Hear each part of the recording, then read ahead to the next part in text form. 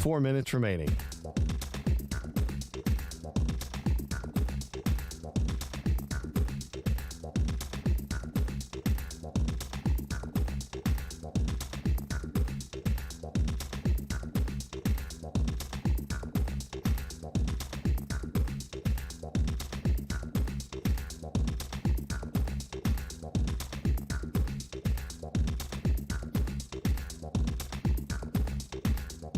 Three minutes, 30 seconds remaining.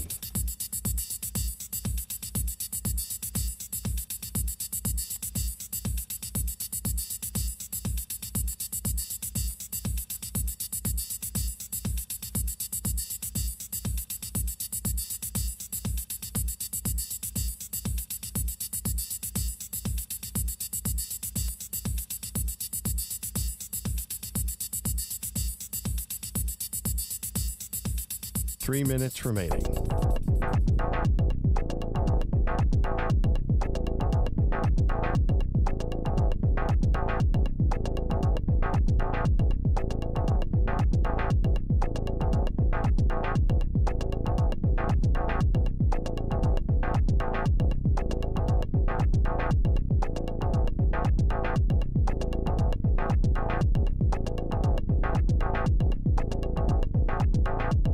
Two minutes, 30 seconds remaining.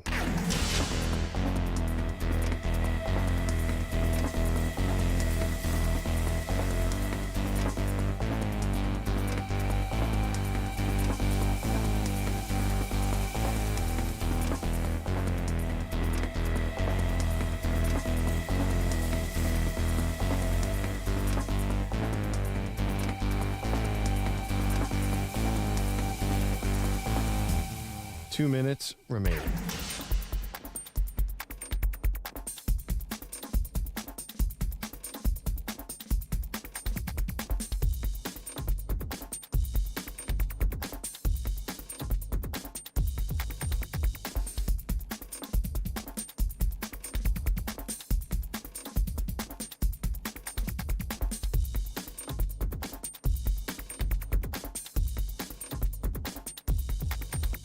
One minute, 30 seconds remaining.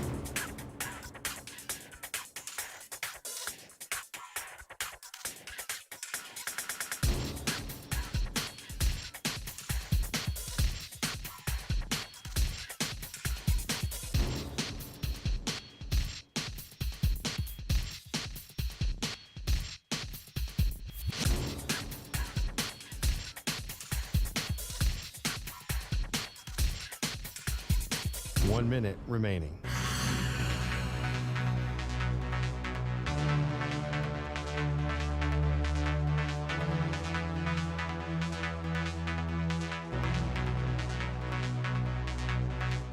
Forty-five seconds remaining.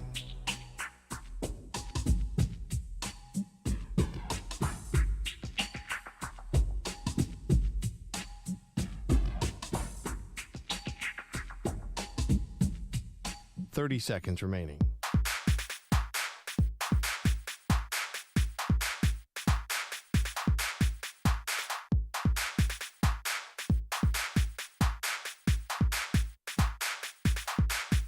Fifteen seconds.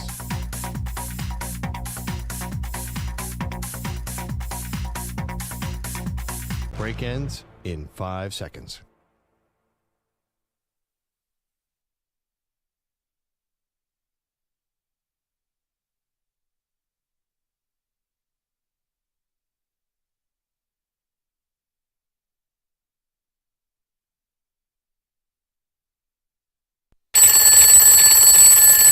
Good morning, DA. How are you? Hello! Hello! Good morning, my neighbor! Get off! Damon Amendolara. Yes, how are you? Yeah, thanks for having me on, buddy. Baby, it's a brand new day. Ain't no clouds hanging over me. Something doesn't feel the same. The rest of my life gonna start today. Good morning. Good morning. Good morning. The rest of my life gonna start today. Yeah. Bing the bang the boom dong boom ding. Let the big doggy. DA, great question. All aboard. The dog. This is why you do what you do. Somebody stop me. Have some fun with your marriage. I'm coming to you to be fat. Let me be fat. Look it. There's so many sickos in this country. This is facts. Oink, oink. Ow! Hot and hurt. I like pleasuring myself. This is so dumb. A little more juice. What? I am broken. Good morning. Good morning. Good morning. The rest of my life gon' start today. CBS Sports Radio. Well, as I was saying, I was listening to the radio. I heard something. And what did you hear? A hissing sound like this. Hey, T.A. Hey, D.A. Let me aboard that mothership. Permission to board that mothership, sir. Well, you know I had to slide through the intergalactic swag party. D.A., man, beam me up. What's going on, my brother from another mother? Beam me up. You guys are the best. You guys make it Permission to board that mothership. The ship has connected. And you the man, D.A.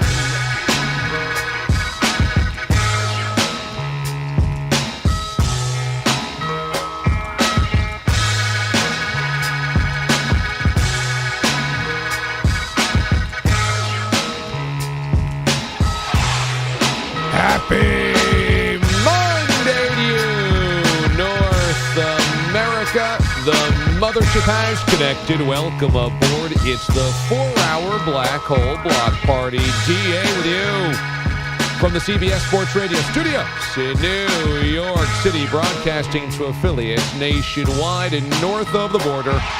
Anchorage to Atlanta, San Diego to San Antonio, Kalamazoo, and Waterloo are on the air. They listening, D.A. Everything we saying, D.A. Everything. And we come to you live from the Rocket Mortgage Studios. Whether you're looking to purchase a new home or refinance yours, Rocket Mortgage can help you get there for home loan solutions that fit your life.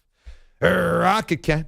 How we doing, everybody? Thanks so much for joining us. We appreciate you dropping on by and beginning a new week with us here aboard the mothership. Coming up this morning on the program, how about NASCAR royalty Kyle Petty? We'll talk some racing with a member of the Petty family who's had an amazing life and career inside motorsports and racing. We'll do that coming up a little over an hour from now. Also, the Sounds of Saturday continues. We'll talk Virginia Tech Hokies football with Bill Roth, the voice of the Hokies, every single day up until Labor Day weekend, opening weekend of college football. We'll talk to another play-by-play voice or multiple play-by-play voices of some of the most interesting teams in the country. We'll do Hokies today. Also, in hour 4, in studio with us, comedian Dustin Nickerson. He's going to drop on by in studio, so that should be a lot of fun as well. Elsewhere this morning on the program, will the Niners hold on to Jimmy G too long? It was induction weekend in Canton. What was the best moment of the Hall of Fame induction weekend? Matt Stafford's got something called baseball elbow. We'll explain. And momentous Monday. And I'll also tease this with the knowledge that sometimes I'm sure I say something or other hosts say something and the payoff isn't as dramatic as we suggest. We say, you'll want to stick around for this. You won't want to miss that. And you stick around and you're like, I could have missed it. In sound check today, there is a piece of audio that you simply cannot miss. And I say that with all confidence, that you will sit here and listen to this piece of audio. And you will say, I'm glad I stuck around for that. I could not have missed that. It's that delicious. It's coming your way in about 25 minutes from now. That's part of Soundcheck. All of that this morning, straight ahead on the DA Show. And we begin with a trade demand. A couple of years ago, Kareem Hunt led the Kansas City Chiefs in rushing yards, but video surfaced, if you remember, of him shoving a woman, and thus the Chiefs had to cut bait with Kareem Hunt.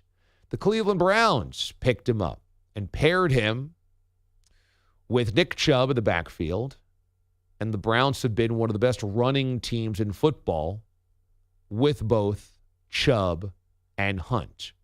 Well, Hunt is down to his last year on his contract, and he wants an extension. He wants more cash, and the Browns aren't willing to give it to him right now. And so he is demanding a trade and holding in, or holding out, depending on your definition. So as we now hurtle towards the first preseason games for everybody outside of that Hall of Fame game last Thursday, will Cleveland be forced to trade Kareem Hunt? It is where we begin your cold open. Yeah, I think you know me well enough, Jake, that I'm not going to get into really anything that has to do with our players and conversations I have with our players and those type of things. Is he going to continue to sit out team sessions? Yeah, again, I'm not going to really comment on it past that. How difficult is it, though, Kevin, when it feels like maybe you're not getting full buy-in from one of your guys?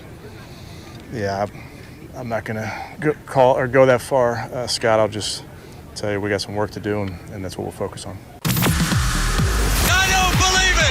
The most amazing, sensational, dramatic, heart-rending. It's DA's top story. Here he goes! It's your cold open. That was Kevin Stefanski, obviously dodging questions about Kareem Hunt, buy-in, etc. I don't think the Cleveland Browns can afford to trade him. Because think about what's happening in Cleveland right now. With Deshaun Watson's eligibility for the season in severe question, and we know it's going to be a minimum of 6 games he'll be suspended, you desperately need a really good ground game. If the Browns are going to keep this thing on track, if they're going to keep their season relevant into when they would get Deshaun Watson back, you have to be able to run the football, because we know Jacoby Brissett's not going to be able to outgun anybody. And so I don't think they can afford to do it. I really don't. Now, to be fair, Kareem Hunt's been productive. Kareem Hunt hasn't been all world. He made a Pro Bowl that first season with the Chiefs, had over 1,300 yards. He has not cracked a grand since then. Now, he's obviously part of a 2-horse system in Cleveland, so that's part of it. He's sharing a lot of carries. His best season in Cleveland was 2 years ago, the pandemic year 2020, at 841 yards on the ground, 300 yards through the air, combined 11 touchdowns. But last year dealt with calf and ankle injuries, which limited him to only half the season. So I think what the Browns are saying is, you're 27 years old, you're coming off injuries last year and missed half the campaign. We're not going to break the bank for you, because I think what the Browns figure is, we'll let you go after this season. We'll draft somebody else and get a cheaper, younger replacement. And that's the smart move by the Browns.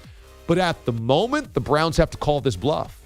At the moment, the Browns can't trade him, because he's insurance for Nick Chubb and he's insurance for Jacoby Brissett.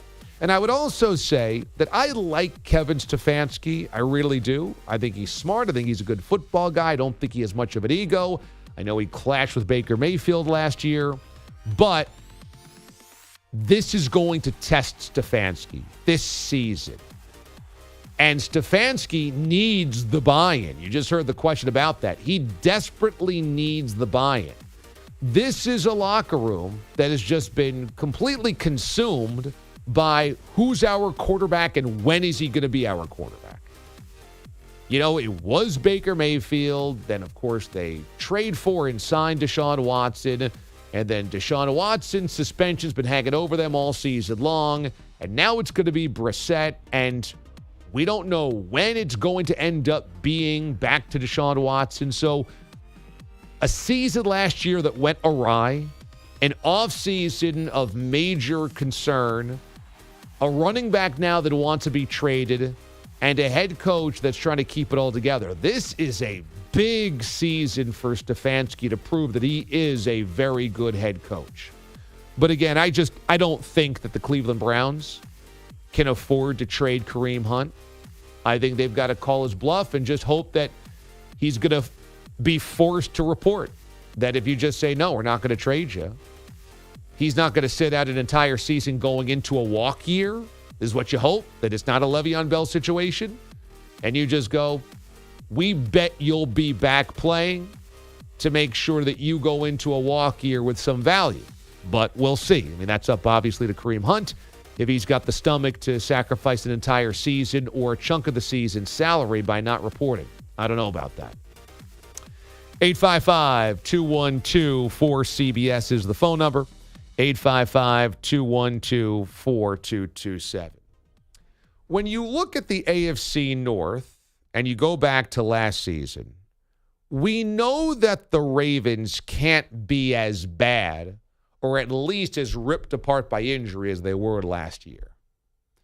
This was a Ravens team that suffered more injuries earlier than any team in recent memory, and you could argue any team ever. By the time they got through the preseason and training camp, they had lost like 4 starters, most of them on defense. And they end up finishing 8-9, tied for last place in the division with the Browns. I find it very hard to believe that the Ravens will be beset by the same types of injuries this year. So I would imagine, and I think they'll get the Lamar Jackson deal done. I would imagine the Ravens take a significant step forward from 8 wins. I think you're looking at double-digit wins for the Ravens. 10, 11. I'm not sure they get to 12, but I think they're a 10 or an 11 win team. The Browns at 8-9 are a really interesting question because we just don't know how long Deshaun Watson's going to be out, and we also don't know what Deshaun Watson looks like when he comes back. They've got Myles Garrett, one of the best pass rushers in football. They've presumably got Hunt and Chubb as one of the best backfield combinations in football. They sign Amari Cooper. But the unknown about the quarterback is a massive one. The Steelers at 9-7 feel like a step back. Mitch Trubisky more than likely is your starting quarterback. And that at some point in time, they probably hand things over to Kenny Pickett. But a Trubisky to Pickett handoff would probably not happen during the middle of a successful season. So you look at 9-7 and figure, the things feels like the Steelers are a sub-500 team. At the same time, Tomlin's never been sub-500. He's never had a losing record. This will test Tomlin.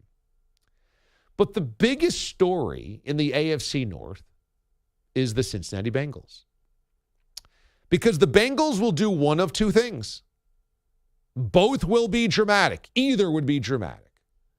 Either the Cincinnati Bengals return to being the Bengals, and we chalk up last year as one magic moment when they went to a Super Bowl, or they flip that on its ear and the Bengals are a contender until further notice because of Joe Burrow, Jamar Chase, and company. And I'm not so sure there's any way to know which way it goes. I think they'll be good because I trust Joe Burrow. I think they'll be good because their free agent signings last year were very good, especially on defense, and this year made some significant improvements to the offensive line, which they needed and they knew they had to address, and they did so. But I can't sit here and lie about it. This was a 4-win team 2 years ago. The Bengals went from 4-11-1 to the Super Bowl last year. And to be fair, the Bengals' regular season wasn't ridiculously good. They were 10-7. Now, they didn't play anybody, remember, none of their starters in Week 18, the final game, because they'd already clinched the division. They were going to play in the wild card, so they didn't try in that final game of the season. But 4 wins to the Super Bowl, do they end up evening out somewhere like in the 7-10 range? That's the key to this division. Can you unlock what the Bengals really are? It's a fascinating division, and the Browns don't want to be out of it before Halloween rolls around, which is why I don't think they can afford to trade Kareem Hunt and give in to his trade demands. 855-212-4CBS, 855-212-4227, or on Twitter, DA on CBS. When I tell you you need to stay through the break because of sound check, I mean it.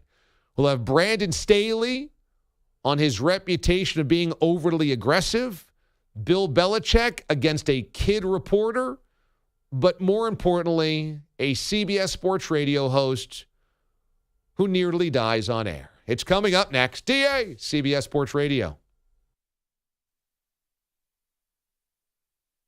You're in a 5-minute break.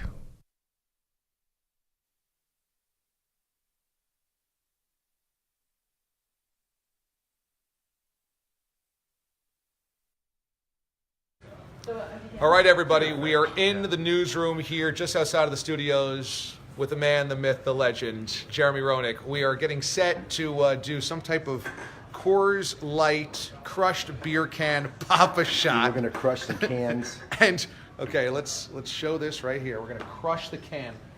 Yeah. Fantastic. There you go. The CBS execs are so thrilled about that we're doing this right now. I feel like we're in the middle of a Letterman episode. We're gonna break some windows. So here we go. We're in the newsroom. All right. Can one of these guys hold this? Why don't we flip this around? All right. And there you go. Yeah. All right. Let's catch Roenick over here. Crushing the beer can. I want to crush one as well. You got to crush one. That's a perfect one to crush. Nice. That thing's going to have some heat on it right there. I just want to know who drank these. Did you drink these? Or I could have used one before the show, actually. All right, let's get I'm going to plead the fifth on this. Oh, that's so well done. That's really nice. Let's get that last one. Is that good? Yeah, let's do just one more. And then we'll go 2 for 2. Oh, very nice. That takes out some aggression. It's nice. It's good. All right. All right, here we go. Okay. We're lining up. Oh, this is the one. Oh my gosh. Now, they don't break apart, right? Nope. Okay, they just got to, See if you can. I've been beaten many times before, so. Try to lift it. It's got some heat on that. If this sails over and goes into the bosses and hits him in the head, it wasn't me. That was wrong. We got you covered. I got good insurance. Here, do this good one that I crushed. That's a good one. Actually, you hit the hardest. Let's get Mraz in here because Mraz played a little street hockey. So let's see. Go, Brad. You got 4 shots. All right. Are you ready? I'm ready. Okay, buddy. 1 for 1. Hey, there we go. All right. That's 500. That's not bad. That's not bad. That was pretty sick. You did better than the guy who scored 500 goals. Oh, I got that one. Here comes Coach Head. Not bad. That is great. Not bad. That is great. Mraz, take one from down here. I like this shot. I want to see how this looks. Right out. Right out. That's great. Now, is there any hockey, right? You're Yeah. racing hockey. That's fantastic. Thanks. Good wrist shot. Is there any minimum of beers that you need to crush before you play this? I feel like... Listen, the more that you crush, the more fun you have, Yeah, obviously, right? So I would definitely say a minimum of 3. Minimum of 3. Minimum. After that, it becomes a lot of fun. Now, fans can download the Coors Light app. Yep. Is that right? It's Coors Light.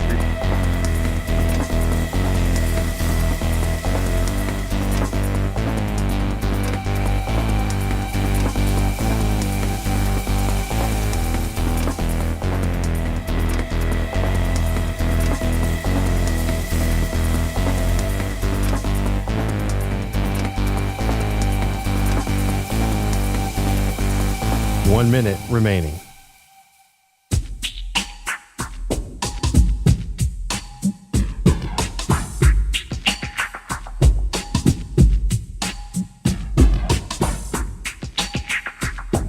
"45 seconds remaining.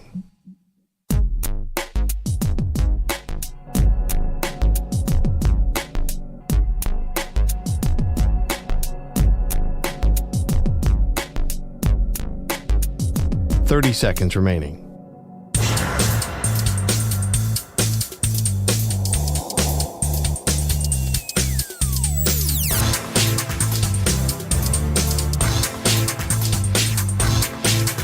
15 seconds.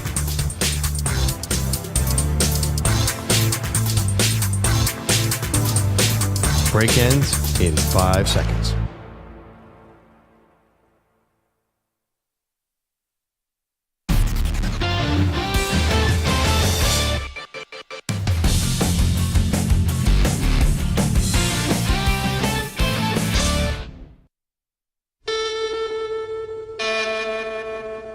CBS presents this program in color. An educated person can't think he's going to get a recruit by strippers coming in. They can fire you, but they can't eat you. And they run through our ass like through a tin horn, man, and we could not stop them. The audio you need to hear. It's DA's Sound Check. All right, welcome back. A happy Monday to you. Remember that the DA show's available on the free Odyssey app. You can listen to us wherever you are using your phone. Check us out, the free Odyssey app and the CBS Sports app. Soundcheck begins with Brandon Staley, Chargers head coach, renowned for his aggressive fourth down calls. Here's Staley. Well, our approach is going to be the same as we're not going to be afraid to go meet a moment, head on. And I'm not going to be afraid to put the ball in, my quarterback's hands and our offense's hands. And I'm also not going to be afraid, if it doesn't go down, to put our defense out there. I thought it got reckless by the end. I thought Staley's fourth down stuff got reckless. And at times I thought that John Harbaugh's fourth down stuff got reckless. And this is going to be, I'm sure, an ongoing talking point for NFL circles for the next couple of years, because we're just starting to get the introduction of coaching via statistics and data and odds versus what a coach's instinct is. For 100 years, it's a coach's instinct based on experience, based on feel. This is what we'll do here, based on matchups, etc. Today, because of data analysis, coaches are going against instinct and going, well, what do the stats say? What's the facts say? What's the numbers say? Or just asking the players, what do you want to do? And it leads to, I think, a lot of stupid decisions. Because, yes, data's one thing, but when you go, okay, well, it's 4th and 7 from the 23-yard line, we could kick a field goal or go for it. The odds say, that we can convert this 62% of the time. Yeah, but you only got one chance to do it. Those odds are based on hundreds or thousands of data points, and if you don't get it, you're screwed. So I think it leads to silly decisions, and I think Staley, we'll see. I mean, obviously we'll see if he still is as aggressive, but I thought there was a lot of silliness with his fourth down stuff last year. Here is Bill Belichick, who at times has felt like a kinder, gentler Bill Belichick. Last year, wasn't there the question about New Year's Eve plans or New Year's resolutions or something, and he actually wasn't mean to the lady that asked him about that? Well, here's a kid reporter, okay, who's asking a question. Hey, Mr. Bill Belichick. And it is about fantasy football. Do you like fantasy football, Mr. Bill Belichick? Do you pay attention, Mr. Bill Belichick, to the fantasy football? And here's Belichick's response. Honestly, I don't really have any opinion on that because fantasy football doesn't mean anything to me. We're just trying to win games out here, and so I don't know who's hot, who's not, who wins, who doesn't. I don't really care about that. I just care about whether we win. So, yeah, I have fun with that. Go have fun with that. Go have fun with that. All right, short stack, get out of here. Come on. You didn't need to end with a go have fun with that. I will tell you, I actually think this is one of the best things Belichick's ever done. Not because I like a kid embarrassed or uncomfortable, but you want to grow up real quick in this industry? Go ask Belichick a question. I mean, I was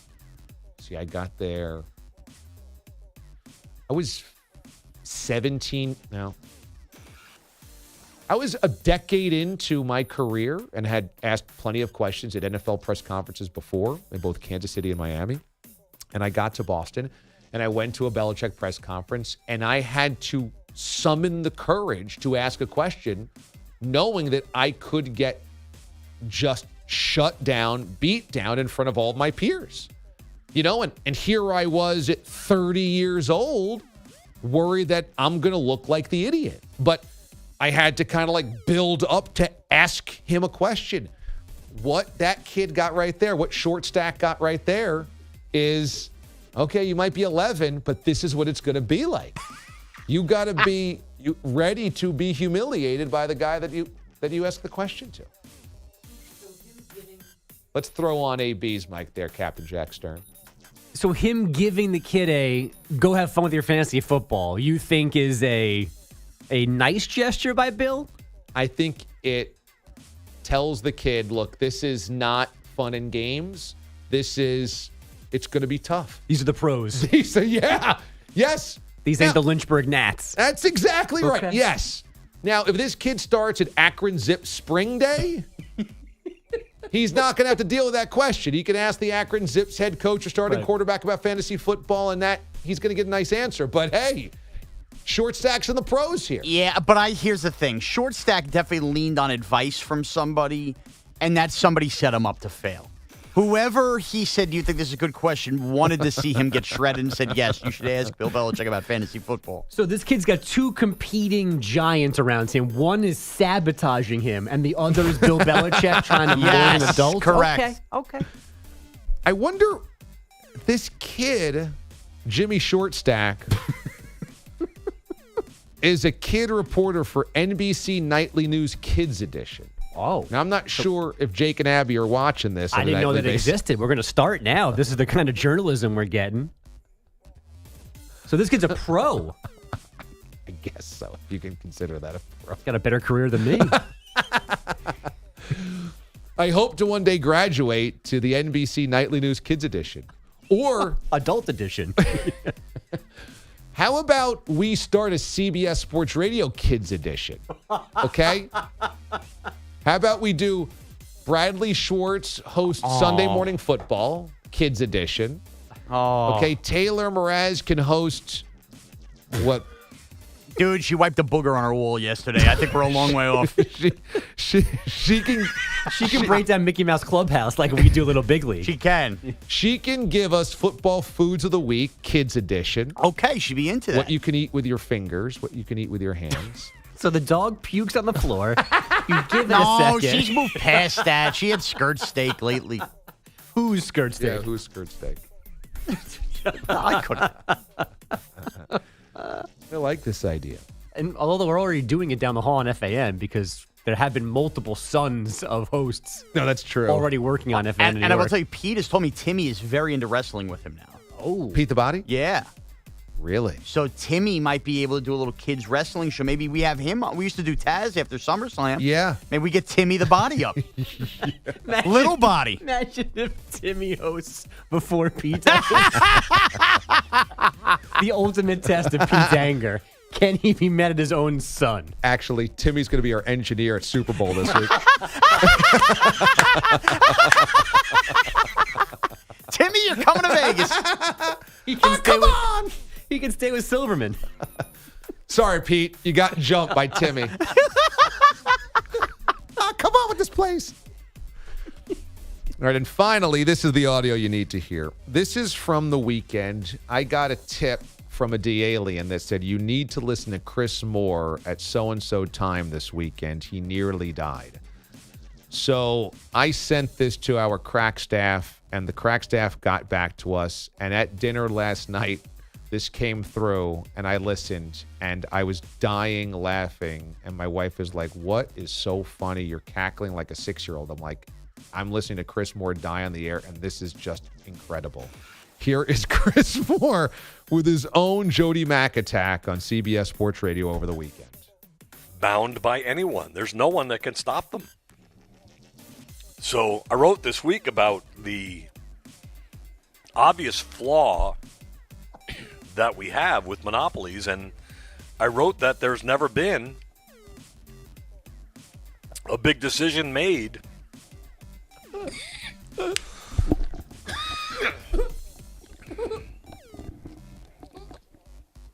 Excuse me.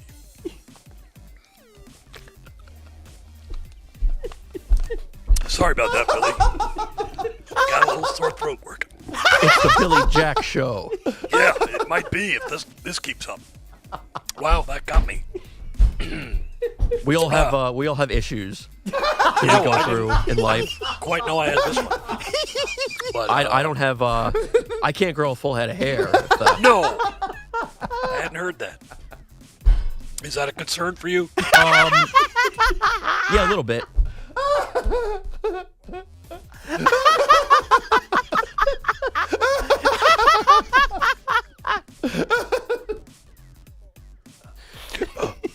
Is that a concern? Is that a concern, Billy Jack? So in this case, Chris Moore, I don't know if it was his voice, his larynx was eroding the entire morning, but you could hear it starting to go in the middle of that sentence. And then it goes, he takes an uncomfortable, 30-second pause, so you don't know if they're off the air. And then he's like, oh, that really got me. And then Billy Jock swoops in. Jock alone swoops in, is like, hey, we've got some trouble here. Yes. And the best. We all have some issues in here. Yeah. Chris Moore goes, I wasn't expecting this one. So instead of giving Chris Moore the blow to catch his voice, they now start having a conversation. Dead Chris Moore and Billy Jock alone, tit for tat on issues in life. I didn't see this one coming. And it is the perfect Chris Moore take, which begins with monopolies. Of course. And who knew he had a blog? Of course, it starts with a breakdown of monopolies. You know, there's the antitrust exemptions. Sometimes Congress needs to step in, save our economy. The feds just raised the rates, and I didn't see this one coming. But at least he tried to save us from a horrible noise. Jody just lets it rip. There's no. I mean, maybe that ends up working because it just comes out. Chris fighting it made it longer, possibly, but he was trying to be a gentleman and not cough up a lung on the air, but it didn't work. Could we have Captain Jack play this entire clip again? Would that be possible? I want to play this entire thing one more time for everybody. Bound by anyone. There's no one that can stop them. So I wrote this week about the obvious flaw that we have with monopolies, and I wrote that there's never been a big decision made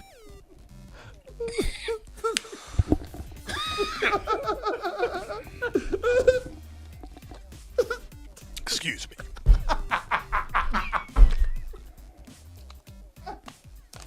Sorry about that, Billy. Got a little sore throat working. It's the Billy Jack Show. Yeah, it might be if this keeps up. Wow, that got me. We all have issues that we go through in life. Quite know I had this one. But I don't have.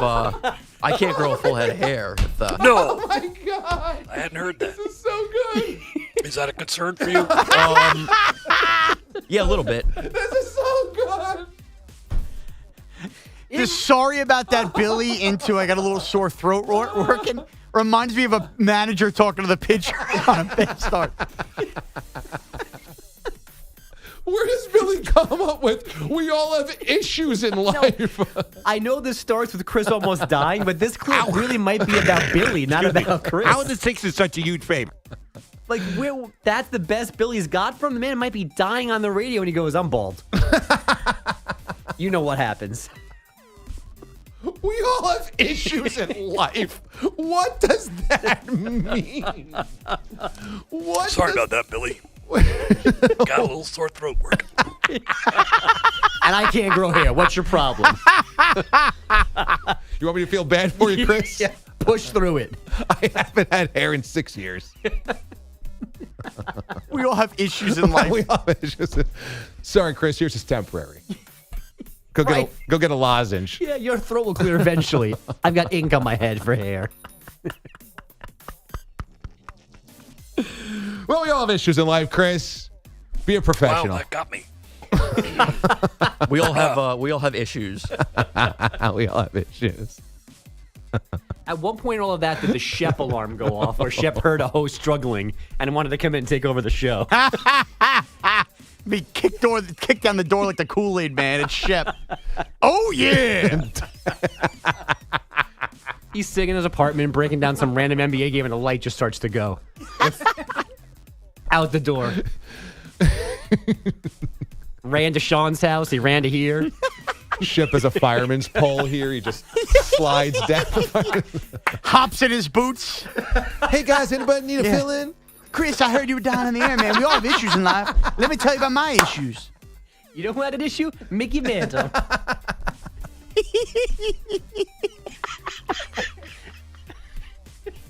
I once knew this host, Jody Mack. He coughed all the time on the air. Hey, guys, just walking by. Anyone need a fill-in? Anyone dying on the air?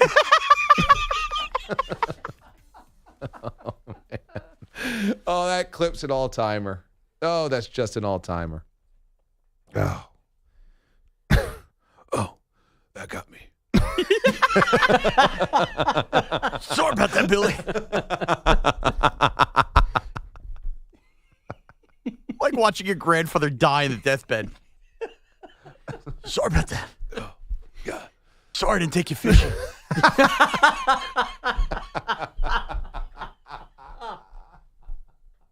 I meant to all these years.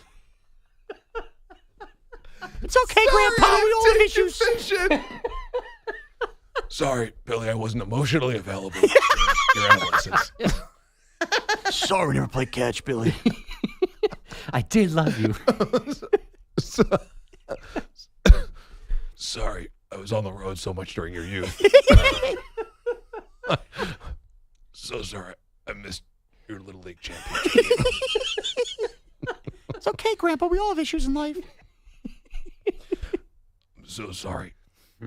In that rear end accident, I tore up your art project and wrote an insurance policy number on it. And that one time that I ruined the tape Giants game. Please forgive me. Don't do it to your grandkids. If I've taught you anything, don't make the same mistake with your kids.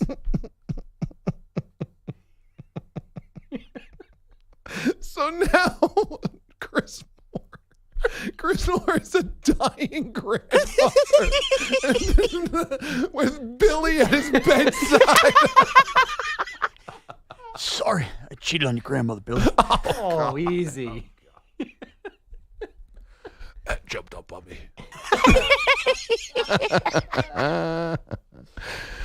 Oh, man. Well, that's a good way to start a Monday morning. Whew. Okay. Let us regroup. We have headlines here with Andrew Bogusch.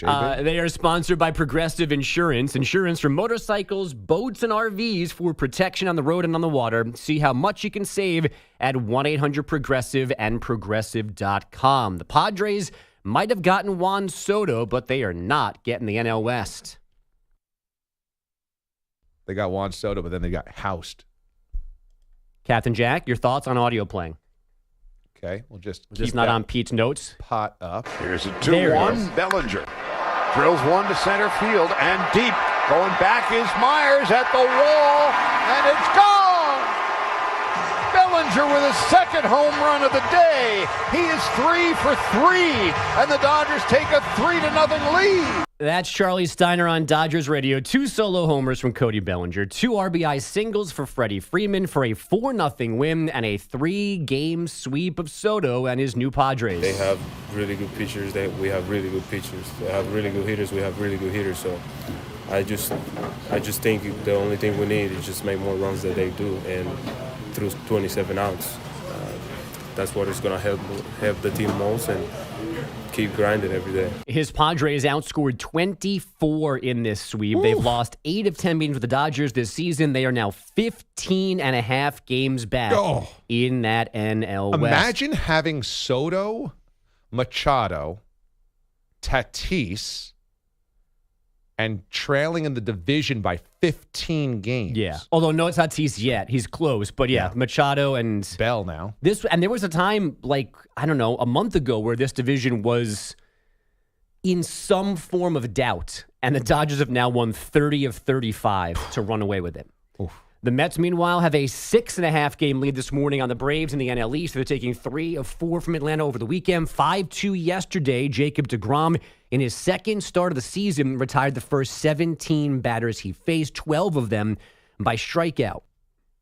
Now, an odd story from college football. Longtime Oklahoma assistant Cale Gundy, yes, that's Mike's brother, resigned yesterday after apparently accidentally saying an offensive word during a team meeting. Gundy read something off a player's iPad out loud, and whatever it was contained the unacceptable word. Gundy says it was a simple mistake, nothing malicious, but he does not want to be a distraction to the team. From the NFL, the Bills activated likely starting left guard Roger Saffold off the non-football injury list yesterday. Saffold injured his ribs in a car crash. And the Chiefs are releasing cornerback DeAndre Baker after 2 seasons. One Giant step fans will remember Baker was a Giants first-round pick involved in one of our crazier stories where people got robbed by an armed Baker but then hadn't actually gotten robbed or something. Right. It was just a really wacko story. No charges against him in the end.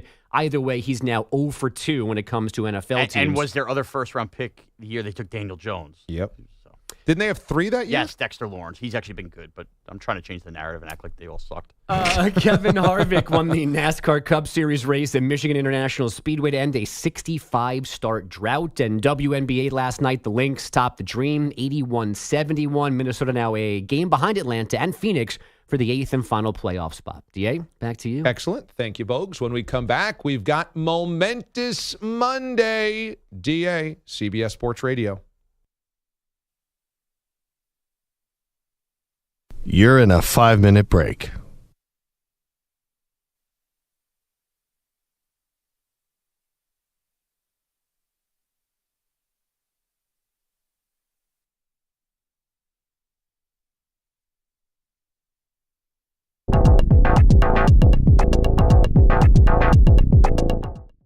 Before we do anything, let's hear it for Connor Green for stepping up and being able to be a good sport about this. Okay, the proceedings can commence. Let's count this thing down from 10. 10, 9, 8, 7, 6, 5, 4, 3, 2, 1. Go get him, Connor! Tomatoes are first, DA, and the force with which these peeled tomatoes are slapping on Connor's head. It's pretty significant. Oh, the economy-sized tomato sauce is drenched all over again. The can has been shook dry by Sean. There are just 1, 2, there's, more than a dozen tomatoes just in Connor's lap. God, that's disgusting. And now Sean is breaking out the dough. Okay, the dough. Not at all gently, spreading it across Connor's head. Yeah, maybe. Yeah, peel that away. Okay, here's there a we big go. Piece of dough. Almost mummifying Connor. Let's not cut off his breathing. Okay, Connor now looks almost like a floppy-eared dog. We're moving on to the cheese. Sitting in his own tomato film. And now there's cheese being sprinkled all over him. And this is immediately my favorite part because the cheese is sticking to the sauce on Connor's bare skin. His arms in particular, DA, do look like Elio's. Cheese in one big fire to the face of cheese. Right. That was just me and by Sean. Yeah, exactly.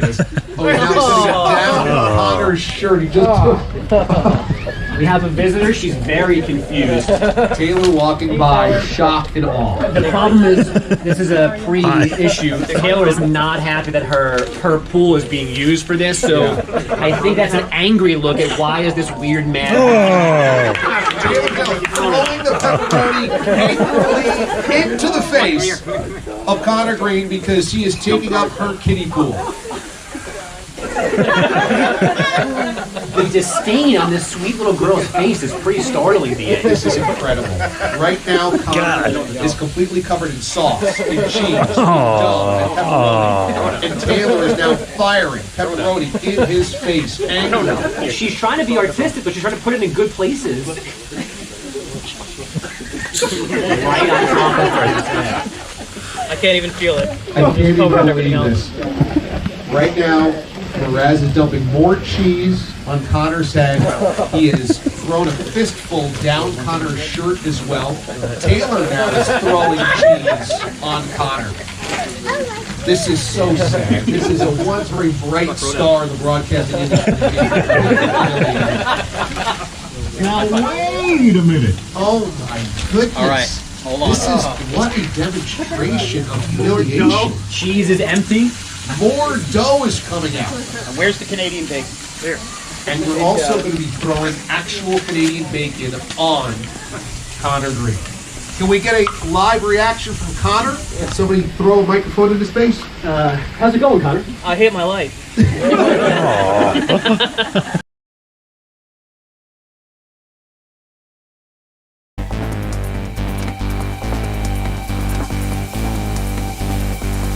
1 minute remaining.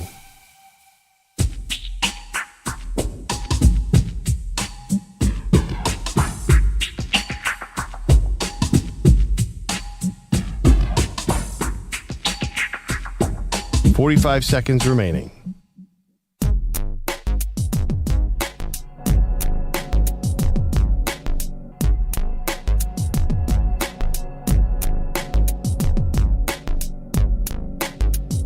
.30 seconds remaining.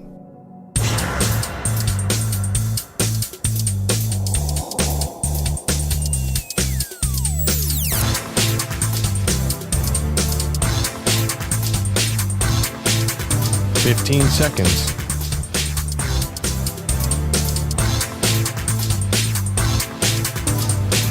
Break ends in 5 seconds.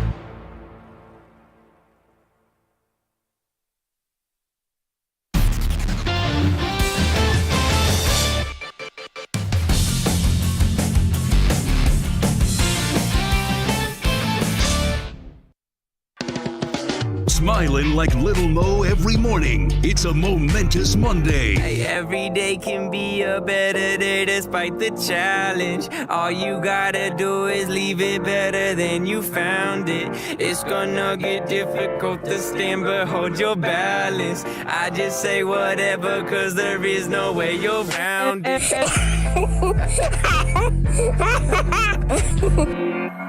I just think people should know that if you stay positive, everything will be fine. You just eat, drink, and breathe positive thoughts. That's all you gotta do, and everything will be good. Well, give me the Seattle Mariners for everything this October, because what they've done is so awesome. They have brought in an adopted dog called Tucker. He has his own Twitter handle @MarinersPup. And Scott Service, their manager, and his wife have been huge into the adoption of animals. The Mariners adopted Tucker, the dog, through Okan Dogs, a nonprofit shelter started by Tom and Jan Short in Kashmir, Washington. Now, Tucker is a 4-year-old yellow lab golden retriever mix. And they brought him into the clubhouse right around the All-Star break, introduced him to the guys, and everybody just fell in love with him. And so there's videos of him running around the clubhouse, grabbing balls, grabbing bats, just having a great time all around the facility, and the guys just absolutely love him. Service said he's been activated today, and then he's been a big addition to our team. It's fun. It's fun for the guys, and we want to let everybody know how important it is to find homes for dogs in shelters. And so these two, Service and his wife, picked up 11 adopted puppies from Okan Dogs and personally delivered 5 to one side of Seattle, then 6 to the other side. And their whole idea is just to remind people, these dogs need to find homes, and even though they're in shelters, they're totally adoptable, and they're great, animals and friends, and it's just, opening up people's eyes to, oh, we could do that as well, and that instead of going to a breeder where they're, going to create a dog, there's already dogs born that need homes. So he says, so adopt, don't shop.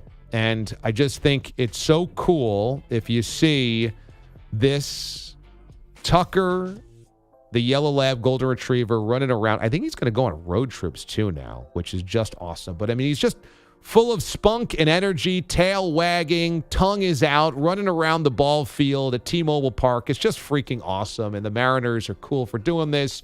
Scott Service is awesome for doing this. It's great that all the guys are really embracing him now as well as part of the team, and that's their good luck charm. So Tucker the pup, Mariners pup on Twitter, is your momentous Monday story of the week. All right, so we've had a really good crop of interns this semester, this summer, and at the top of the list has been intern Amanda. Amanda Aviles has been with us the last couple of weeks or months. I guess it's been months now. It's kind of crazy to think about. So she's in studio with us here. And Captain Jack, if you wouldn't mind playing a little music for us, for each one of the hours this morning, intern Amanda is going to give us something, a lesson that she learned. So why don't we cue the music here? Here is the Doogie Howser music.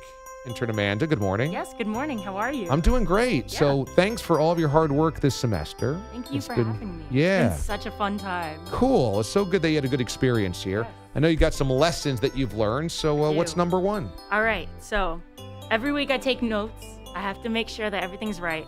And the one thing that I've noticed the most is whenever Pete's mad, never look him in the eyes. No, you don't ever look him in the eyes. Don't do it. Why not? Well, I mean, you know, he gets a little agitated, and then, like, when you look him in the eyes, it's like, you know, the predator, like, you don't want to do that.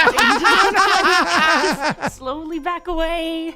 Like, I don't know if you guys seen Nope. Just don't look at it. Just close your eyes, walk away, just smile, sit there. You know. Can you confirm this on the other side of the glass? Yes. And Amanda, though, has been privy to Pete getting mad at other people. It could be me, it could be Jack. And then he turns around like she's at the predator. Do not lock eyes with Pete because you do not want to be in that trail. You do not. It must be entertaining to have watched the magic of Pete on the board for a couple of months here. It is so much fun. It is hilarious because we'll see, like, Sean and we'll see Pete together, and then the second he starts to get agitated, I'll just back slowly, and he'll be like, "Where are you going?" I'm like, nowhere. You know, just Where are you going? Where are you going? Right. Don't think you're leaving these doors, Missy. Exactly. Only I have unlimited time off. You stay here and look at me. And who are you going out with? What time will you be home? Who's driving? Are you going to see Billy's grandfather too? All right, excellent. So throughout the morning, we'll do lessons learned over the course of this semester? Yes. All right, awesome. Of course. Thank you so much. Yeah, you got it. Amanda Aviles is going to be a junior at St. John's University, and you're studying communications, broadcasting? Yes, I am. I'm studying communications. Okay, awesome. All right, so more with intern Amanda as we make our way through the morning. Coming up here on the show, we've got really good guests this morning. And next hour, we've got Kyle Petty who's going to join us. And Kyle is obviously NASCAR royalty and stock car racing royalty. So we'll do that with Kyle coming up in about 25 minutes from now. But straight ahead, Matthew Stafford's dealing with something called baseball elbow. We shall explain why that is an issue for the Los Angeles Rams in their defense of the Super Bowl coming up here next. DA, CBS Sports Radio.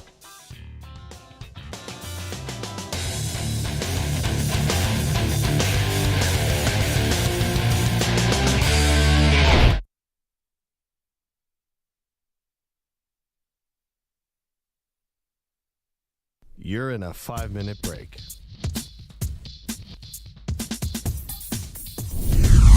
I am genuinely joyful here this morning, Andrew Bogish. On Friday, you took a turn doing Canadian Bacon, a segment that I have really found to be prideful and something I enjoy doing, but something I get roasted for because sometimes I work in some bad lines. Something that Connor Green gets waxed for even though he works in bad lines.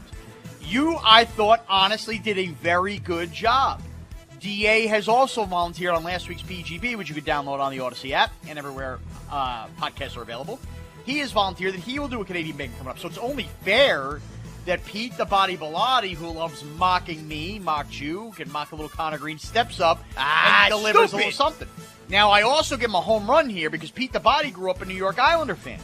There's only one game on the schedule yesterday. The New York Islanders playing the Tampa Bay Lightning. And with that, Pete the Body, take it away with Canadian Bacon. Oh, thank you very much. Game 1 of the Eastern Western Rails Conference Championship taking center stage at the building we will always call the Ice Palace. Lightning and Peter Schwartz's Islanders in a semifinal rematch, but no free T-shirts on the line in this one.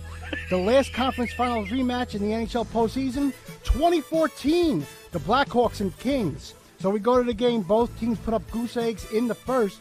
And in the second, Matthew cozied up to the Barzell, and it was far from last call. Stamkos again, right wing over the Islander line. Bad pass, cross ice, turned it over. Islanders get Barzell in alone behind the D. Shoots, he scores! Breakaway goal for Matt Barzell, and he puts the Islanders on top 1-0 with just under 7.5 to go in period 2. His fourth goal in the last 5 games, and he has been money. Chris King passing away on the Islanders radio network. The Islanders go up 1-0, and Tampa was as flat as my dating life in high school. They looked like a beaten team. Isles added a Ryan Pulak goal in the third period. Tampa got lucky after a bogus high sticking call with about a minute left. Alex Killorn made it 2-1 with a power play goal, and that was all she wrote. Semyon Varlamov stood on his head with this one, 30 saves, including this one against Steven Stamkos. 6 skaters on the ice for the defending Stanley Cup Kings. Now Cirelli with the puck, leaned on by Pellet. Alex Killorn for Tampa Bay. Centering pass and a save on point, and another on Stamkos by Varlamov. Kenny Albert on NBC, the Islanders goaltender making Stamkos look like Mraz after a dodgeball gets thrown out his groin. Ow! The Islanders take a 1-0 series lead. Lightning coach John Cooper might as well look like Winnie Cooper handling this press conference. Here he is with the excuses. Our work ethic was there. Our compete was there. Our minds weren't there. Some of our decisions were poor. So what happens, you get this deep into the playoffs. There's only 4 teams left. You got to have everything working in unison, and we just weren't quite there tonight. Game 2 is Tuesday in Tampa, and that is your Canadian Bacon. Oh, my God. Oh, I did not expect that. All right, fade the music here. Pete, I don't have one negative note. All I have is compliments. First of all, yes, I did this thinking you were going to fall flat on your face and we would be able to mock some of the lines. But I could tell you that Matt Barzell, who keeps scoring for the Islanders, I can't come up with anything. And you give me a Matt goes up to the bar, and then it was far from last call. Unbelievable. You give a Winnie Cooper reference. You make fun of yourself with the falls flat in high school. You took the shot at me. And on top of it, of course, I'm going to give you a highlight. I'm going to give you a postgame. You went 3 highlights. You gave us a save, too. You went above and beyond. We're not pulling back. And you gave good fact nuggets in there about rematches, first time since 2014. The real key to Canadian Bacon is you don't want to make a total mockery of the game because you want to appease hockey fans, but you want to have fun to bring in the casual audience. I think you did both of those things extremely well. Bogish, I'm a stun to a news. Pete might be on this. You know, Pete's thinking right now, damn it, I don't want to do this again. But Pete, Yeah. Pete was awesome. There's a check. I mean, I was with you too, and it sounds mean to Pete, but we're often mean to Pete, so why stop now? I mean, I Break ends in 5 seconds.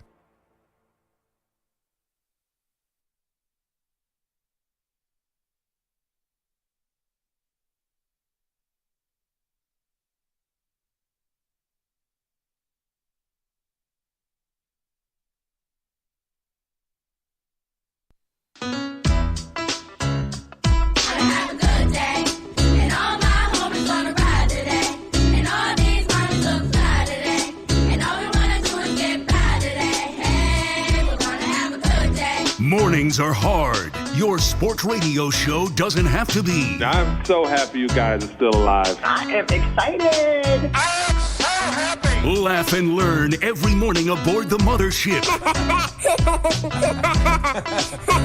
Ooh. Have a good day.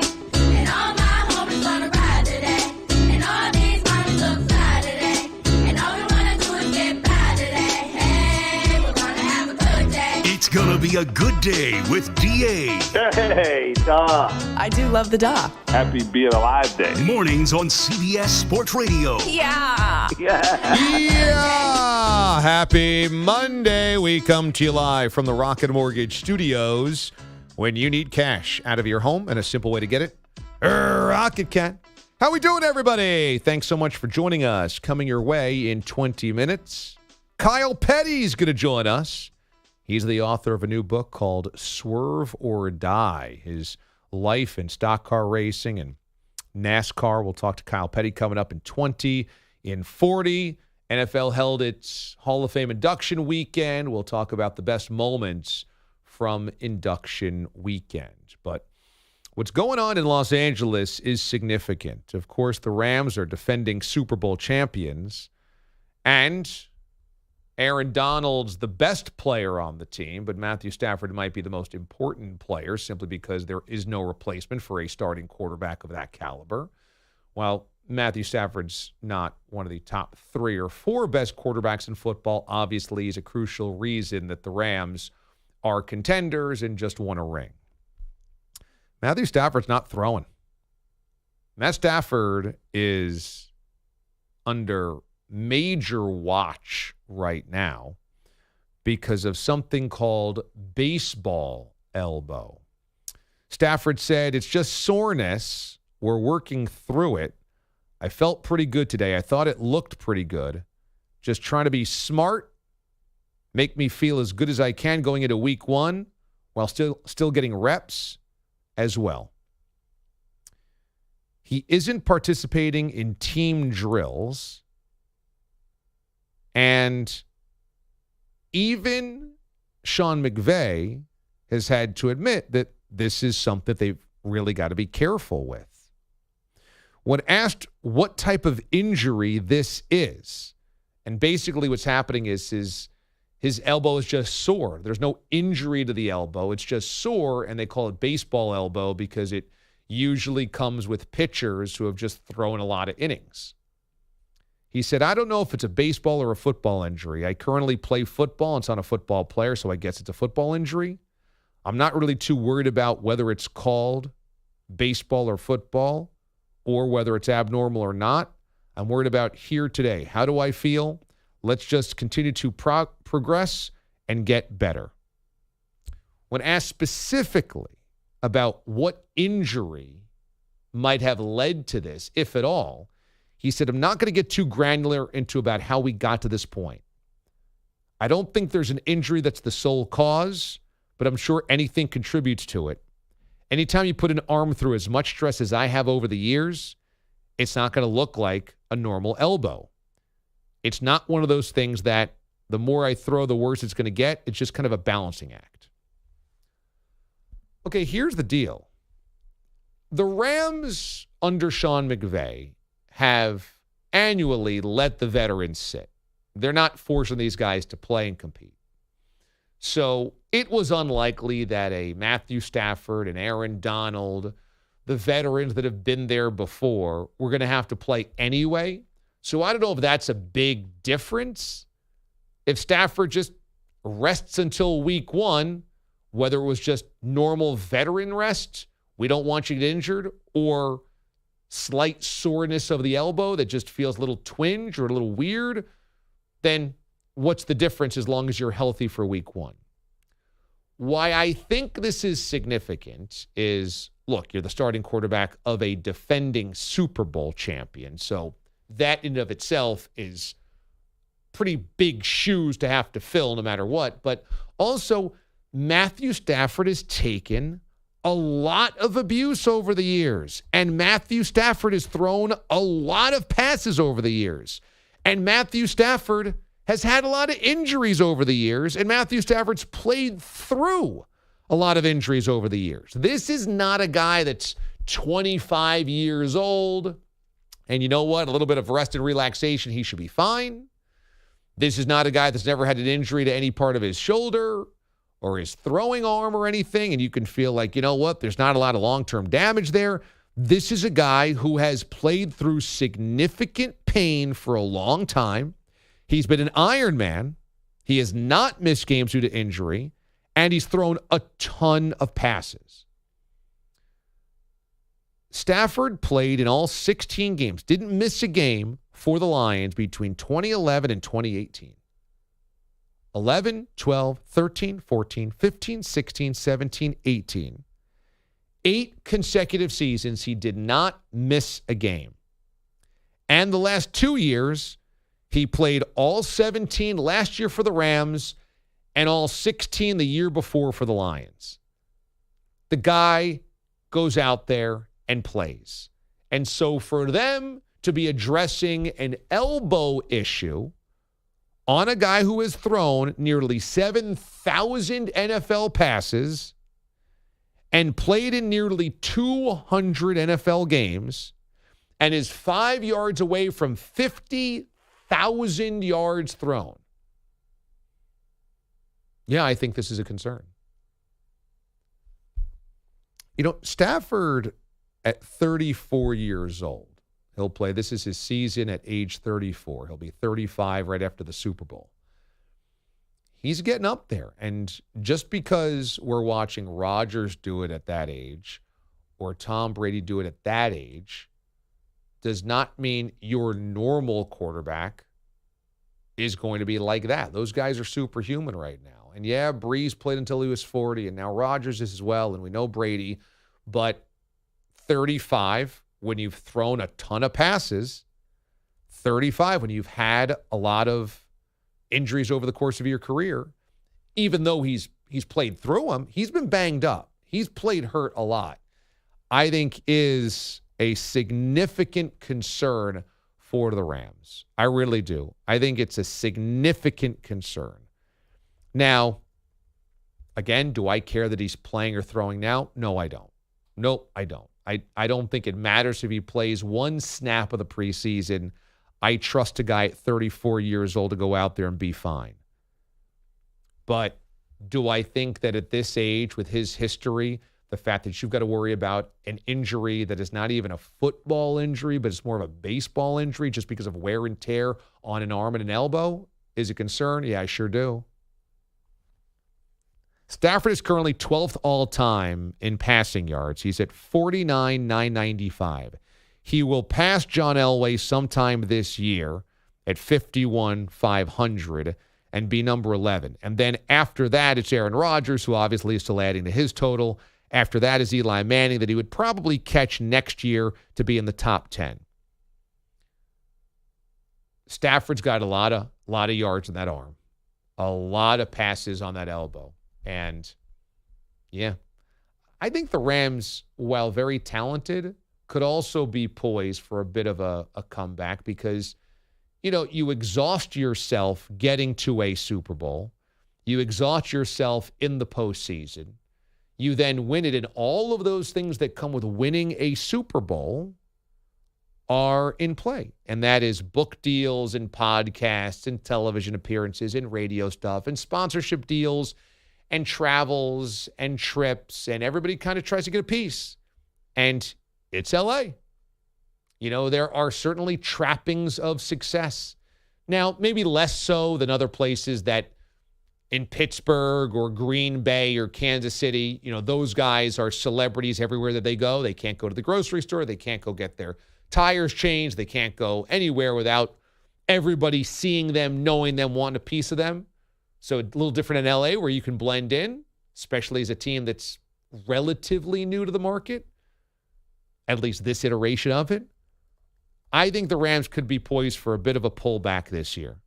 But what's most important is that offense, while running the football is very important to them, they need Stafford to pull the trigger because we've seen them with Jared Goff be good, not great.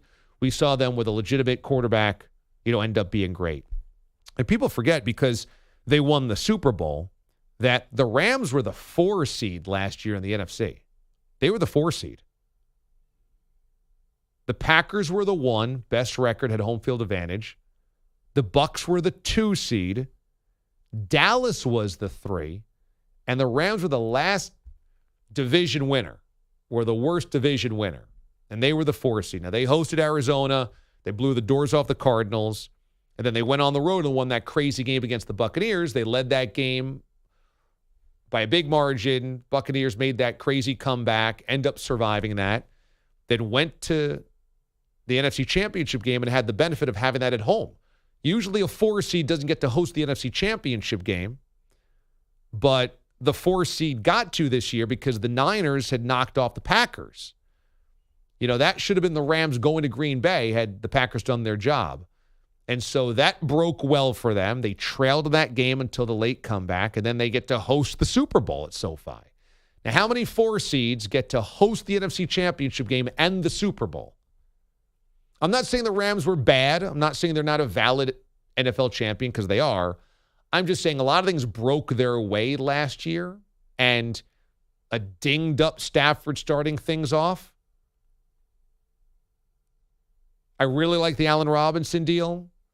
I think, not having Odell is not a huge loss if you have Robinson there, but I do think the Rams, could end up missing the playoffs or be a wild card team in a division where the Niners win the NFC West and be one and done, and that's not a shocker because they're some type of machine. Whereas, how much concern would you have over the Matthew Stafford elbow injury? A lot. A lot. I think anything arm and shoulder related, elbow related, anything connected to him throwing the football, I think is alarming, because he's also not a young quarterback. He's a quarterback that threw a lot of bullets in Detroit. And, they went on a long run. His health has always been a little bit of a question. He's already being held out now. Generally, those things to me in training camp are things that, if they're happening now, how do I expect him to get healthier as the season goes along? So I have a lot of concern for it. We'll see what happens with the NFC West, because the Seahawks are going to be dreck, and the Cardinals think they're good, but we'll see. Last year was a really good start to the season, but they completely faded down the stretch. We'll see what Kyler under this new deal looks like. We'll see what the free agent additions look like. We'll see what they look like minus DeAndre Hopkins early in this season. The Rams are the best team in the division in some ways, but the only question with the Niners is, what's Trey Lance? And if you know what Trey Lance is, which I think he's going to be very good and very dangerous, the Niners are one of the best teams in the NFC. And I don't think they're being properly rated because of the question about Lance, which I understand. But the Rams come back to earth perhaps a little bit, or just, they have the same season they did last year, but they end up losing in the first round or losing the divisional round. I think that opens up the doors for the Niners to be an elite team this year in the NFC, or an NFC where, once again, a couple of teams that made the playoffs miss it, and a couple of teams that missed it make it. Coming up here after the break, Kyle Petty's going to join us here on the show. He's got a new book called Swerve or Die, his life in sports, in motorsports, in racing, and NASCAR. It's coming up here next. Kyle Petty, DA, CBS Sports Radio. You're in a 5-minute break.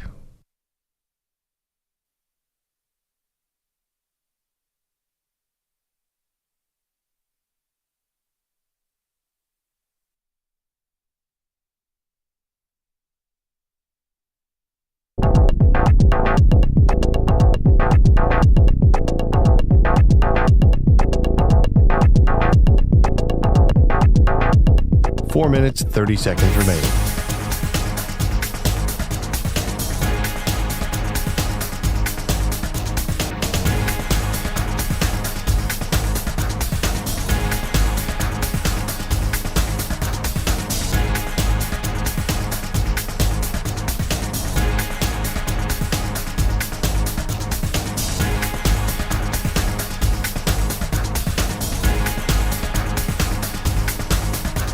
Four minutes remaining.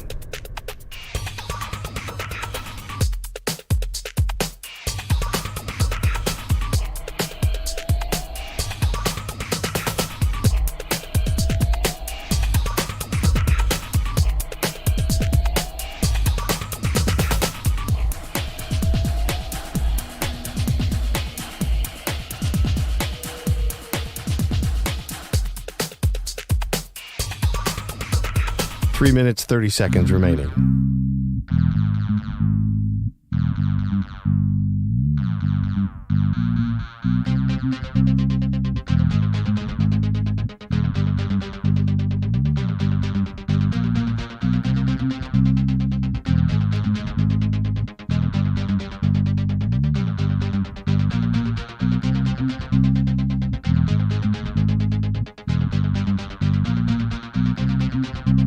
Three minutes remaining.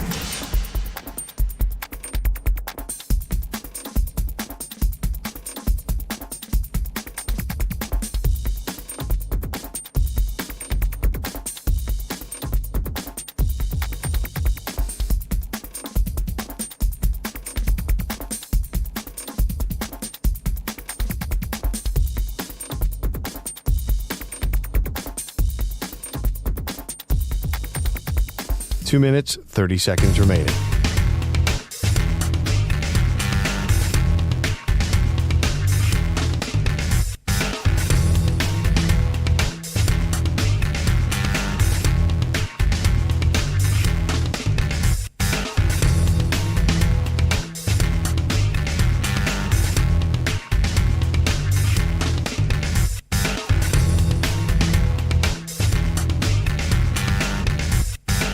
Two minutes remaining.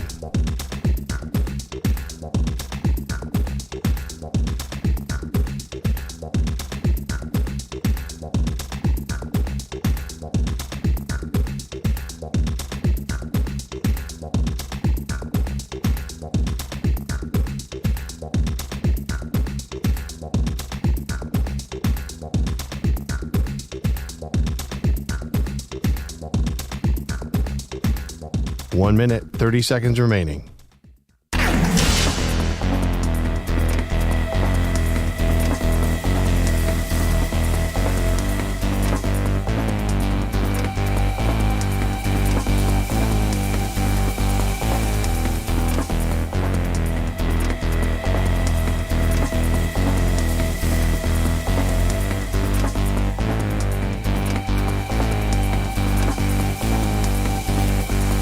One minute remaining.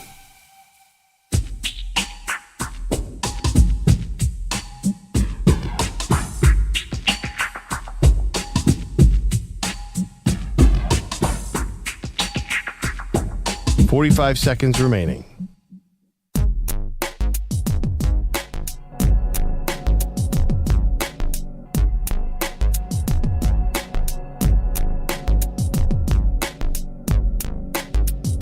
.30 seconds remaining.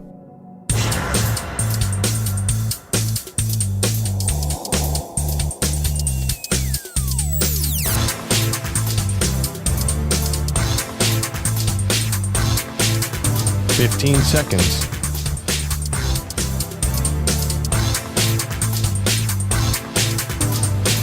Break ends in 5 seconds.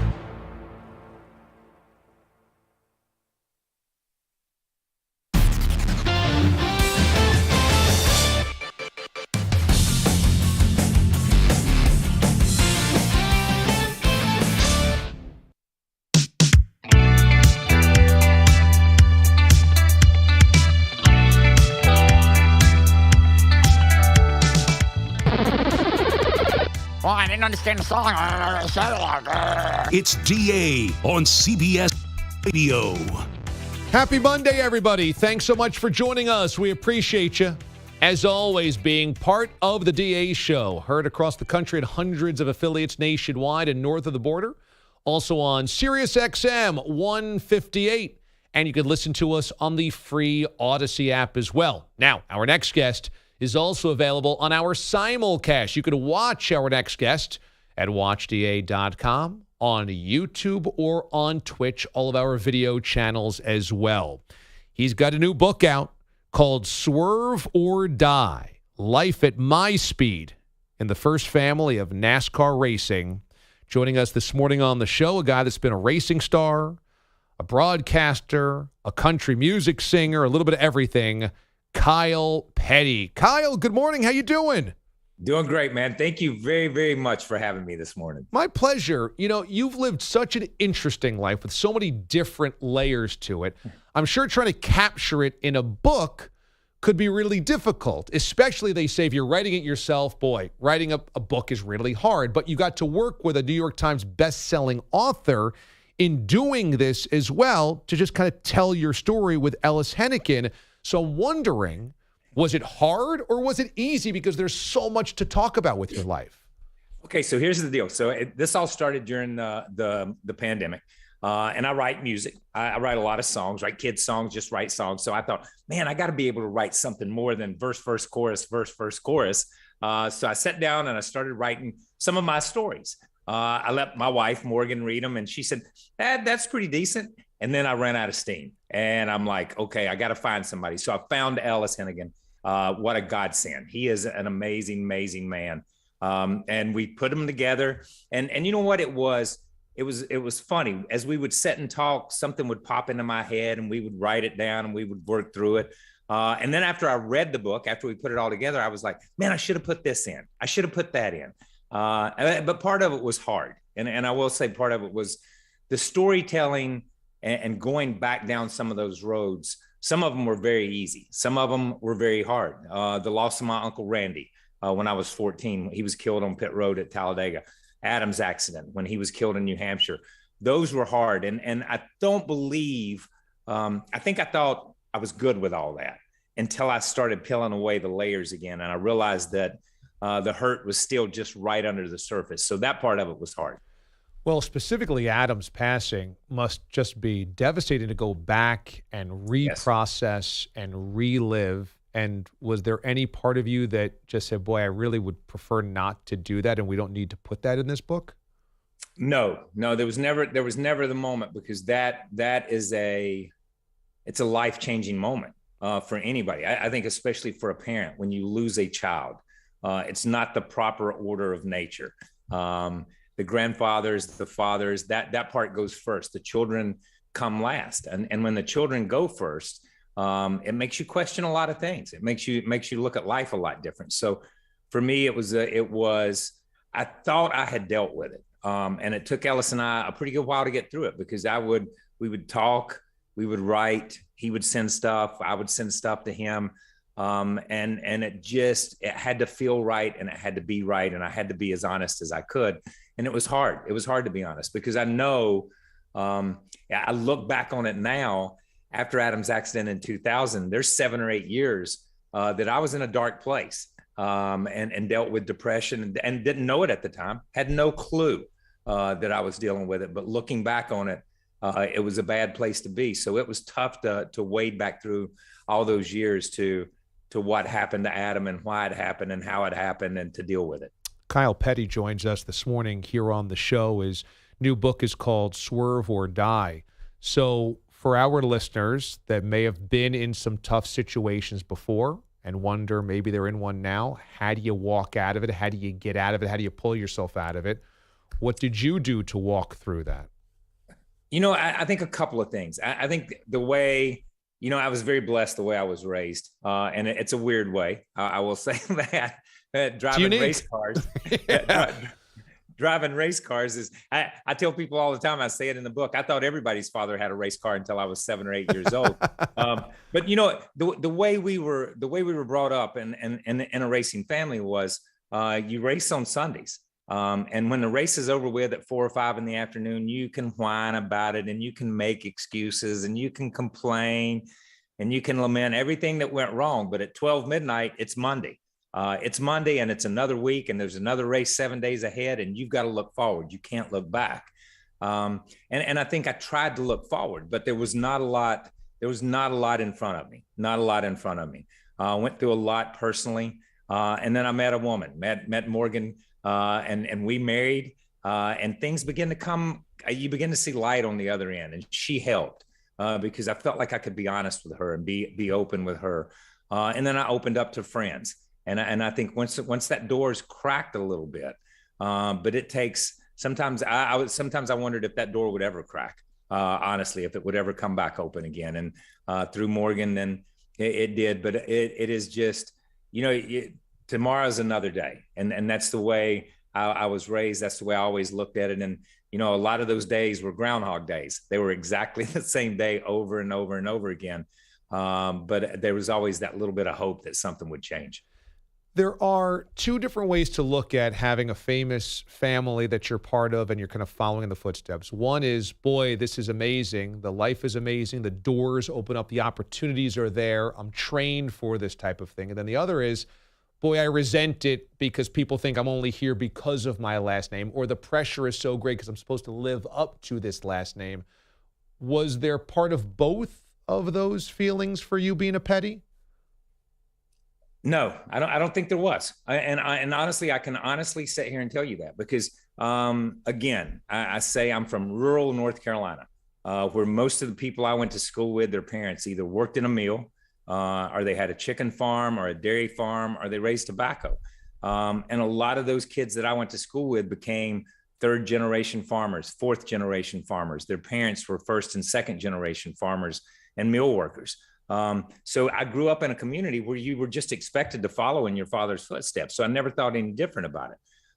At the same time, I knew my father was different. I knew my grandfather was different. When my father was coming along, they didn't call him Richard Petty. They called him Lee's little boy, because Lee Petty had won 3 championships and 50 races. So he had to come out of that. I think we were always encouraged to just be who we were, to be our own person and not we wanted to imitate, we wanted to emulate, but we didn't want to copy. I was not a clone. I was not a clone of Lee Petty. I was not a clone of Richard Petty, and Adam was not a clone of any of us. I tell people all the time, and I will tell you this, if you had me on for 5 minutes and then had Adam on for 5 minutes and had my dad on for 5 minutes and then could have my granddad on for 5 minutes, you would scratch your head and say, those 4 people don't even know each other. That's how different they were. That's how different they were. And it's not that we tried to be, it's that we were allowed to be. We were allowed to be. So the shadow was long. I'm not going to say that it wasn't long, but I knew from the very beginning, it's been 70 some years in this sport and nobody else has come along to be like Richard Petty. Why did I think I could be like Richard Petty? You just had to do the best you could. Well, do those personality differences, did they lead to clashes between you and between the generations? I will say yes. I will say yes. Yeah. I will say yes. Let me, and for anybody listening, they'll know it is tough to work in a family business. It is tough to work because you don't leave the business at the business. The business is there Thanksgiving dinner, the business is there Christmas morning, the business is there on birthdays. So yes, there were clashes. I will say that. Kyle Petty joins us this morning here on the show. I'm so fascinated by the musical part of your mind because it's so different than driving race cars. You would think. However, sometimes an organized mind that is able to block through music and notes and lyrics and how songs are built actually might transfer well to building cars, racing cars, seeing the circuit or the road or the raceway the way that it is. For you, do you think that there's any kind of combination of the two that works for seeing both? Yes, I do. I think there's a pattern. There's a pattern to racing. We talk about it. People think you just go out and run as fast as you can. There's an art to racing, just as there's an art to being a baseball pitcher. There is an art to it. You just don't throw heat every pitch. There's an art to being a pitcher.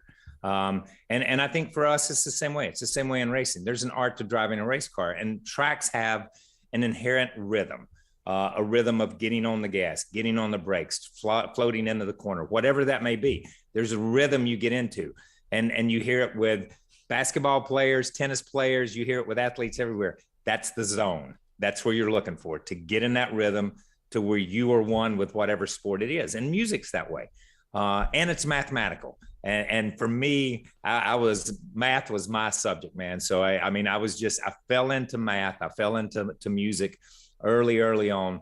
And it's just always been a part of my life. And it's something that, and we talked about earlier about Adam and those dark times. The one thing that you could always go to was the music. You could always pick up that guitar and set it on your lap and play it, and it listened to you. It didn't talk back. It didn't tell you anything. It didn't judge. It was just there for you. And I think that's what music's always been for me.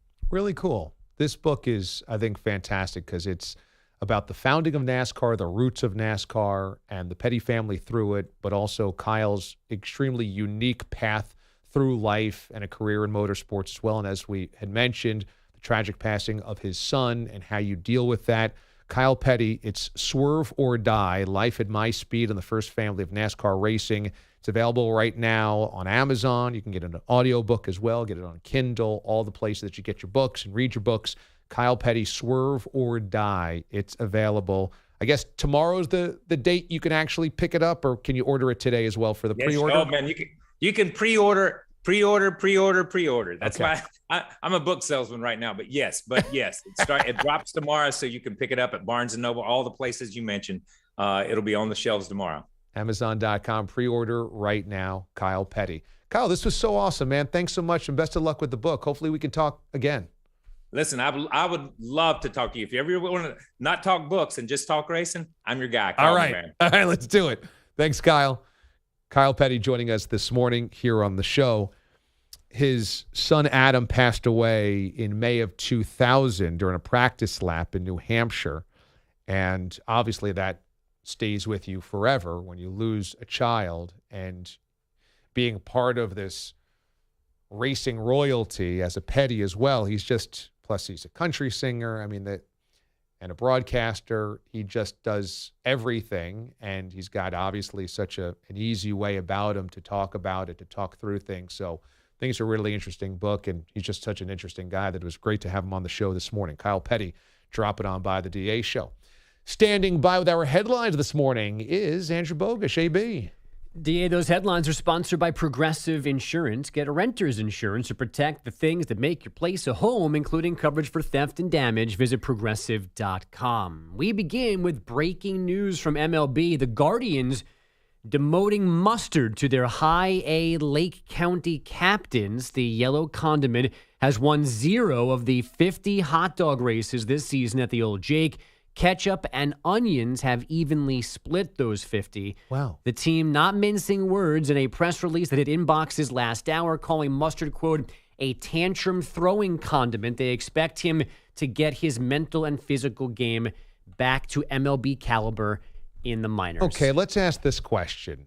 The Guardians have ketchup, mustard, onions racing every game. Yep. And it's 25-25-0? Correct. Feels like it's rigged. You think? It feels like it's rigged. It does feel a little rigged because How I would could imagine it possible that after 52 guys have split it exactly, or men or women, whoever is in those condiments, and then one has 0 and then gets demoted? This is a storyline that they wrote. It's WWE at the Guardians game. Do you think the same person is in the same costume? Like, is it the same mustard guy the whole time, or is a guy racing onion and he pops out in the mustard costume? Yeah, I mean, I don't think it matters if the fix is in. You could have it Carl does matter. Lewis in there, and if he's supposed to lose, he's going to lose. No, it does matter if he really is the slowest and he's always in the mustard costume, and maybe that's why he's getting demoted. I think the fix is in. I think they're rigging the condiment contest, which is really devastating to me. And there's only 3? Isn't there normally like 4 in every one? Can we get a relish? I don't know. Yeah. I mean, I think the bigger question there's is 4 sausages in Milwaukee and 4 presidents in Washington. True. Cleveland stopped with 3 condiments? It's also August 8th, and the Guardians are good enough that maybe they shouldn't be sending out PR emails in the middle of the AL Central race about demoting Mustard. That was my first thought. I push back on this. This is a great buzz for baseball now. You just stopped after a Kyle Petty interview to breaking baseball news. The bit worked. It worked. I fell for it. Yeah, no, I'm glad you led with this. Okay. I really am. This is a really good DA show sports story, but it's slightly devastating. I would think that these integrity-laden condiment races, like when the Freeze goes out there to chase down random dude X, I want to know that random dude X isn't taking a dive. And when the condiments go out there, I want to know that onion is trying or mustard is trying. Well, yeah, that's true. I mean, I've been at Yankee Stadium when they do the subway race in September, and it's like 30 to 29 to 28. So it kind of feels like how could it all be neck and neck, sticking up for that dramatic ending at the end of the season? I don't know. This does not sit well with me. No, and I think if you're really going to Neither does mustard. extrapolate this out to reality, mustard probably should be third on the list of hot dog condiments out of these three, but not taking a 0. Like ketchup should be the runaway winner, and then you get onions and mustard probably splitting the rest. Okay, but you're saying just in terms of the value of the condiments, ketchup's always going to be a better condiment than mustard? Yes. That I agree with. Yeah, like if we're doing... It's not even a debate anymore. It's not 1940 where it has to be mustard. If we're doing 50 races here, ketchup should win 30, and the other 20 can be split somehow by mustard and onions. Well, a lot of people like only mustard on their hot dogs. I know, that's a tough crowd. That crowd is a very strange crowd. And They're they're very probably angry wrong. about it. And onions tops mustard, do you think, in the condiment rankings? Well, it's weird because I wouldn't go, and by the way, I heard him with the minced after. I wouldn't go onions as a condiment first, right? Isn't it relish and kraut first? Yeah. But God, where did onions, is that a Cleveland thing? I love an onion on a hot dog. I really do. Diced onions. But yeah, that's not a traditional condiment for hot dogs above sauerkraut or relish. So you were thinking minced white onions, not the goopy cooked onions that get on hot dogs sometimes. Well, are they bringing up a condiment from AAA? Did it say that? You know, that was not mentioned in the release. Let me see if it says. Well, the reason I say that because at this point, if it's 50-50, I don't need mustard happen to win a race that's important to the standings. I want to see the two heavyweights go at it the rest of the year. Interesting. Yeah, I like the chopped white onions because it gives you a little crisp to it. It's a little refreshing, a little crisp. I don't like the saucy red sauce stringy onions. That does nothing for me. Yeah. You get them. If you ever go to a soubrette cart, they'll give you a sauerkraut as an option, or I don't know what they call it, onions and sauce or something. Yeah, sweet onions? I don't know what they call onions, it. But they have it, you can buy that too from Soubrettes. That does nothing for me. My wife found squirtable onions now for the hot dogs and burgers. Squirtable? Yeah, it's like in a thing just like Grey Poupon would look, and it's like a white onion, like a relish shoe comes like that. But it's onions. What pops out? Like little diced onions in I guess a slight moisture glaze so that it's not just onions being stuck.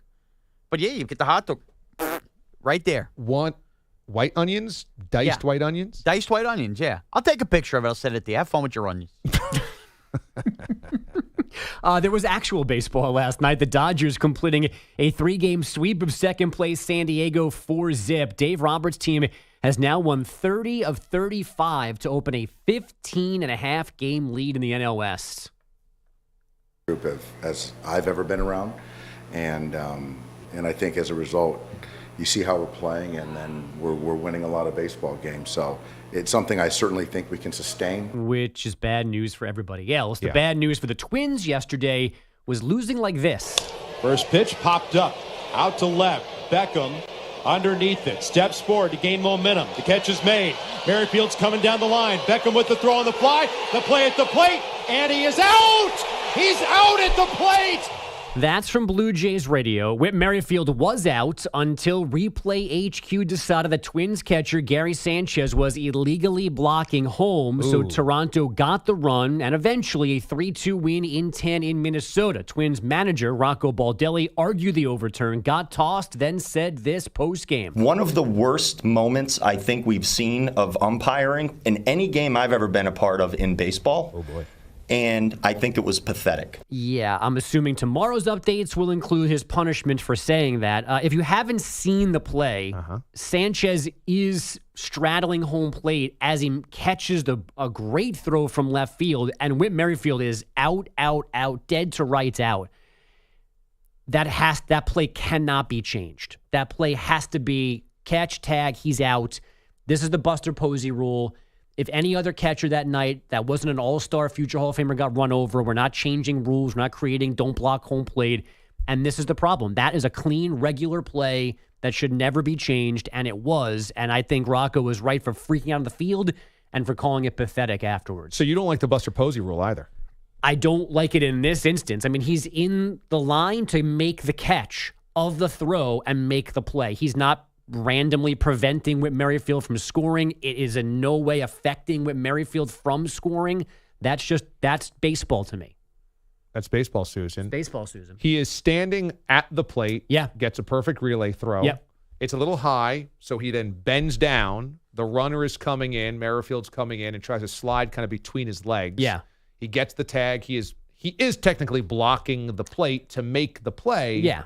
But he's got a job to do as well. Exactly. The catcher's got a job to do. And he's making a play. And the rule says you can be in the way as you're making the play. And he's making the play. If he's there before as the ball's in flight, but Merrifield's 60 feet from home plate. Like, there's nothing should have changed about Merrifield's path home because of Gary Sanchez being there, because Gary Sanchez was there to catch the throw and make the play. So what did New York's HQ decision maker decide on this? They decided that they used the word violation, because that's what's in the rule book, that he was blocking home plate too soon. And I guess to his credit, Merrifield immediately points to Sanchez as he's called out and says he was blocking me. And I don't know if that helped the cause after the fact, that he immediately said he was in the way. But I've seen it like 18 times now, and I don't understand how him being there at any point affects the play. Merrifield's going to be out, and he's allowed to run through him if he wants to. He's going to be out no matter what. I don't see how that can't be allowed. So New York, which made this call. Right, because it's called out on the field. The Blue Jays challenged it, and they overturned it to safe and a run. Right, and the overturn comes from the league office. Right.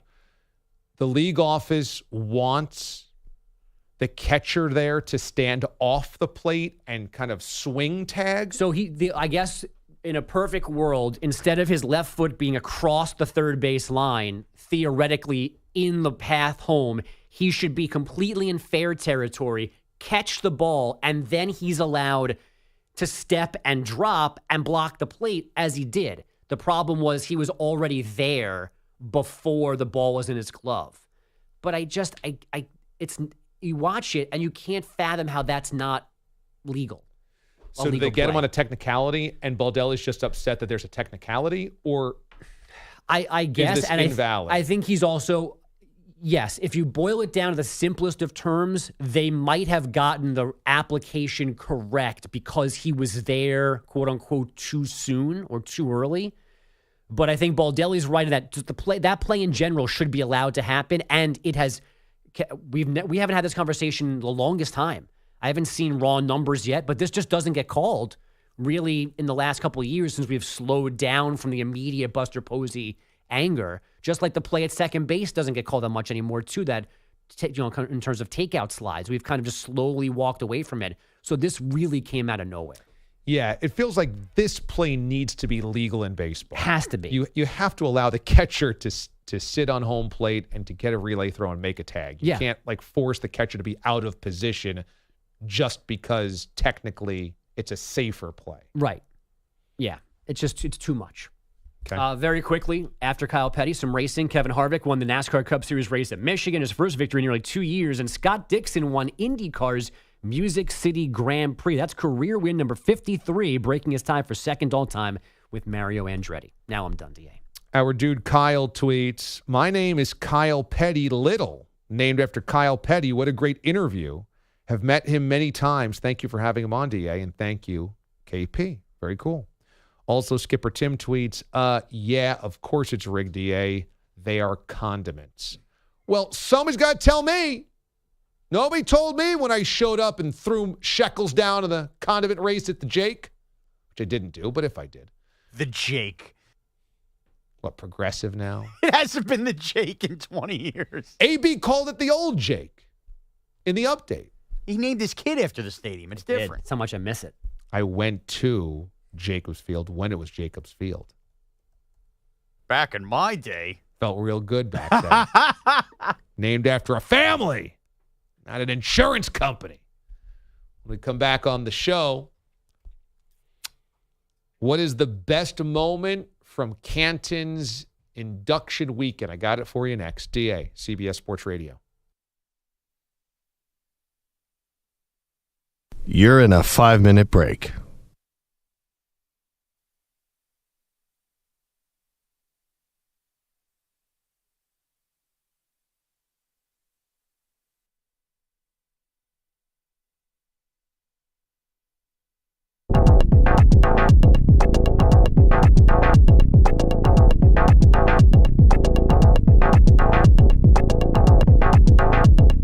4 minutes, 30 seconds remaining.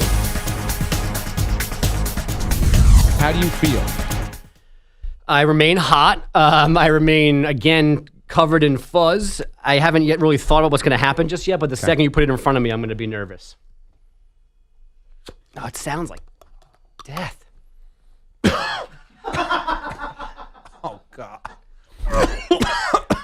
Anybody have advice on how I should do this? Just like throw it down? You've done this before. Yeah. I just threw it right down. And I didn't really chew that much. I chewed like once or twice and then swallowed it because you don't want it on your tongue. The tongue is the worst part to get it, But for sure. now someone did point out that we are asking for a little bit of trouble with the peep as a choking hazard because you can't just swallow a peep. Have we brought this up? I didn't hear this. I feel like somebody on Twitter wrote back to something we posted about that was like that the peep is a danger.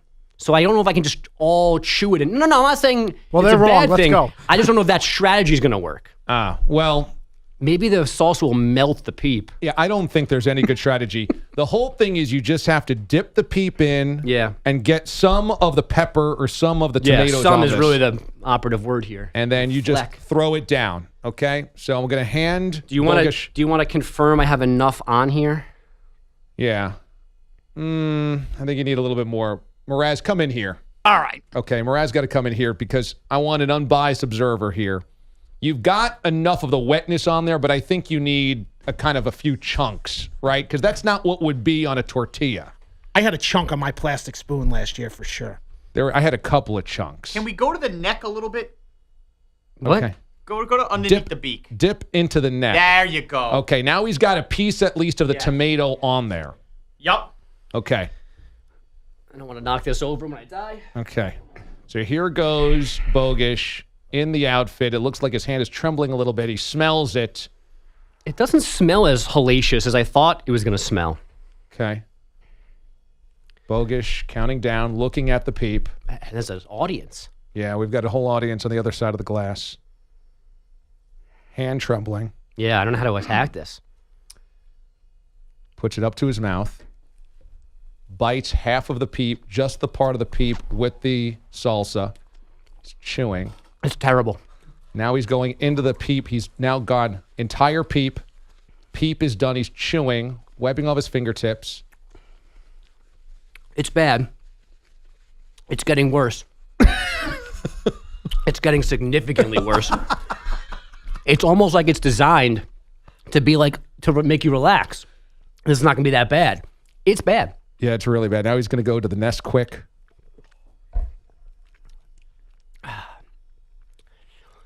I would never do it again, but so far it's okay. Okay. But again, here it comes. It's slowly spreading from the back of your esophagus forward in your mouth. It's been trying to get out of your body. Yeah. Yeah, here it is. Now his eyes are watering. There's an eyes. There's nothing good about this. Yeah, now you're all flush. You're pink and flush. It's not good, DA. Oh, it's the worst. His hands are trembling. Yeah, when's it going to stop? You said it was like 5 minutes? This is a train schedule. Now he's gargling with Nesquik. I mean, it really is.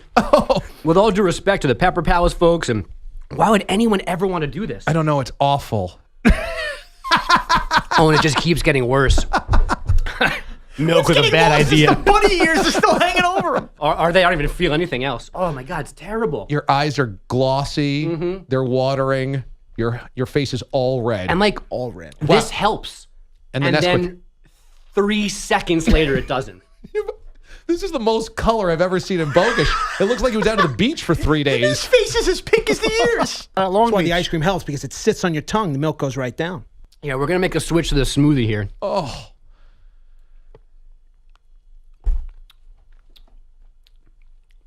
I've had it for a while. It's not cold anymore. It's not helpful.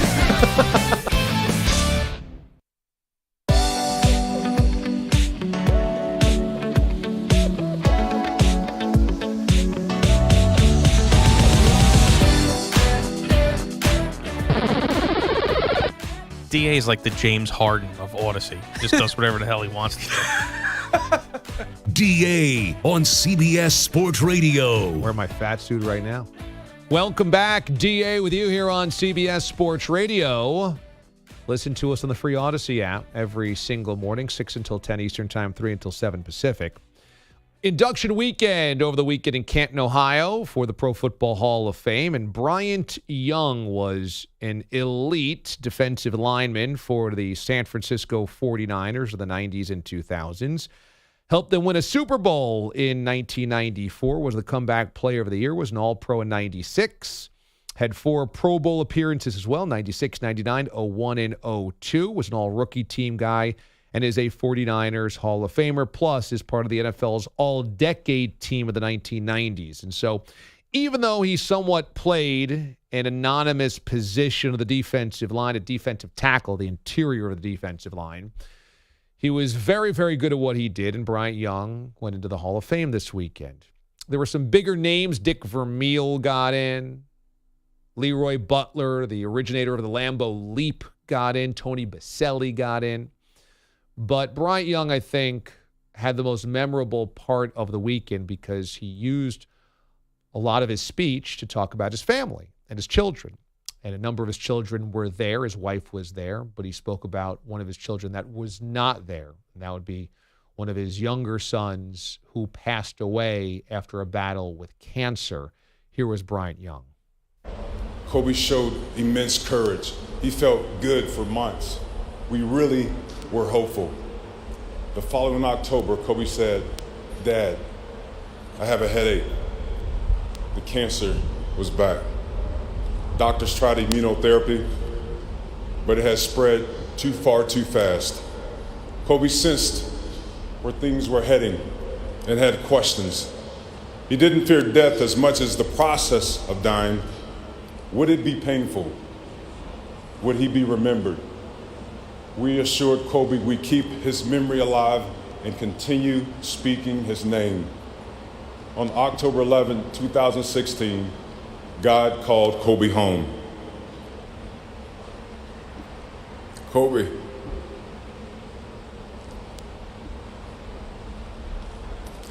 you live on in our hearts. We will always speak your name. That one hit me pretty good over the weekend. You know, I love the Pro Football Hall of Fame. You know me. I love the history of the game. I love when these guys are honored and they finally have their moments after these incredible careers. And Bryant Young is this kind of big, burly defensive tackle that was, you know, traditional tough guy in the NFL. And here he was so eloquently speaking about his family and his son who passed. And you know, there's a part of me that thought about little Mo and, you know, young people that are dealing with horrific illnesses and don't make it out of them, and the families they leave behind and how tortured that type of experience is for everybody involved. And I just thought it was such a humanizing moment, such a real moment. There are so many thousands, hundreds of thousands, millions of people that unfortunately are feeling the effects of cancer in their family or they themselves. And here was Bryant Young, who's going to the Pro Football Hall of Fame, saying, "We're not going to forget my son. You know, he passed away, 6 years ago. We're not going to forget him. We're going to speak his name so he's always remembered." And that story doesn't fade. And I thought that was a really powerful, powerful moment. So I wanted to play that for you. When we come back here on the DA Show, we'll do some Sounds of Saturday. Bill Roth's going to join us, the voice of the Virginia Tech Hokies. Let's do some college football next.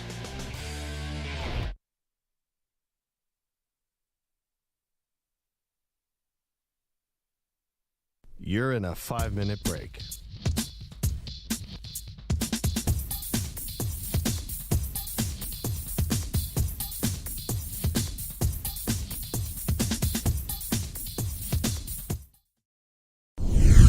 So you have to give Bellotti his due here because he wants to defend the honor of the Hanks family.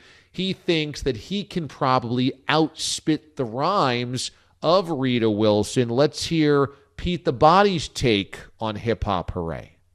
Hip hop, hooray! Ho! Hey! Ho! Hey! Ho! Hey! Ho! You drew a picture of my morning, but you couldn't make my day. I'm rocking and you're yawning and you never look my way. I'm looking down your darling in every single way. Your funny flow is boring and the Greek car's on the way. This ain't got to do with shampoo, but watch your head and shoulder. Brother old enough to bold ya, so I told ya, yo, I fold ya. Arrayed, afraid of what I made, I played it, plus a funky foot, so save your flips and the tricks for that music and the monkey pit. Triggers from the grill town, ill town, so ask how it feels now. The deal is real and that we're still around. Don't light the lamp with the freestyle phantom, ain't trying to be handsome. Sugar what you're thinking, cause I'm vamping. I live to die for hip-hop, this is hip-hop today. I give props for hip-hop, so hip-hop, hooray! Ho! Hey! Ho! Hey! Ho! Hey! Ho! Thank you. Let's bring in Mirage here for the official break.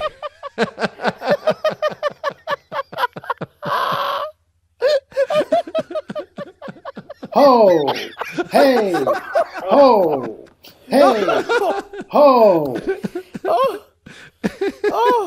Thank you. Oh, it was so terrible, yet better than I expected at the same time. You know, I agree with that. That actually was better than I expected out of Pete the Body Bilotti. There was at least brief moments of flow there. Yeah, I mean, he was able to rap a little bit, but at the same time, Pete, it's a rap. You're not just talking. I mean, my goodness. Oh, it was excellent. I needed that laugh in the morning. Very good. The Green 8 Mile. The Hankses versus Pete the Body. Hip hop, hooray! Ho! Hey! Ho! Hey! Ho! Hey! Ho! You drew a picture of my morning, but you couldn't make my day. I'm rocking and you're yawning and you never look my way. I'm looking down your darling in every single way. Your funny flow is boring and the Greek car's on the way. This ain't got to do with shampoo, but watch your head and shoulder. Brother old enough to bold ya, so I told ya, yo, I fold ya. Arrayed, afraid of what I made, I played it, plus a funky foot, so save your flips and the tricks for that music and the monkey pit. Triggers from the grill town, ill town, so ask how it feels now. The deal is real and that we're still around. Don't light the lamp with the freestyle phantom, ain't trying to be handsome. Sugar what you're thinking, cause I'm vamping. I live to die for hip-hop, this is hip-hop today. I give props for hip-hop, so hip-hop, hooray! Ho! Hey! Ho! Hey! Ho! Hey! Ho! Thank you.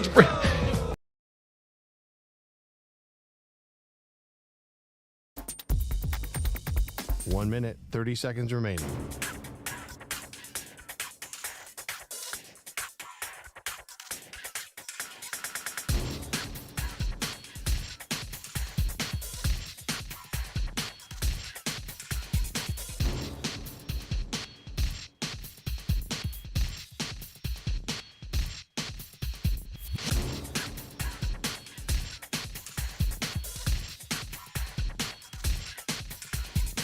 One minute remaining.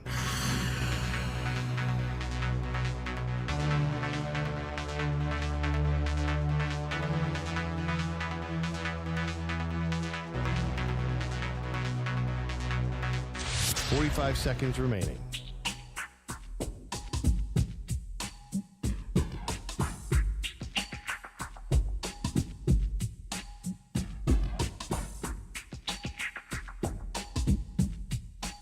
Seconds remaining.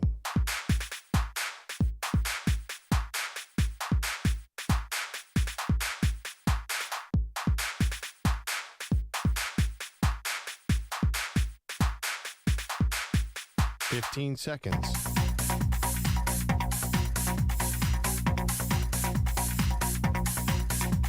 Break ends in 5 seconds.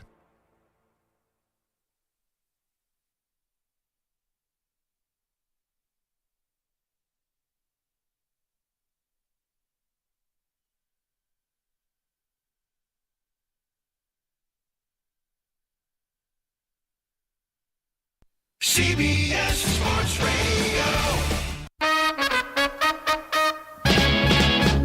Live from CBS Radio Studios in New York City, it's the DA Show with your host, Damon Amendolara, featuring producer Mraz and the musical sounds of the Zap Zap Orchestra. Now, ladies and gentlemen, here's DA. All right, happy Monday morning, everybody. We come to you live from the Rocket Mortgage Studios. Need to know what it takes for a home to fit your budget and your family? Well, Rocket can. So glad you're with us, everybody. Coming your way in 20 minutes this morning here on the show. We are stunned to a news. And in 40 minutes, Bobby Bonilla's famous contract with the buyout clause addendum added just was auctioned off. We will tell you how much it fetched and debate whether that's a cool item to own or completely lame with the price you'd have to pay. You can always hit us up on the phones at 855-212-4CBS or on Twitter, DA on CBS. You can listen to us across the great CBS Sports Radio Network and on the free Odyssey app as well. But you can also watch us, and you'll want to watch us because we've got a guest coming up on the simulcast. Watch us on Twitch, watch us on YouTube, and watch us at watchda.com. It's time to talk some Hokies football.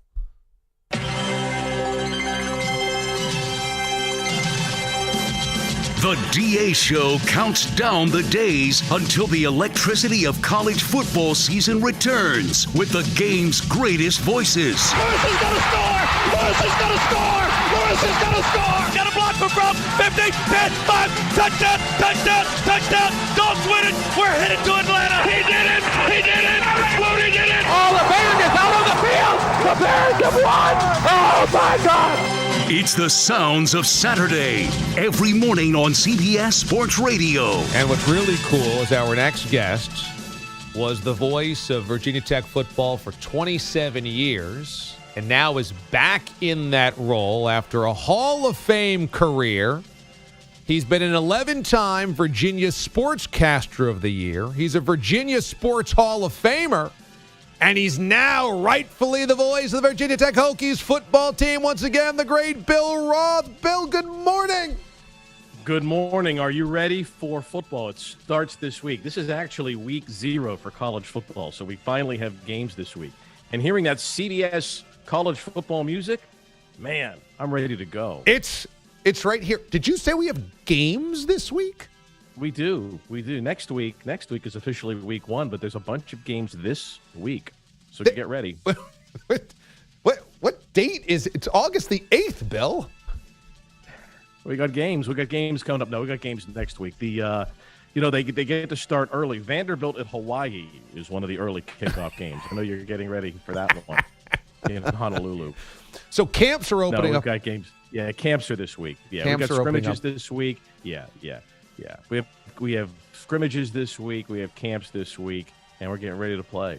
Virginia Tech has been at the top of the Big East of the ACC, but recently they're trying to reboot as well, and now are coming off a tough season because there were some wins last year. They led off the season with that big victory over number 10 UNC, a really good high point for the season, but then there were some bad losses along the way as well, including in the bowl game, in the Pinstripe Bowl, 54-10 to Maryland. And so kind of a new vibe, a new feeling in Blacksburg going into 2022. Do they want to use stuff from last year to build upon or just start fresh all over the place this season?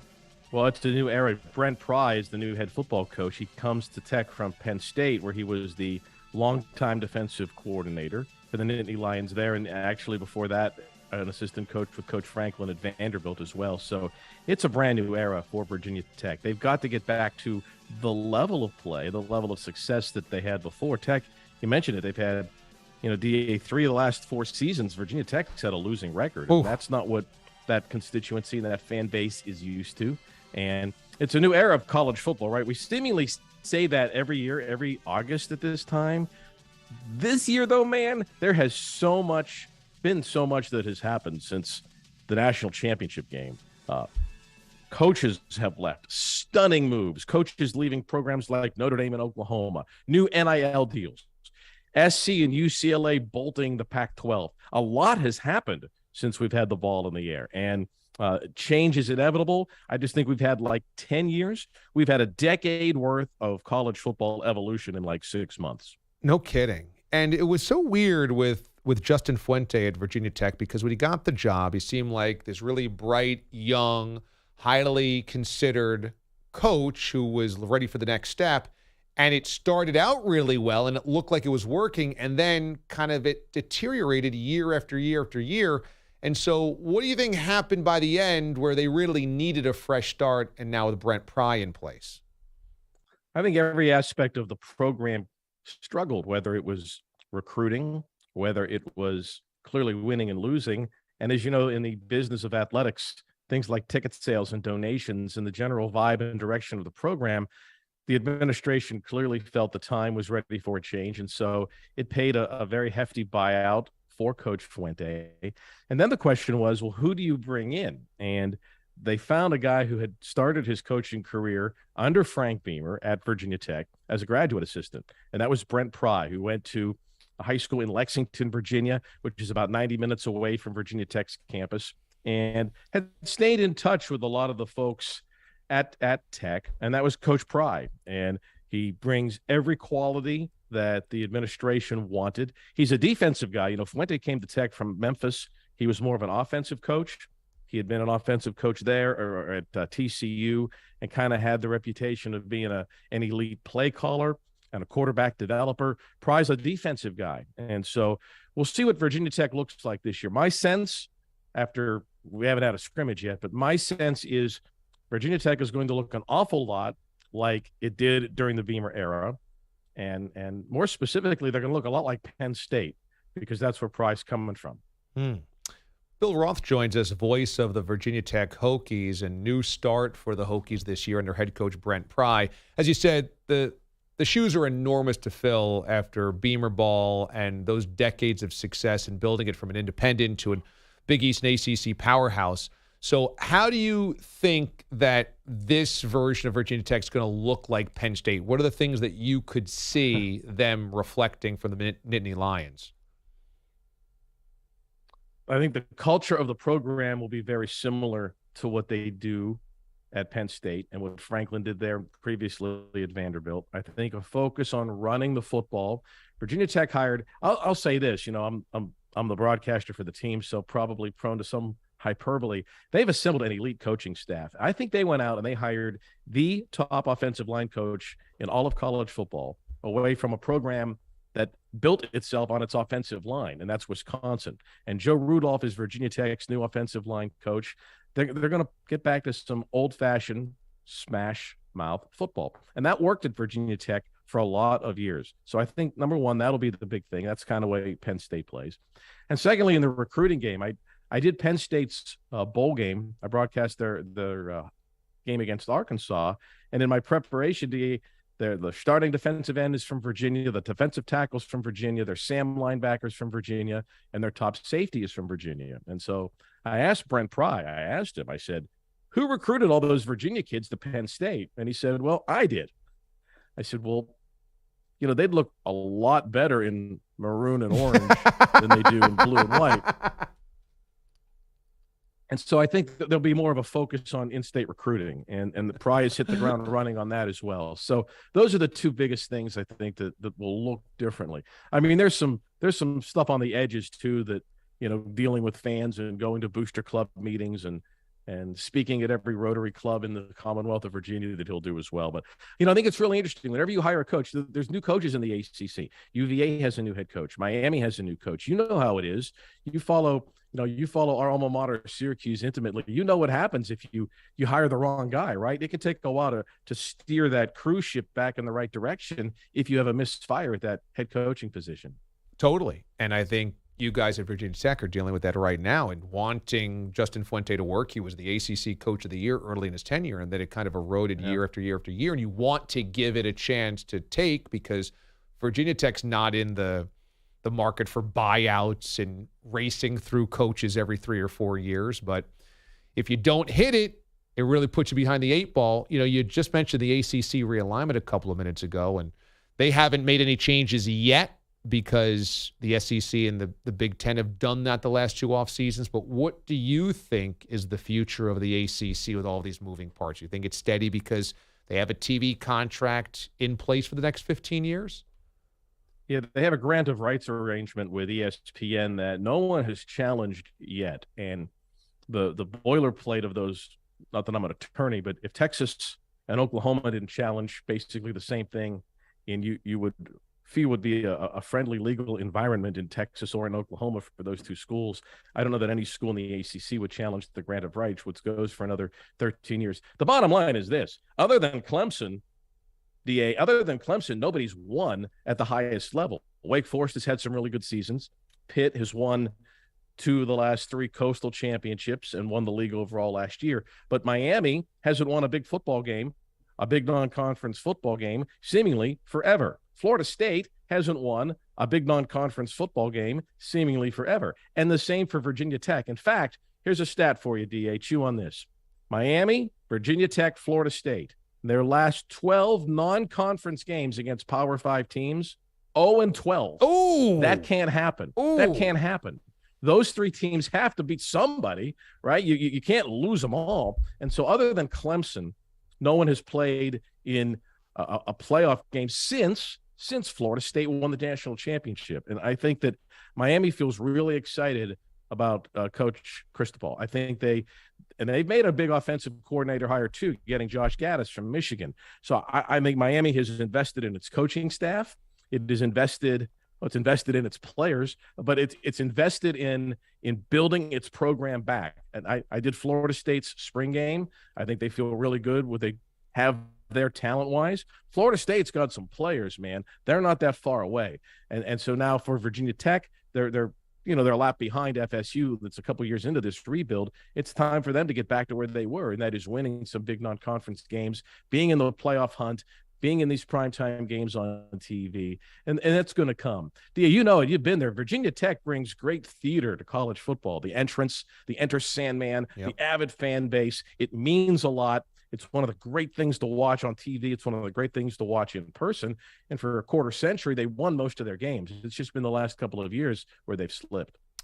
The ACC needs Miami, Florida State, and Virginia Tech to be back to being good. They need that for somebody to be able to lock horns with Clemson annually and feel like it's a big deal. Before I let you go, as a noted churro enthusiast, where is the best churro? Where can I track down the best churro Bill Roth has ever eaten? Actually, this summer I went to Madrid, DA, and on a quest to find the best churro. And we found this little mountain villa in the Andalusia region of Spain. Beautiful vista, Sierra La Puerta. I'm sure you've heard of it. Uh-huh. And actually, there's a place on Los Olas Boulevard in Fort Lauderdale that has great churros. Taco Craft, the ultimate blend of the cinnamon. In Spain, you dip it in like chocolate syrup. Ooh, and it's not served, really? But it's not served hot. The churro's not hot, or the chocolate's not hot? The chocolate is hot. The churro is not. Interesting. So a warm churro is an American angle on it? I think. Well, it might be. This could be a Mexican thing. Uh-huh. Because if you've been to Mexico, the churro is hot. Wow, yeah, it's a great point. And Español es frío. And but if anyone has a suggestion, let me know. I'll meet anywhere for a churro. You can't have a churro and be in a bad mood. No, Have you ever had a churro? That's a good point. That's a really good point. It is very tough to eat something that's kind of long and sugary and delicious and still be angry. It just doesn't work. You can't wave a churro at somebody and scream at them. You immediately are in a good mood.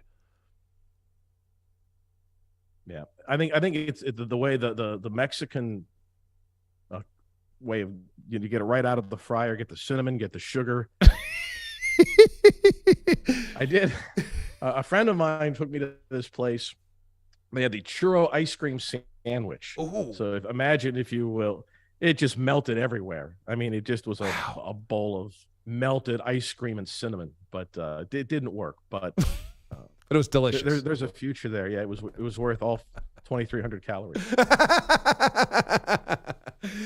Bill Roth is an 11-time Virginia Sportscaster of the Year, a member of the Virginia Sportscasting Hall of Fame. He's the voice of the Virginia Tech Hokies, and you can also watch him and listen to him via ESPN and ESPN properties and platforms as well during college football season. It is here. We love it, and we love talking to him. Bill, it's always great to talk to you, man. Thanks so much. I'm sure we'll catch up soon, and glad that we can catch up on churros today. You're invited to Virginia Tech. Come on down. We need you jumping up and down to some Metallica. Oh, I'd love it. I'd love a little Lane Stadium this fall. Let's get it done. Bring Nomad down. Let's do it. Oh, yeah. That's the great Bill Roth joining us this morning on the show. Thank you, Bill. Excellent stuff as always. Mraz, where do you sit on churros?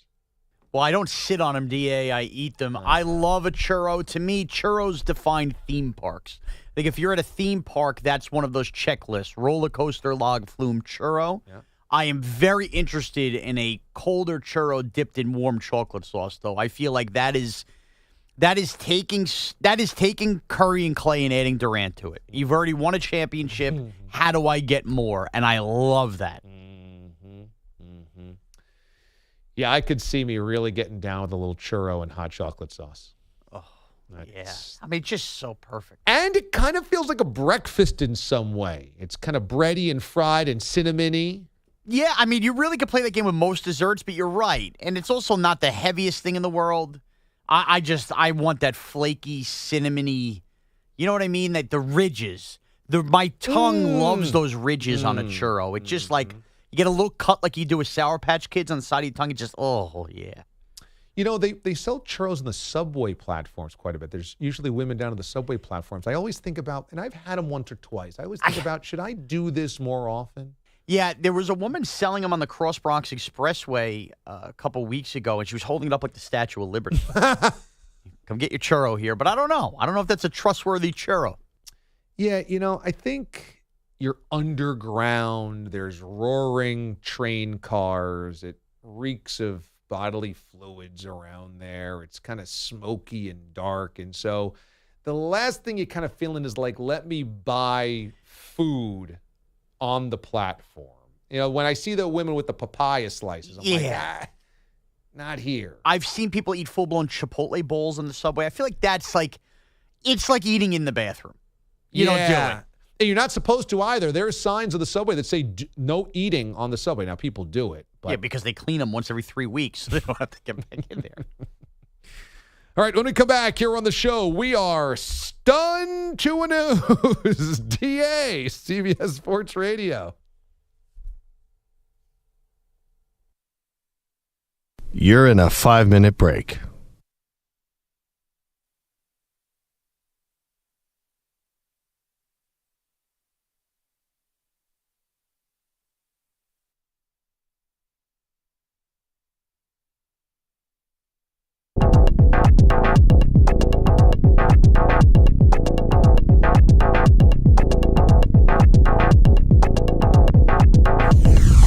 Tweets. I'm trashing myself for deciding to drop $300 on Sunday ticket to catch every Dolphins game this season. Might be the biggest waste of money in history. Hashtag I'm sick in the head. Stinky debris. Pretty sick. Moose, what did you think this was going to be? You thought this was going to be a season worth watching? Moose stinks, by the way. Stop referencing him.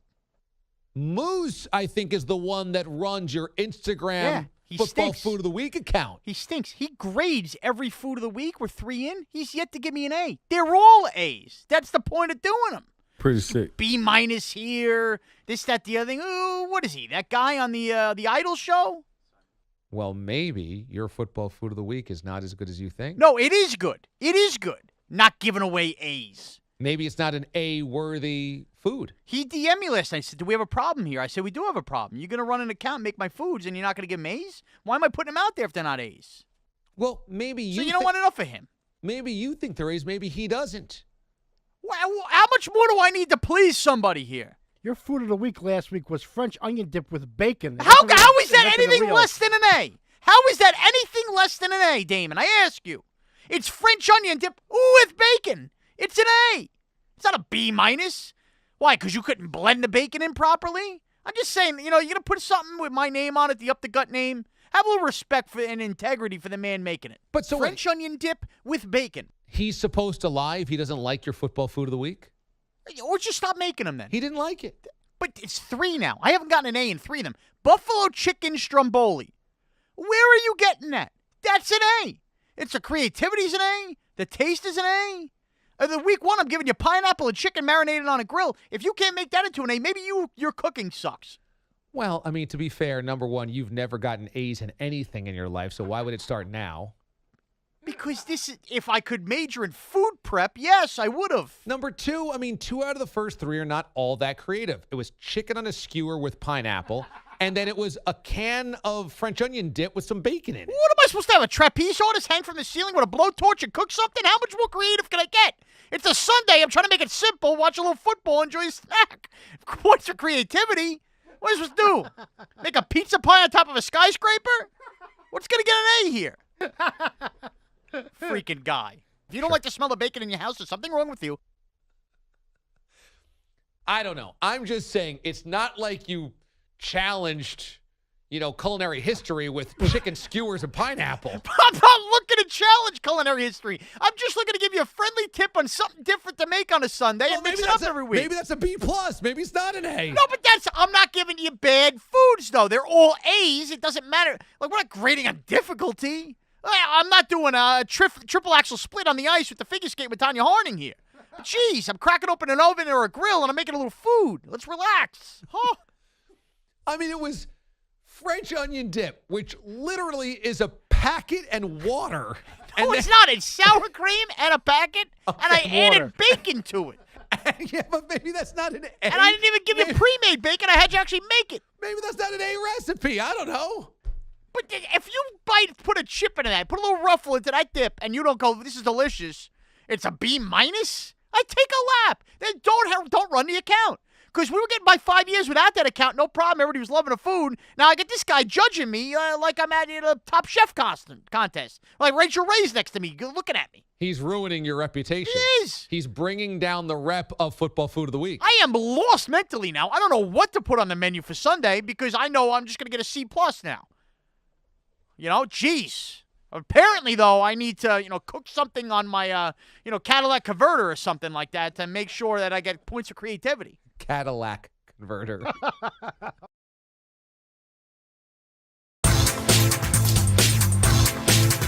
"15 seconds.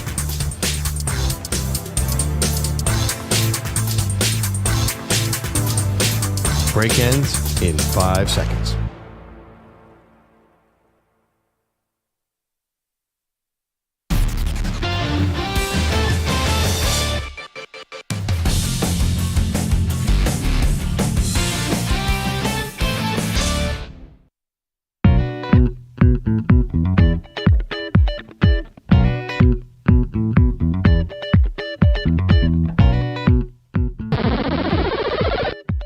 My man DA, that's how you do it. You hammer that show and then you hammer that town. I'm proud of you. DA on CBS Sports Radio. 24 minutes past the hour. DA with you here on CBS Sports Radio.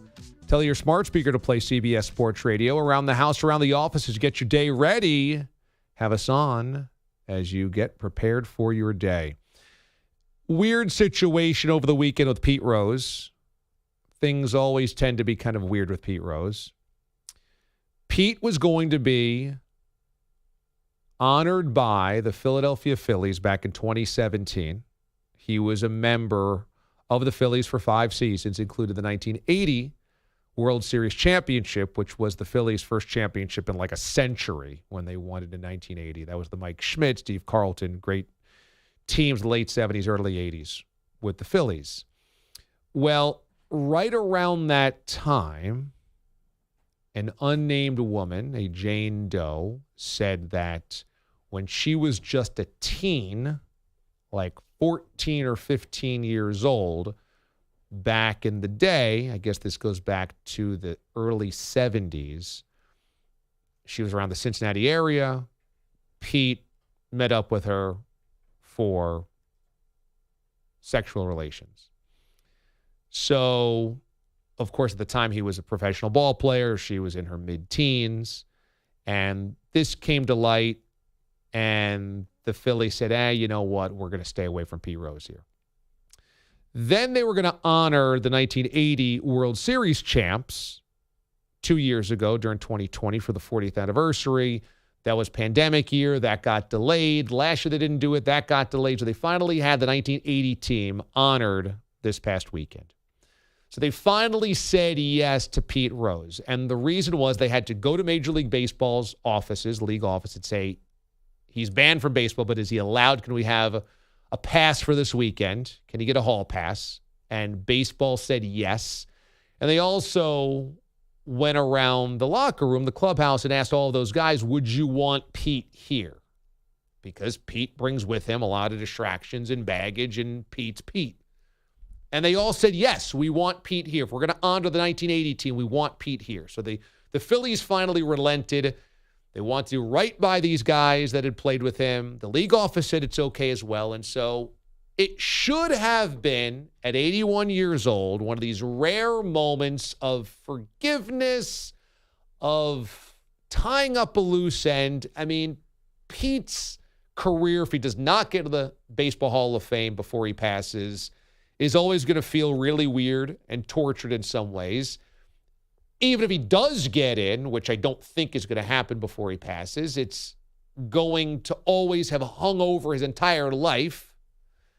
So this should have been one of those rare feel-good, chapter closed moments. And Pete is asked about his relationship with the teenage girl from the 70s.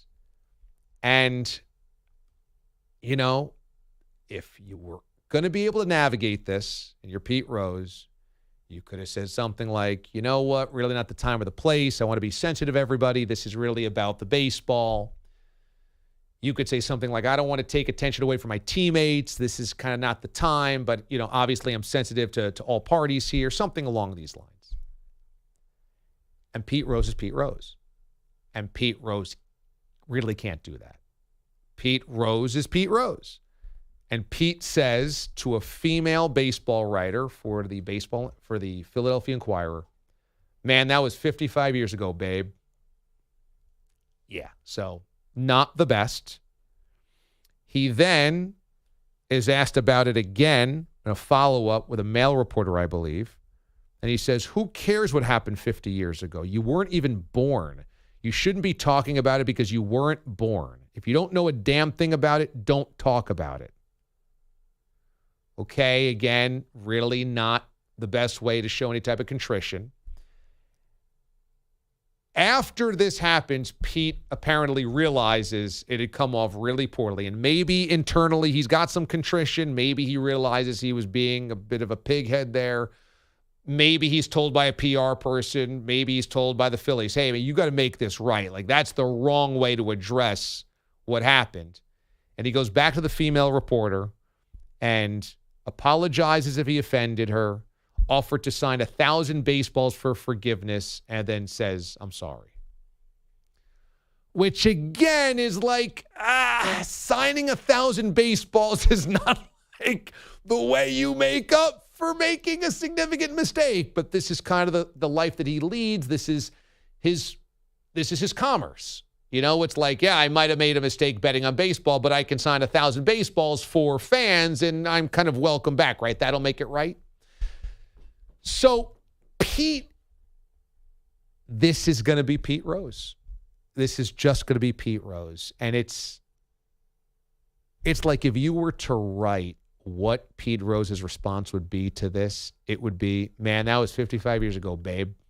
And just like, talk to the hand and keep walking. So it's just a reminder that for all of us that believe Pete Rose should be in the Hall of Fame, including myself, because you cannot erase those types of accomplishments, and they were not done under the guise of steroids, PEDs. He's just the greatest hitter in the history of Major League Baseball. You kind of have to put him in the Hall of Fame, but you obviously say the man was banned from the game. He was not allowed to manage this, that, and the other thing. Bet on the game. This is why, in defense of baseball, it's so impossible for them to allow him back into the game, to put him in the Hall of Fame, because they can't trust him. And that's been the bit now for 30 years, right? He was banned in 1989. We're talking about 33 years of this. Did he do it? Did he not do it? Is he admitting to doing it? Is he not admitting to it? Does he know he did something wrong? Does he not do? When's he going to lie? When's he just going to say something to make money? When's he going to say something that's just looks really bad? They don't trust him in any of these spaces. And this is a good example of that. And not for nothing, I wonder if they knew there were things like this in his background when they banned him from baseball, and we all thought, well, come on, it's just betting on baseball. And they were like, yeah, we don't need any of these skeletons to come out of the closet. So we're not going to go down that road. You know, is there a point to this is 50 years ago, I'm almost dead, what are you going to do about this? Perhaps. I mean, perhaps that's part of it.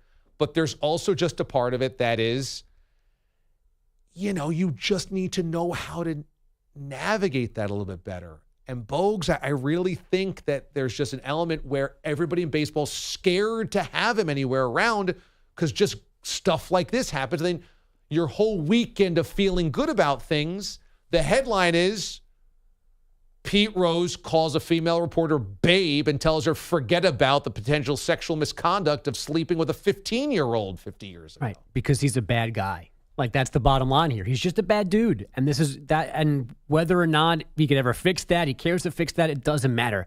He's a bad dude. This is always going to be a thing for him. I hate that he sits outside the Hall of Fame and signs things. And, you know, that I'll sign 100 balls, like, to me is the confirmation of just how distorted he is. Like, he thinks that's what he is. Like, that's his currency, like you said. And that's all he's got is, oh, I'll just sign balls and it'll be fine. Because we've allowed him to kind of do that for a long time here. I've got no sympathy for him. He does not need to be in the Hall of Fame. And this is exactly why. He's just a bad guy. He's bad for baseball. He should just be out of the conversation. Do you think it's right that they brought him to Philly for this? No, it's all their fault. It's all of their fault. At some point, someone around has got to be an adult. And the players that he played with are a compromised group. They love him because he won games and he got hits for them, and that's what always happens. Everybody, whoever has done anything wrong, gets forgiveness because they're good. So the players saying Pete's got to be here is not at all surprising. But someone above them has got to be like, guys, we just can't. And now this should be sent back to all of them and go, from now on, guys, don't mention Pete's name. Pete's out. Well, can they not bring him back because of this potential situation, the woman from many years ago when she was a teenager, or can they not bring him back because of the betting on baseball? Well, they can't bring him back because whenever he comes back, he's going to embarrass you. He just can't help himself because he's not a good guy. So something like this is always going to happen, whether it's doubling down on a previous thing or a completely new thing, because I think he went on TV yesterday during the game and cursed like 4 times in 8 minutes. So like it's not worth, what's the thing? The juice is not worth the squeeze. It's just not worth it. You can mention him. He can be on graphics. If you're giving out T-shirts or whatever, put his name. Obviously, he was on those teams. He doesn't need to be there. He doesn't need to be celebrated either. I was watching that game randomly yesterday. There was like an hour-long sit-down interview on one of the Phillies stations yesterday. You don't need that either. Like, he doesn't need to have a venue for talking about anything or asking for forgiveness or pleading his case. He just needs to be left alone and left out. It's interesting because I felt opposite. I felt like, boy, what he accomplished on the field with the Phillies is he was part of a World Series champion. They're going to honor the World Series champions, and so he should be allowed to be around them if they want him around. And if Mike Schmidt and Steve Carlton and all those guys, Larry Boa, they say, yeah, we want Pete around. He's deserving of this. I was like, why would you keep him away from that? You're not putting him in the Hall of Fame, okay, banned from baseball. But if the guys want him around it, it's a tip of the cap and a roar from the crowd. But I think you make a fair point. The juice isn't worth the squeeze because you want to do something right by everybody, including Pete. But when you do something right by Pete, it can blow up in your face, and this did. You can also have him there and do everything in your power to keep him away from a microphone. Well, but I'm serious. Like, he doesn't need to be on.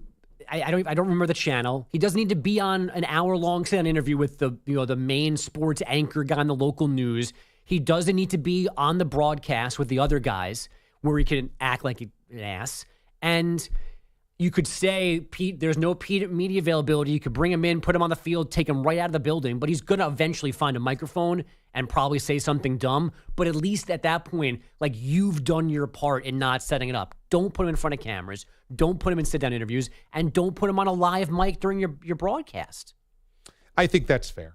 I do think that. I think that's, if you're going to try to do this well, you let him be part of it. You let him tip the hat to the crowd. You let the crowd feel like they're giving him the love. You let the team feel like he's part of the family, but you just keep him away from associating you with any of the things that he might say. And I'm sure they had dinners or whatever. Like, it was a whole weekend thing. I'm sure there was a big party somewhere. He can be at that because no one's paying it. Like, no one's recording it. It's not live anywhere. They can all sit around. He can tell all these stories. They can all laugh and have fun. That's fine because that's them and that's their choice. But why you'd give him multiple chances to make all of you look terrible for having him there is beyond me. Like, who's surprised this morning by any of this? No, like I said, if you were to craft the thing that he would say in response, he would dismiss it and call a female reporter babe. Right. Or toots. Something along those lines. I mean, it's a script. And it was guaranteed to happen. And he was only telling a story on the broadcast about something, but he called it like a Bo Jackson high fastball. He used a curse word instead of Bo Jackson. And I knocked the you-know-what out of it. He's not an adult in the simplest ways and in the most serious ways. And I got no time for him. AB has headlines. DA, it was your cold open. Browns running back Kareem Hunt back at team drills at training camp yesterday after the team reportedly turned down Hunt's reported trade request. Before Hunt went back on the field, head coach Kevin Stefanski was asked about his convos with the unhappy running back. I'm not going to get into really anything that has to do with our players and conversations I have with our players. Stefanski also would not confirm that Hunt is getting fined for skipping those team drills Friday and Saturday. Oklahoma football assistant Cale Gundy, the longest tenured coach in the Big 12, resigning over the weekend. Gundy says he read aloud an offensive word off a player's iPad during a team meeting recently. It was an honest mistake, he says, but still something he should never say, so he is leaving a job he has had since 1999. The Padres have Juan Soto, but the Dodgers have Freddie Freeman. There's a 1-2 to Freeman. Ground ball, base hit into right field. So what else is new? Turner's coming around to score easily. Freeman with another RBI, his second of the day, and the Dodgers with a 4-0 lead. Charlie Steiner, Dodgers radio. Freeman a pair of RBI singles. Cody Bellinger a pair of solo home runs, and a 4-0 win over Soto and the Padres. That's a 3-game sweep for the Dodgers. They outscore San Diego 24 for the weekend. LA now has a 15.5-game lead in the NL West. It's a good thing the Yankees clinched the AL East back in May. Frost with the pitch. DeYoung bluffs a move. There's a high fly ball. That's hit deep left field, and it's a gunner! Paul DeYoung with a 3-run homer with 2 outs in the 8th inning. And what a series he has had against the Yankees. John Rooney, Cardinals radio. That homer, 4 RBI for Paul DeYoung and a 12-9 St. Louis win yesterday afternoon. The Cards get a 3-game sweep. They've won 7 in a row. The Yankees on a season-high 5-game skid. And Kevin Harvick won the NASCAR Cup race at Michigan yesterday, which makes some postseason confusion a little more likely. Harvick is the 15th different winner this season, with 3 races left in the regular year. If 2 more first-timers get a win, there'd be too many winners for guaranteed spots in the playoffs, so one would lose out via tiebreaker. And now, we're done. Woo!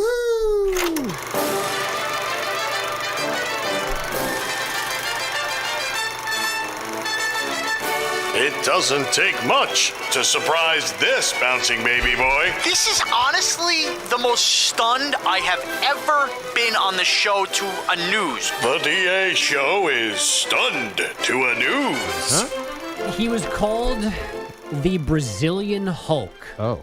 Valdir Sagado had 23-inch biceps. Whoa!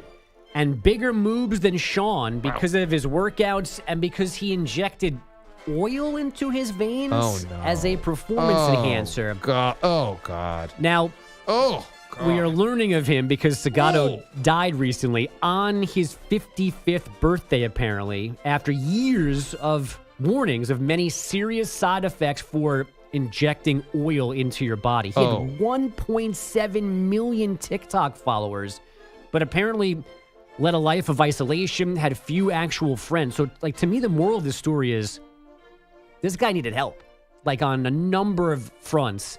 And we find out too late because of his passing. Waka waka. No. How many times are you going to read a death story, Bogues? How many Until times you does guys somebody learn have to how to die? handle it.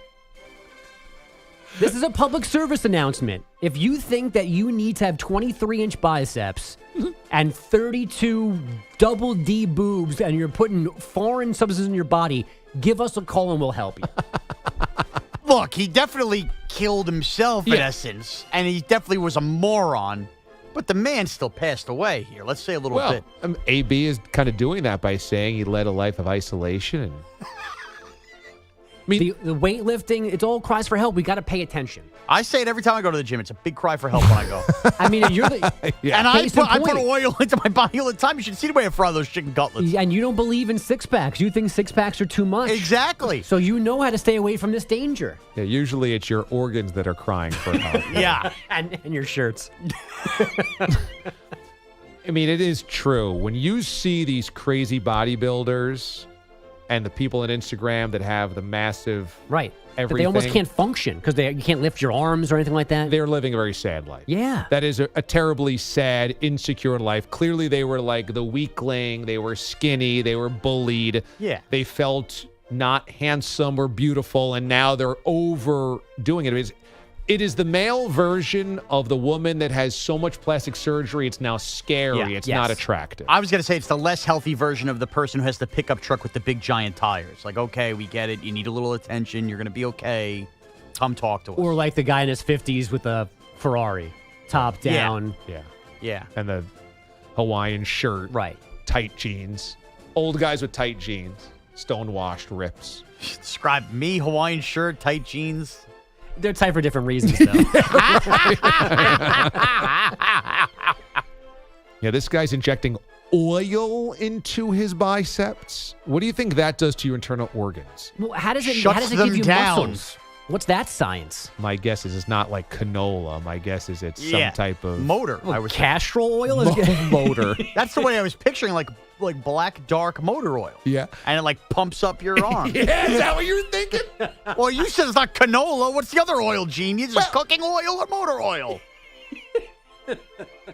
The fact that you think those are the only two oils. Olive? You think he's putting olive oil in there? He's dipping his bread? I think there's probably some type of tincture that has PEDs in it, whatever that is, whatever the bioscience Little is. hemp oil that gets rubbed in? Whatever that Barry Bonds flaxseed cream and clear type thing is that enhances muscle building, enhances muscle, whatever that whole thing is, it's not an actual oil that you would cook with, nor run your car with. It's just some type of tincture that you inject into yourself. Right. They call it oil. That's fine. Then that headline is extremely misleading because I thought he was pumping, FD40, FW1. Right. So you think he went to Jiffy Lube? Don't ask me again while I present these stories because this is where we end up. It might begin with death. You but got to ends up start with on you. Monday with a death. That's the only thing. I mean, we could have got. And it ends with you getting no There were no to Jiffy cats Lube. stopping robberies today. We had to go death.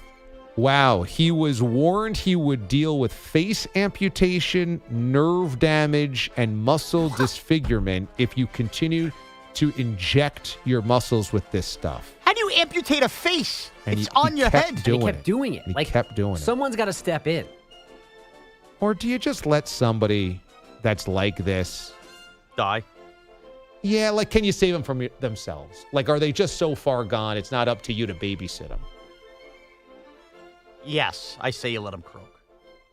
And I'm the mean one. No, but there's only so much you could do. Like when you do that, what do you say? Stop. It was synthol, and it was a mixture of oil, benzyl alcohol, and lidocaine.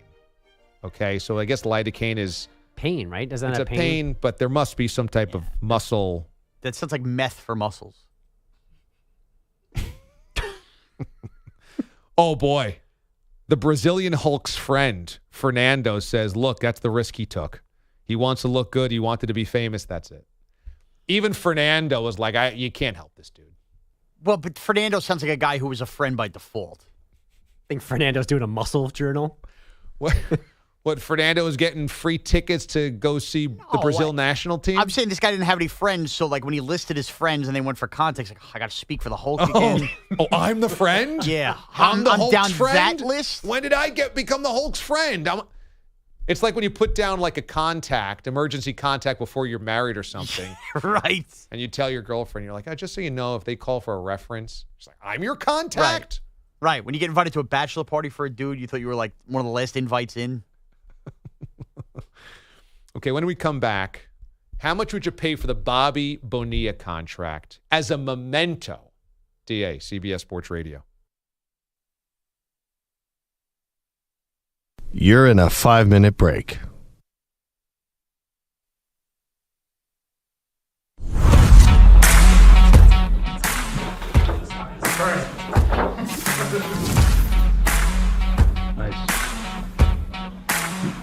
Now tell me about your decision not to wear real pants today. I think it was a definite mistake. I have a gym bag where these were left in. I thought I was going to avoid the jeans. As you can see, we've already got blue paint on the shorts, so I'm happy I didn't ruin a pair of jeans. But I could have found some thick flannel sweatpants that could have had paint. Really, the pants weren't the wrong decision. The wrong decision was at 4 and 7 to say, nope, look at the schedule. The Giants are making the playoffs. But instead, they had their worst stretch in Giants football history over 6 games. Make sure we also get some of the belly button, because that seems to be a little pink. Well, it's getting lost down there. That belly button is as deep a black hole as Dave Gettleman's put the organization in. I'm going to do up the sides here, a little pinstriping.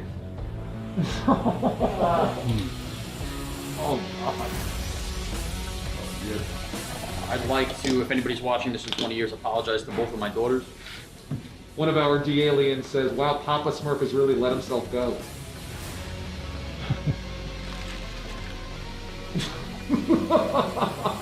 There we go. We're gonna mop him. This is incredible. Oh, get over here, get over here. Don't hurt Santa. That's working pretty well. God, that's not bad.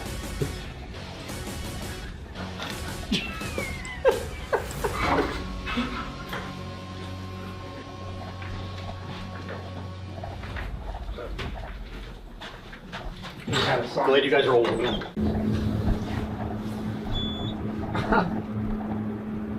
Bobby. This is not safe. Look how hard those nippies are. Those things could cut a glass, and I was scratches in cars. Did you shave your armpits? I buzzed them recently with the Manscaped. Oh, it is cold. It's all a mental game. I didn't bring gloves either. Woo! It's really, really cold. How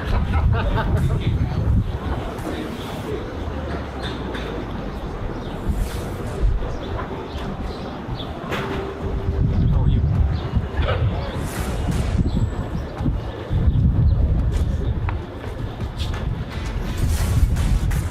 He believed in the Giants.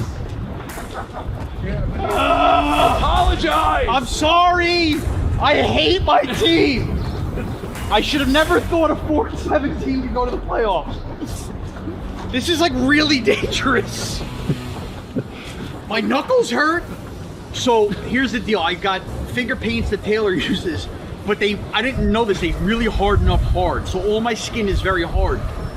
But I'm not sweating at all to moisturize it. So instead it's frozen hardness. I feel like, I don't know, like you can see it crackling apart on my skin. Fire Gettleman! Yeah, that's what you... Fire John! Screw John Mara! Hire Flores! Sir, fire Gettleman! You do have to tell us when it's unhealthy, because I don't want you to get hypothermia. Yeah, I would say we passed that point 5 minutes ago, but I'm trying to not. Bogus is only arriving now. Yeah, Bogus isn't out here yet. I don't want to be called somebody cheaps out on a bed. Mara sucks! Mara sucks! Mara sucks! Oh no. Mara sucks. Mara sucks. Yeah. Where's Steve Tisch? Where's Steve Tisch? I'm confused. Where does the salt go? Where does the salt go? Salt go. I'm confused. Giants suck. Giants suck. Giants suck. Giants suck.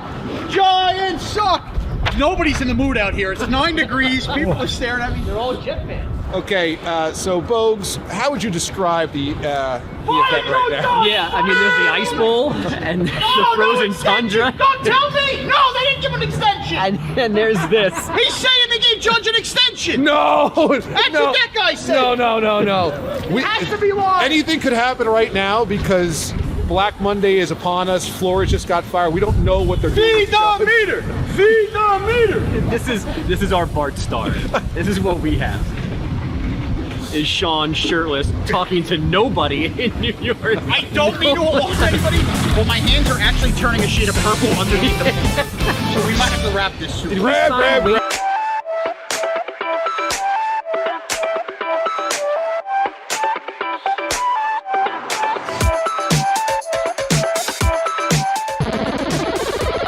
I want to snort household cleaners. DA on CBS Sports Radio. It's taken out of context. 51 minutes past the hour, DA with you here on CBS Sports Radio. Listen to us on SiriusXM channel 158 as well. Bobby Bonilla's infamous deferred salary agreement is written in a contract and was sold at auction over the weekend. Bidding went from $150K for the document to $180K in the final hours of the auction. Now, you do not only get for $180K Bobby Bo's contract, which pays him, $1.2 million every year for like perpetuity, 2035. But also, you get a 30-minute Zoom meeting with Bonilla and the guy who had owned the contract, a signed baseball and game-used bat from Bobby Bo's personal connection, and a dinner with Bobby Bo, including breakfast, a trip to Citi Field for batting practice, and a game and dinner. Would you pay $180K for Bobby Bo's contract? No, I would not. I find that storyline to be brutal every year. I think for a Met fan, I would consider it. I'm not a Met fan. Even me as a Met fan, I think it's stupid. Why do I want that? Why do I want a reminder of a terrible contract situation where we're clowned all the time for it? And you better have traveled the world before you bought that with $180K. Yeah, right. Yeah, you better have spent a lot of money, a lot of better places, and still have $180K rolling around to blow on this. I want to do more about this coming up next hour on the show as well, because the fact that he's got batting practice and a trip to Citi Field suggests that the Mets are in on the whole Bobby Bo contract Which they thing. shouldn't be in on their own joke. So that's interesting. So intern Amanda, her final day with us, she's got some lessons learned. What is this hour's lesson learned? Absolutely. This one is arguably one of the most important ones. Yeah. Never, ever do anything stupid because Kaplan's going to be on the camera soon. You've learned this the hard way. Going to be watching, and he is going to be recording it. Have you worried about this during your internship? All the time. All the time. I'm so worried that someone's going to catch me doing something stupid or like looking ridiculous, like trying to find my notes or something like that. And with Cap just being like the hidden hand behind everything, I'm just terrified at all times. That's a great lesson. Cap is the guy you have to fear most around here. Usually he's pretty gloves off except for Mraz. But Mraz, he just puts you on Front Street every single day. And I just own it now. You want to see me eat? Guess what? You're getting all of me eating now. But I mean, we've seen you smell your belly button, put your fingers in your belly button, smell it, and be knocked out by the waft. Yeah, my armpits, the whole thing. I should be able to live my life without it being Ed TV. You're the Truman Show. I am. It's heartbreaking. When we come back here on the show, we've got comedian Dustin Nickerson in studio. Also, we'll talk about the Niners and Jimmy G, and intern Amanda will have her final lesson learned of the internship next hour. DA, CBS Sports Radio.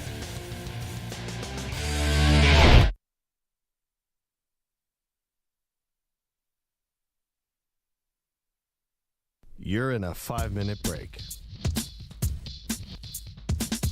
It's going to be a task for us because they're basically, more than half the offense. So they're first and foremost for sure. Brown and Tatum, though, might be missing Marcus Smart this evening. He's questionable with a right mid-foot sprain suffered in Game 7 with the Bucks. Kyle Lowry and his hamstring remain out for the Heat. Last night at Coors Field, the Rockies and Giants were... Nada. No. They were 6-6 through 8.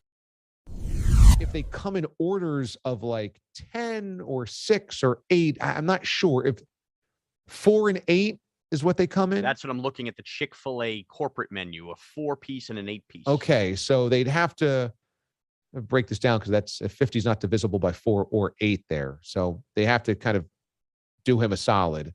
It would be 6 8-pieces and then a 2 thrown on top. Yeah, but isn't 8 times 4 42? And then you can get another one and that would get you to 50? 8 times 4 is definitely not 42. 36. Wow, you're really stupid. You've had 2 shots at 8 times 4. You're in 32. 16 and 16, 32. You're in your mid-30s. Had 3 shots at getting 8 times 4 and messed up the first 2. Truly pathetic. Shoot. I mean, really, truly pathetic. Thank you. Again, Year of the Buffoon just writes itself. You got 8 times 4 wrong twice. I know what just happened. Just like so sad. Attention, Odyssey executives. This is what I'm dealing with every day. My executive producer of a sports radio show on 200 plus affiliates can't get right 8 times 4 twice. This is my resource. This is who I'm asking to run the show.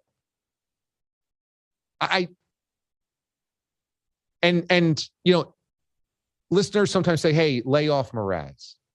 Hey, stop being so mean. Guys, do you have any idea like where my stomach goes?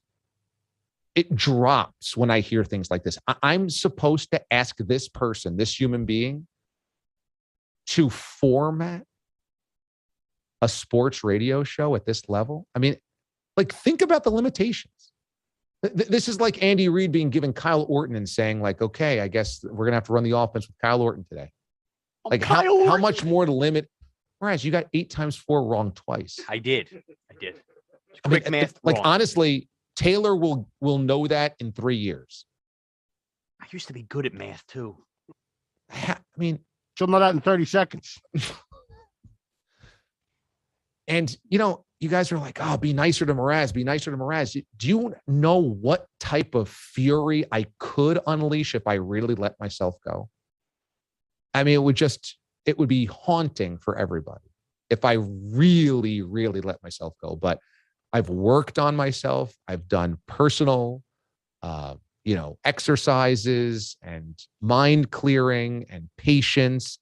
My wife has been very good about this. She has helped me out quite a bit, talking through a lot of the things. But man, at one point in my life, oh God, just the fury that this is who I have to depend on. Could you imagine? This is a grown adult. He got 8 times 4 wrong twice. 8 times 4, not 18 times 4. This is just basic 3rd grade arithmetic. It's 32. This is just basic 3rd grade arithmetic. Isn't 8 times 4 42?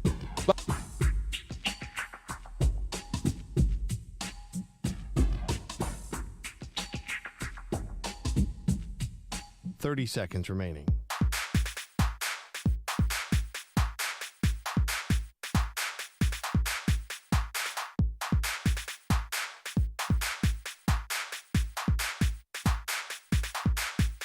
$15 seconds.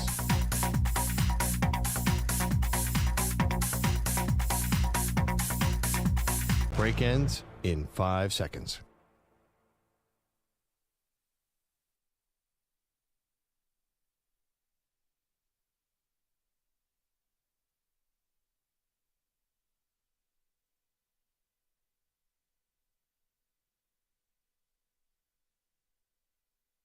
Good morning. Morning.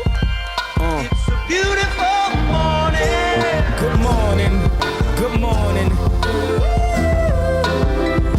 Wake up, mister. Shining up a brand new day. It's such a good vibration. Hot temptation. It's such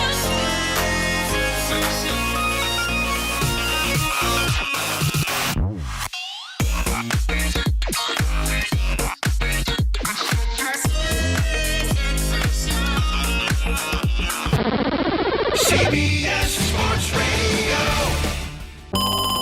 Hey, what's up, DA? Permission to enter the mothership, brother. Ever heard a sports talk show like this before?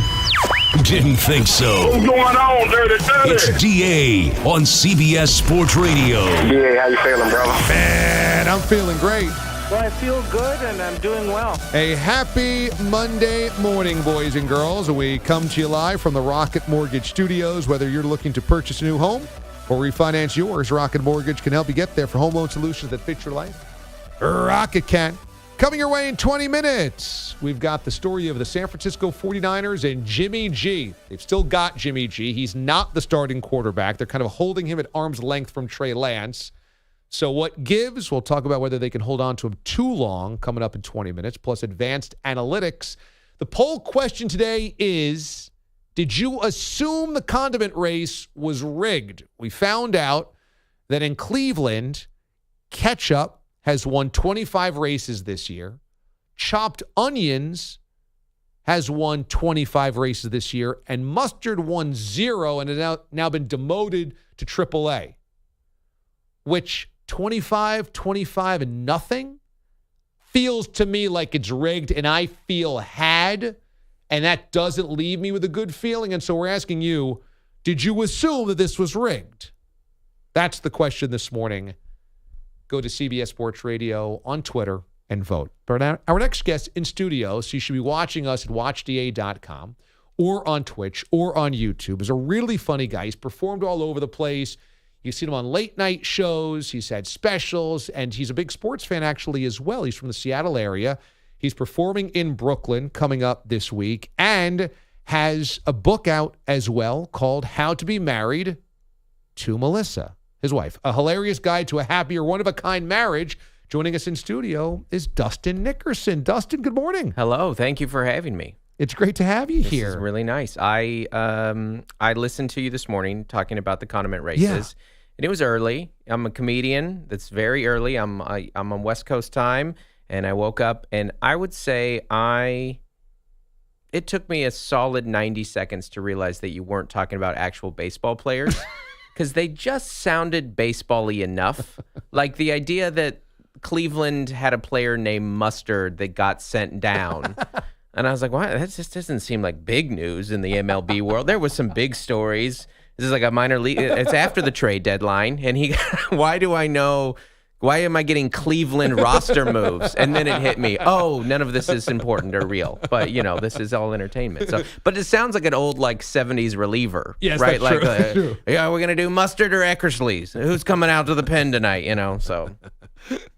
So you grew up in Seattle. Are you a big Mariners fan then? Big Mariners fan, yeah. Seattle Mariners. I think the Yankees come to town, not this town, Seattle this weekend or this Finally, weekend. a good team. Finally. I mean, all it's been is the longest playoff drought in all of major sports. Yeah. That's all. Yeah, that's the only. I've one of my best friends is a Dodgers fan because I live in Southern California now, and he's always just trying to talk trash. And I was like, "Do you think you could hurt me more than the Mariners have hurt me?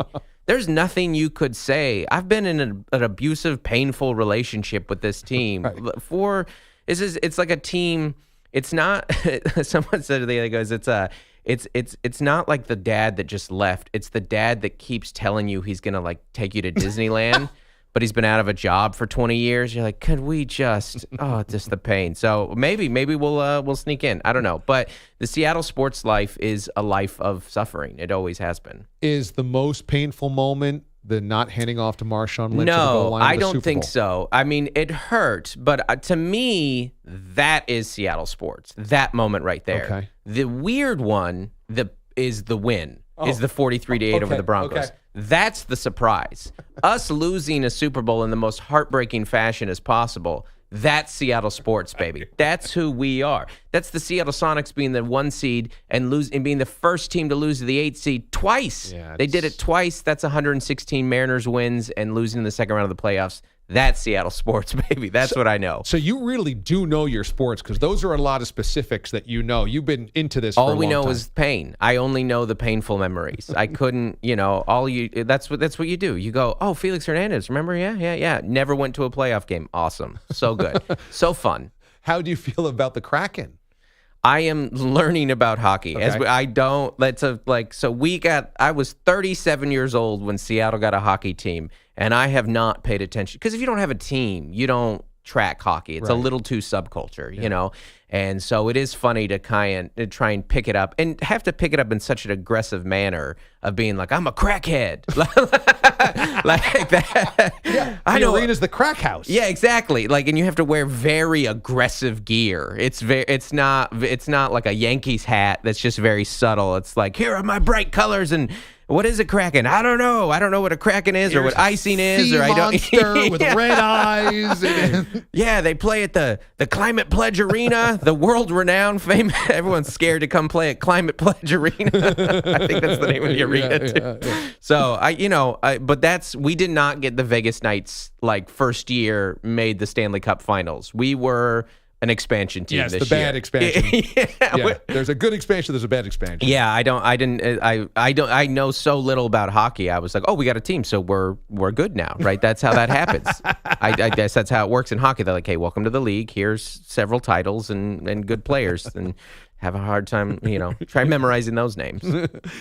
Comedian Dustin Nickerson joins us this morning here in studio, and I saw you on Corden a while ago, and I was so glad that we were going to have you on the show because you did a bit about getting married and that you and your wife were laughing at a wedding once upon a time because you heard these vows and they were very flowery and Right. nice. And you're like, this is not marriage. No. Tomorrow is Yeah. marriage. Mhm. And that's Yeah, when you, it's all lovely. It's a big celebration. And when you wake up tomorrow morning and you have to catch a flight, and then she looks at you and she doesn't have her passport, that's the start of the marriage. That's the ceremony. That's the marriage. That's it. That's when it starts right there. And that's a true story. We actually got. There's more to the story. We got shushed because we were laughing so hard. Oh. In that, what is like the most. I mean, this is a big moment for this young couple, and we're like, man. I mean, it might work out. It's a coin flip statistically. Statistically, it's a coin flip. So let's not get too attached to him. I got him the gift. We're all having fun here. It's an open bar. Everything's great. Yeah. But it's I could compare it to like when you're watching a Super Bowl and you don't really care who wins. That's what weddings are like for us. So you're like, it might work out for that team. It might work out for that team. I hope the people end up happy here but I'm here for the party. it's Broncos Panthers. Whoever wins, you're like, fine. Yeah, no one's got a strong take like Carolina, hate them. What? Really? Strong Carolina take, huh? Yeah, and you were saying also that when you assess who you'd like to be married to, do not assess the best qualities. No, because no. we all love good qualities. That's why they're called good qualities. Yeah, that's right. Yeah. You got to look at the annoying things. You have to. There are things that like my wife has told people that I do, and they go like, I couldn't. How in the world? And she goes, oh, I don't mind them. Like that's it. That's what it takes. That's like love. that. If you can stand each other, it's about adoring and enduring somebody. That's love.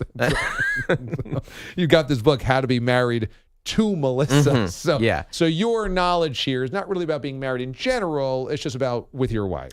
Marriage books are a crock. They're all a scam. Nobody could ever tell you how to be married, right? It's just a total money grab because the idea that two people from two different contexts and situations and parenting styles and histories and all that kind of stuff could come together and then you could speak in to how they should relate to each their other. Their histories, their families. It's an asinine idea. You don't know anything. And so I was like, well, I also want to do a money grab, but I at least am not going to be a liar about it. I'm going to say this is what our marriage looks like. So we just took the big issues in marriages, communication, money, kids, sex, all that kind of stuff, and said this is what it looks like for us specifically. But I will not give any advice. This is not an advice book. Don't get into it thinking you might glean something, but if anything, that's more of an accident. Did you guys met in high school? You were high school sweethearts? We were high school sweethearts. Yeah, we've been together for a long time. Is that harder or easier if you know somebody that long to be married, or is that harder because? Yeah, I mean, I do think that there is a real dumb luck to relationships, and we like when people are like, "Yeah, we got married young and then we grew apart." I'm like, "Yeah, that totally happens. I get that, 100%. Yeah, I don't like 19-year-old me. I don't for sure. Yeah, I'm glad I'm not a NASCAR driver doing interviews at 19. You know, like right. I just there is a dumb luck, I think, and fortune to hey, we happen to grow alike. It is crazy though that when we've been together with someone that long, you go like I'm 38 and we met when I was 16.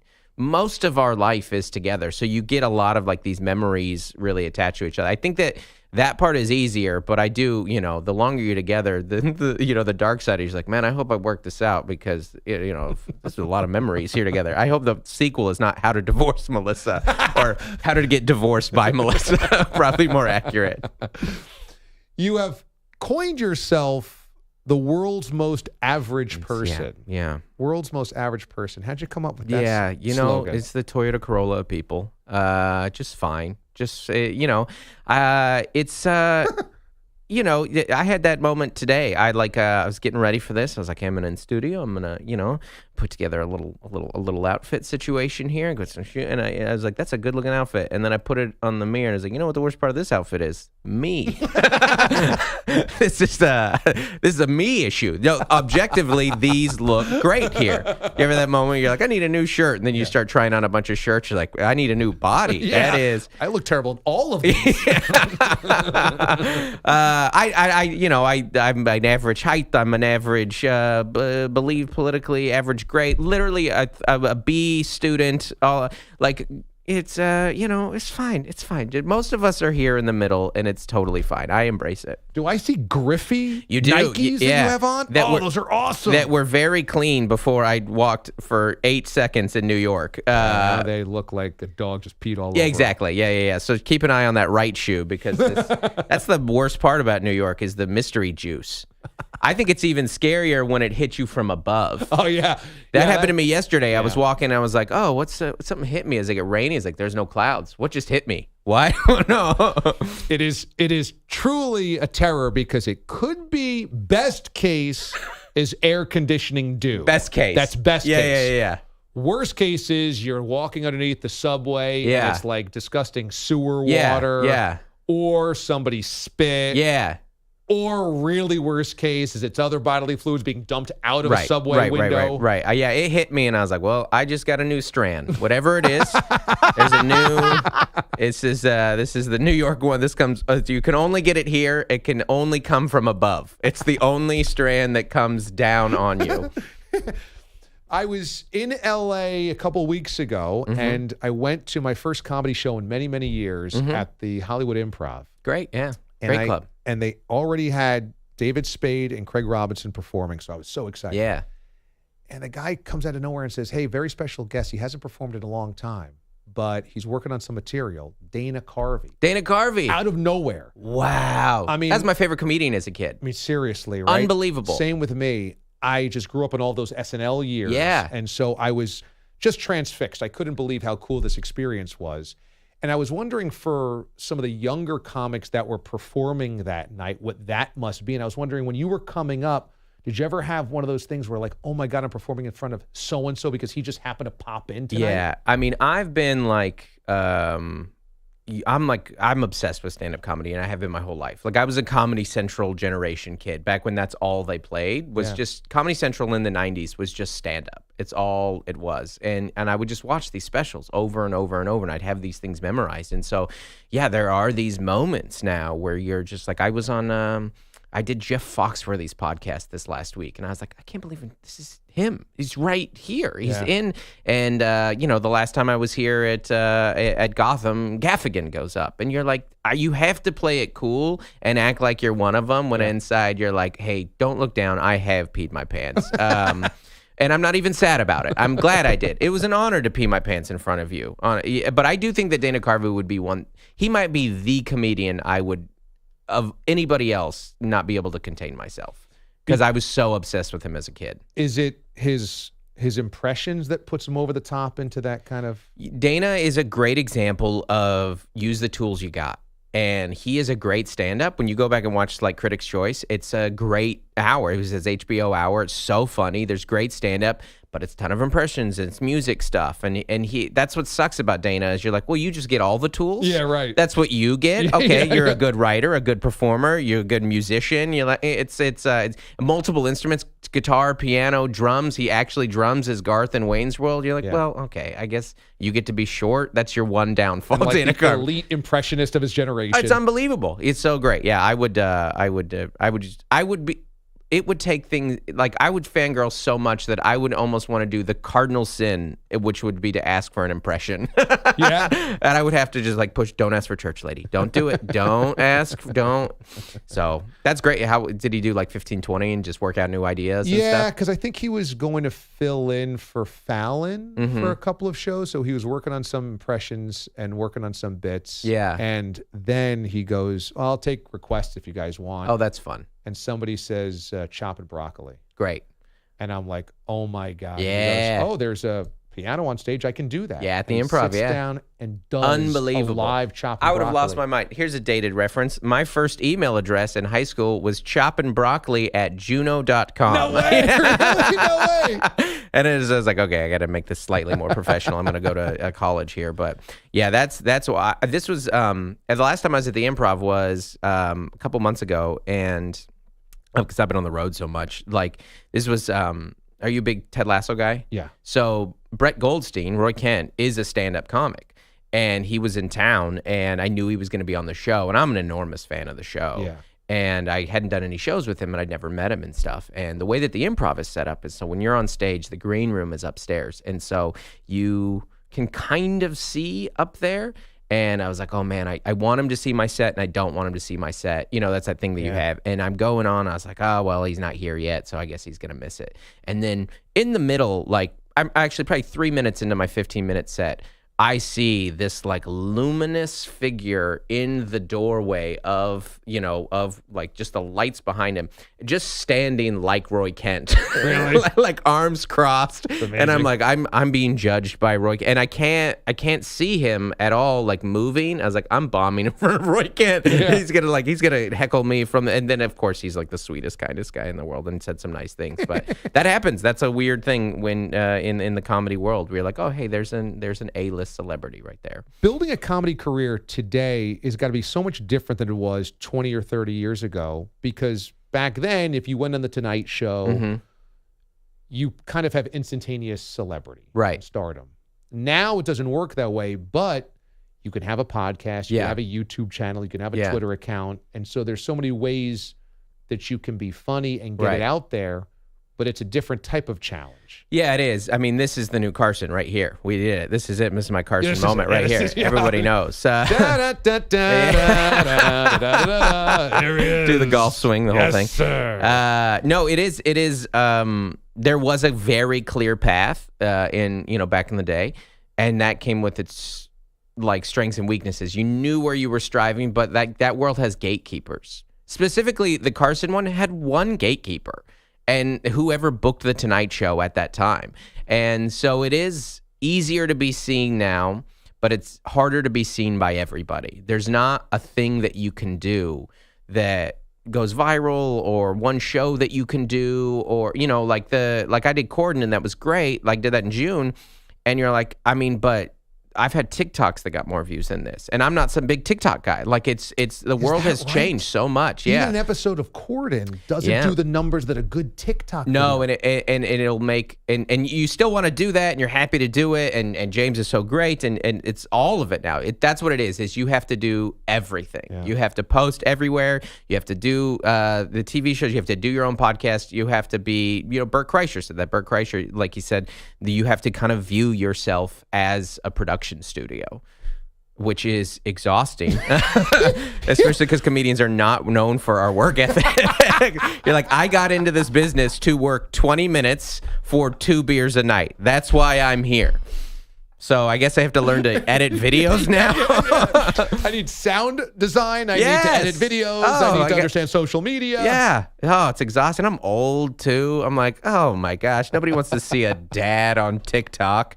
Nobody does, but... Do you use the mustache as ironic, or you really love the mustache? Is the best thing that ever happened in my career. Okay. Yeah, no, it was a pandemic thing. I tried to grow a beard because I was like, well, why not? I'm not allowed to leave my house anyways. My job has been deemed illegal by the government. They're like, you can't do your comedy under any circumstance. And the gigs that I was doing, I toured like backyards for like a year almost. Really? Yeah. I just threw it out to my fans. I was like, who's got a backyard? I'll come perform in your backyard. I didn't realize that. Yeah. It was fun. They were great shows. Everyone was so grateful, How many people would you have at these? I mean, I had some that were like maybe 20, 30. I had some that were maybe a couple hundred, That's people awesome. with big yards. Yeah, it was fun. Wow. Yeah. It was a good time. There were a couple ones that were like, I remember one where I was like performing like next to the pool. And I was like, and it was not going well. And I kept getting heckled by the dog. The dog kept barking. And I was looking at the speaker, and I was like, I want to grab that speaker and jump in the pool. That could be a quick out for me. It's the best way to go. That TikTok video goes viral. Yeah, finally. Yeah. And then my kids can split up the pennies that I get from TikTok. Mraz's dad has his own backyard bar called Bob's Bar. He built it, and we actually did a show out there this summer. We'll do a show out there next summer as well. It's a nice above-ground pool, all the beer you can drink. We've got some breakfast sandwiches on the grill. Oh, yeah. He's got a hot griddle out there, bacon, eggs, the whole deal. So maybe we can book you for that. If you're doing backyards, we've got one. I mean, all the classy elements you could put in one sentence there. Beer, above ground pool, breakfast sandwiches. Is this in the morning? Are we doing another 8? Yeah. Good. Daytime comedy. Yeah. Sunrise comedy with Dustin Nickerson, everybody. He's barely awake. The neighbors love the live music at 8 a.m. Yeah. I remember when I would get, I got yelled at by a neighbor while I was on stage once. I was doing the show at a backyard in Vegas, and the guy was like, keep it down there. And I was like, I don't know what my next move is, because I didn't sanction this event. They booked me privately here, and they're like, don't mind him. I was like, that's very easy for you to say, don't mind him. Could you talk to him? Do you guys, is this go against HOA duties? I don't know how this works. So somewhere you asked a question and I got on backyard shows. That's excellent. Oh, the mustache. Now I'm not allowed in homes because of the mustache. Dustin Nickerson's going to be performing in Brooklyn at Union Hall coming up on Wednesday night. And so you can purchase tickets online to that right now. That's Union Hall on a Wednesday night. Doors open at 7. You're performing around 7:30 or so? Yeah, probably around there. Okay. It'll, get there on time, though. The openers are very funny. Yeah, and that's what I learned going to the Improv. They said, show starts at 7 or 7:30 or something like that. So I go, well, I'll have a beer at 7:30. I'll go in at 7:45, 8 o'clock. And I got there luckily early, and at 7 o'clock, they're like, get to your seat right now. Right. It starts on time. Yeah, not a concert. The concerts, you linger. Concerts, you're like, is this opener worth sitting down for? And, you should. But the comedy show, comedy cannot be taken in passively. It's good to go sit down. Yeah, exactly. And also Dustin's book, How to Be Married to Melissa, a hilarious guide to a happier, one-of-a-kind marriage, is available now as well. It's a new book that he's got available on Amazon, audiobook, Kindle, all those places that you want to listen to them or read them, available right now. How to Be Married to Melissa, Dustin Nickerson. Dude, this was awesome, man. Next time you're in New York, please stop by again. This was great. Absolutely. Yeah, I'll make the other shoe dirty. Once I recover from whatever sickness I got from above, I'll be back. Yeah, let us know what the symptoms are of this strain so that we can prepare for it. Yeah. The bottom half is cold, the top half is warm. Is that weird? Is that I'm like a icy hot pack. When we come back, the Jimmy G story coming up here next. DA, CBS Sports Radio. I thought Jimmy G was going to end up with the Seahawks. You're in a 5-minute break.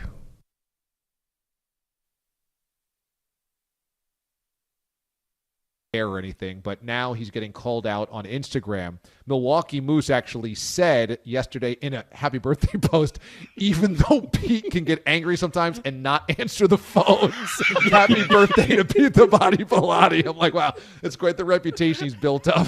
Totally ridiculous. And I did see my dad yesterday, and he did tell me that DJ Tommy D keeps harassing him, saying Pete must have blocked him because he never answers the phone still. He doesn't call, the moron. I just want an alert to my bosses. If I ever hear my bosses complain that we don't take enough phone calls again, I just want to say, could you just talk to Pete? I'm not even going to hear this, okay? Talk to Milwaukee Moose or DJ Tommy D or something like that. I'm not even listening to this anymore, okay? Because it rolls down on me. What, should you guys take more phone calls? I'm like, what do you want me to tell you? I don't know. They might be calling. They might not. Pete might pick up the phone. He might not. I'm not doing this again. Yeah. No, and I think, honestly, what I figured out is Pete just doesn't see the phones ringing because it's pitch black. And that's just the difference. Well, you have a call now if you want it. Oh, we have a call? Sure. Okay, who's on hold? This is like mystery package. He wants to talk about Patrick Mahomes.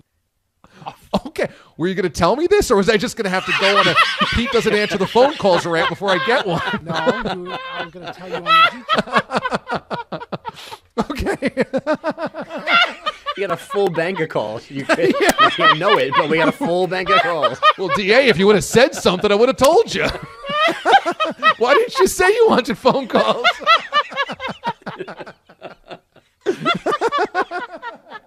Are you going to take the call? Yes. Happy birthday, Pete, by the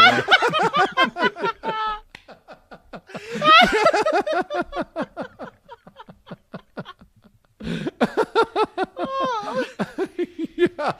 Yeah, okay. Who is it? This is exciting. This is Lance, New Mexico. With Coach Bob Davie, and then Holly Homer. I'm the only one that predicted it in town. Kicked Ronda Rousey's face in. And nobody else said they're just so weak here. And I was the one that said she's going to beat her. But every morning you make me laugh, and I thought I'd try to return the favor. God bless.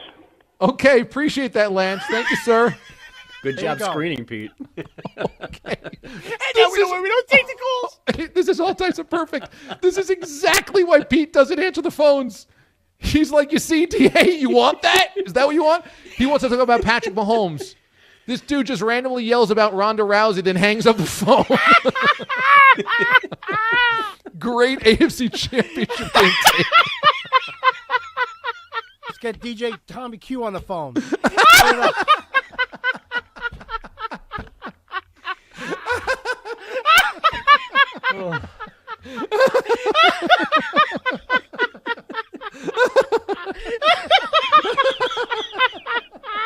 Hi, Tom, here first.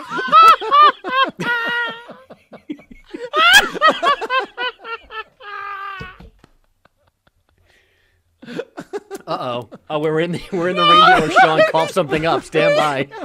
Just that Pete said you want it, you got it. The guy rambles about Ronda Rousey. Have a good day. What a good comeback by Pete. Thanks for listening. This is like when a wife throws the ring at her husband. Take the ring back. Here, DA, you want phone calls? Take all the phone calls you want. Here's Trey, New Mexico, who wants to yell about Ronda Rousey. That could have been more perfect. What are the odds, by the way, of the segment where I'm like, yeah, maybe we have 100%. phone calls, maybe we don't. Pete's like, we got a phone call. We got somebody on hold. You want him? And he introed him. He's a disaster. 3 seconds You remaining. want the phone call? Yeah, he's a disaster. Yeah, you want to take Trey, New Mexico? got nothing good to add. You want them? Okay, you got them. I'll load up the disasters. Let's go. I've put the nails for 15 seconds.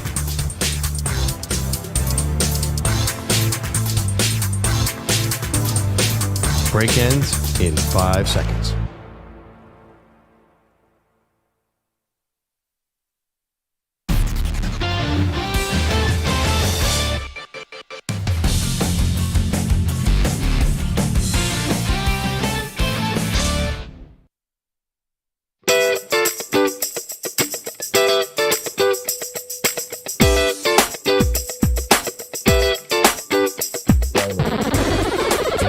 Go out there and get a 9 to 5 and see what it's like to really have to work for a living.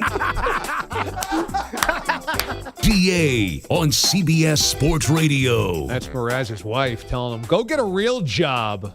Welcome back. DA with you here on CBS Sports Radio. As always, you can listen to us on the free Odyssey app if you're not listening to us on our terrestrial affiliates or Sirius XM 158 every single morning.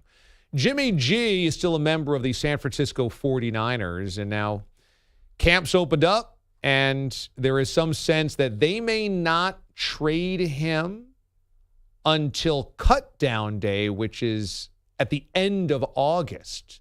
That you could have this kind of discomfort between Trey Lance getting the job, Jimmy G with 1 foot out the door, 1.5 feet out the door, but that the Niners would just endure that for 3 weeks, 4 weeks of camp just because they can't find a good trade partner. And I would be one to say, don't rush it. I mean, the discomfort that is there right now is something that Trey Lance needs to deal with because he's going to have far more uncomfortable situations than trying to learn the job of quarterback with a guy on the roster that also wants the job. He's going to have to be under center in Seattle when they're good, in front of 70,000 crazy fans in a driving rain on 3rd and 7 in the fourth quarter, need to convert. You know, there's far more difficult situations than just having a bit of a distraction or pressure on you in training camp. So I wouldn't trade away Jimmy G for that reason. I think that they've got to maximize his value. And unfortunately for them, they're in the reality of waiting for an injury. And if the injury never happens, they probably get the same price they get now. Let's just say right now they can get a 4th rounder for Jimmy. They'll get a 4th rounder for Jimmy on whatever, September the 1st or whatever, August the 29th. If somebody goes down, suddenly they'll get a 2nd or a 1st. So I understand why they're doing it. They also need to kind of validate their decision not to have traded him earlier in the offseason. And they kind of put themselves in a sticky situation. What they probably should have done is just trade him as soon as the season was over and get that cap hit off the books and spend that money in the offseason. But they didn't, and so this is where they are, and I wouldn't rush it. We were talking, Bogues, about the Bobby Bonilla contract. The paperwork itself, the document, was sold at auction for $180,000 over the weekend. You're a Mets fan such as myself. Would you purchase that if you had an extra $180K lying around? So I hate Bobby Bonilla Day. Especially I hate the jokes on social media, wherever on Bobby Bonilla Day. June the 1st. When I saw that this, a couple weeks ago, this was up for auction, had the thought to buy it and ceremoniously burn the contract because I hate Bobby Bo Day so much. It's such a waste of time. Yeah. Everyone gets so worried about absolutely nothing. And then it became tens of thousands and hundreds of thousands of dollars. So I was quickly out. But I did, out of spite, want to own the contract. Imagine that. Bogues purchases it, and then just lights fire to it. It would be the best because then he wouldn't tell Cap, and then Cap would be really angry he didn't film it. I would do it on Writer's Show. But here's the thing. I think Steve Cohen, the new owner of the Mets, has seemingly embraced this whole thing. He made a joke about it when he first purchased the team. I don't know why he doesn't just pay it off right now because it's only $6 million total, but there's some type of insurance thing here that maybe you can't just pay it off, whatever that is. But Bonilla, as part of this, the person that won the auction gets to spend a day with Bonilla, including a trip to Citi Field for batting practice and a game for dinner. If they're going to be on the field, it's got to be cleared through the franchise. Right. So this is not like a rogue thing. The Mets are embracing Bobby Bo as auctioning off this contract. Right. Yeah, I think Steve Cohen has realized that it's so unimportant. Like people present it like it's a bad decision by the Mets all those years ago, like it's embarrassing now. But almost every team has deferred payments to someone. Like the Orioles have decades still to pay Chris Davis.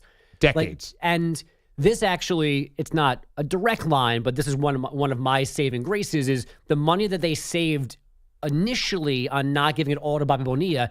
That's how they used that money indirectly to get Mike Hampton. Then losing Mike Hampton as a free agent gave them a draft pick that became David Wright. Now, you don't know all of those things, but the point of not paying him all his money when he's left was to have cash on hand, which became Mike Hampton. So, it's just a joke. And that's where Steve Cohen is now. This is funny, ha-ha, that he gets a check. It means nothing about us. It says nothing about our business model. So let's have him around and have fun with it, which is the way it's supposed to be. It's interesting. There's 13 years, by the way, left on the Bobby Bo situation. He's got 1.2 coming to him every year until 2035. Yeah. But the Mets are in on the joke. Right. And they've paid, and, he was supposed to, it's I don't even know now what the right mathematical term is, but it wasn't supposed to be $13 million that they owed him, but it has gotten that way through, interest in the deferrals. So they've overpaid him, but yeah, it's money that they can get rid of. It was an amazing deal for Bobby Bo. Yes, exactly. He was owed $6 million in the year 2000. Right. And he gets 1.2 every year until 2035. So, that's he gave up $6 million at the time and will end up making $35 million. Now, through inflation, doesn't actually work out apples to apples. But it's an incredible deal for Bobby Bo, but it's also not the Mets paying it. There's some type of insurance thing there. And it's normal business. It's funny, haha, but it's not a condemnation of anything the Mets have done. There's plenty of other reasons and things to throw at them. This is not one of them. Right, but when they've been a circus, it just that becomes the lead elephant of the circus.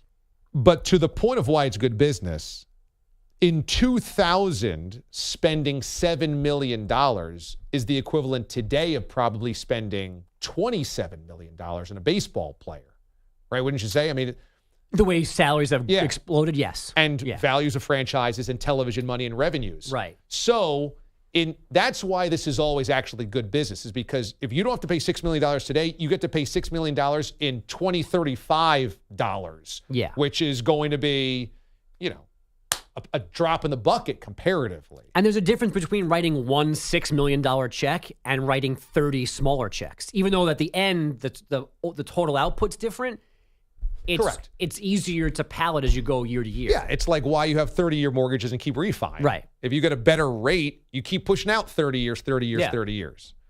So, but it's interesting. They won the auction, they get the document, and then they also get dinner and batting practice. And I think, what's his name? Darren Ravel really wanted this. So I'm also happy that he didn't get it. Yeah, of course he did. AB has our headlines. And they are sponsored by Lowe's. The new appliance truckload event at Lowe's is going on now. We have a large selection of refrigerators, rangers, and more from the brands you trust. Shop the event online or in-store now while supplies last. Valid through 8/17. Maybe all of the Padres' moves last week will pay off in October, but not now. San Diego swept at Dodger Stadium over the weekend, outscored 24 by L.A.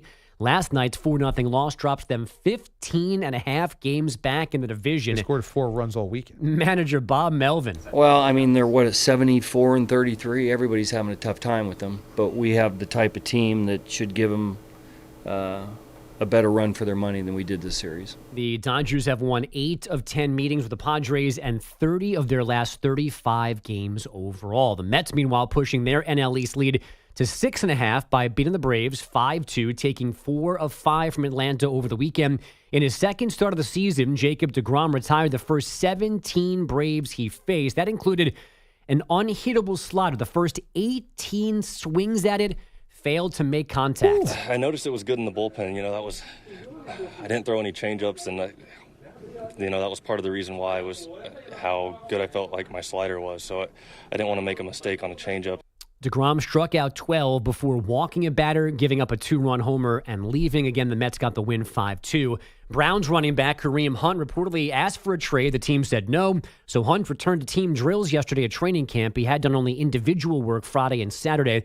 Hunt is entering the final year of his current contract. He can make just more than $6 million through salary and incentives. College football, Oklahoma assistant Cale Gundy resigned yesterday after reading an offensive word off a player's iPad aloud during a team meeting last week. Gundy, who is Mike's brother, said there was nothing malicious, just an accident, but something that should never come out of his mouth. Gundy has been on the Sooner staff since '99. That made him the longest tenured coach in the Big 12.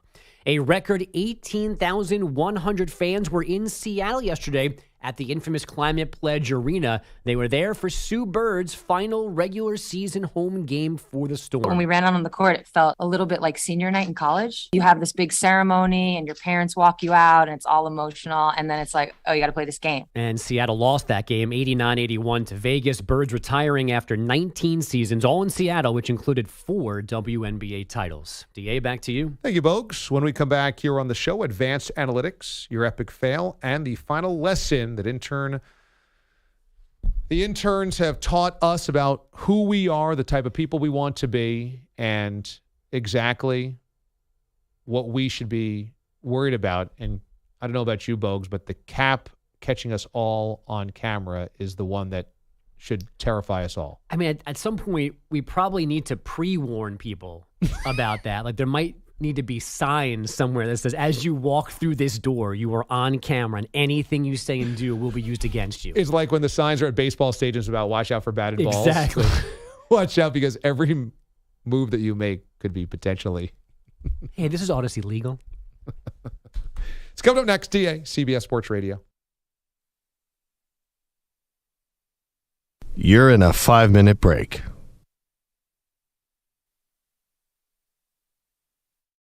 So then we dig up the 1967 time capsule.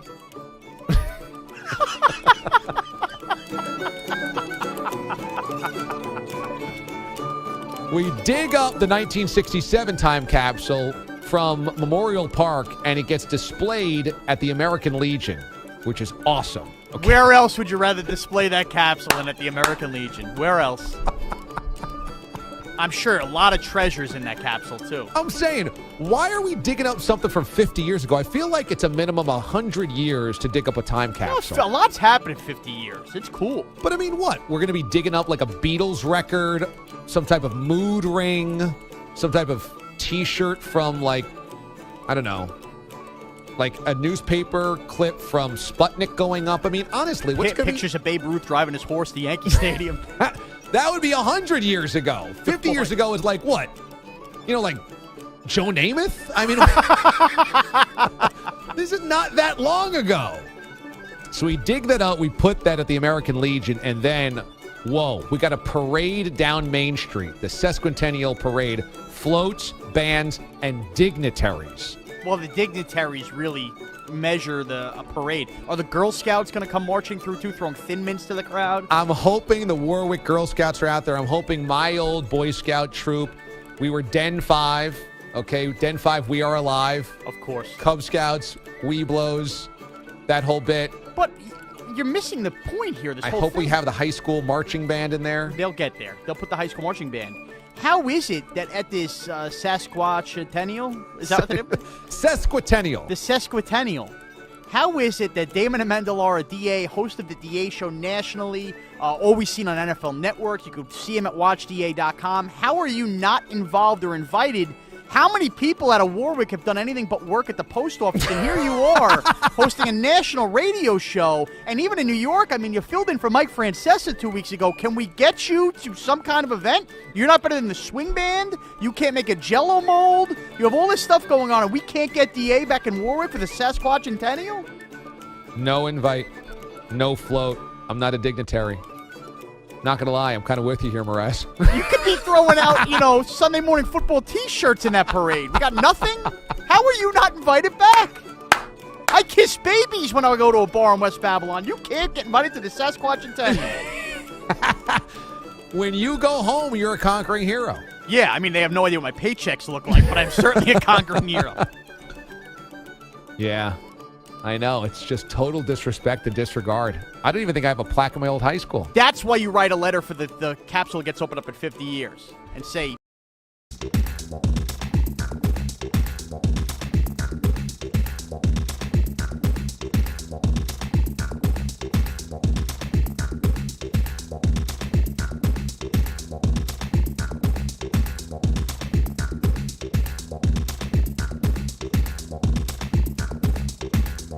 1 minute, 30 seconds remaining.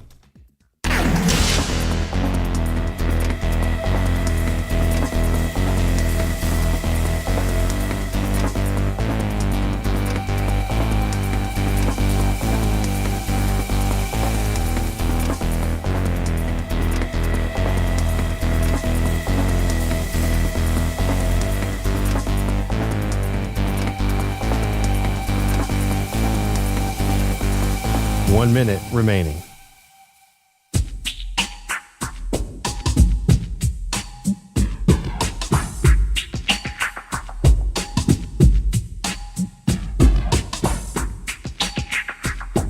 $45 seconds remaining.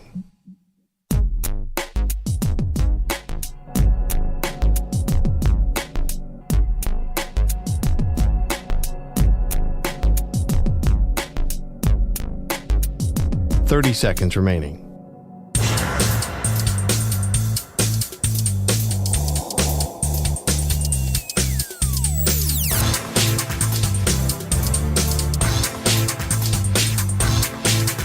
$15 seconds.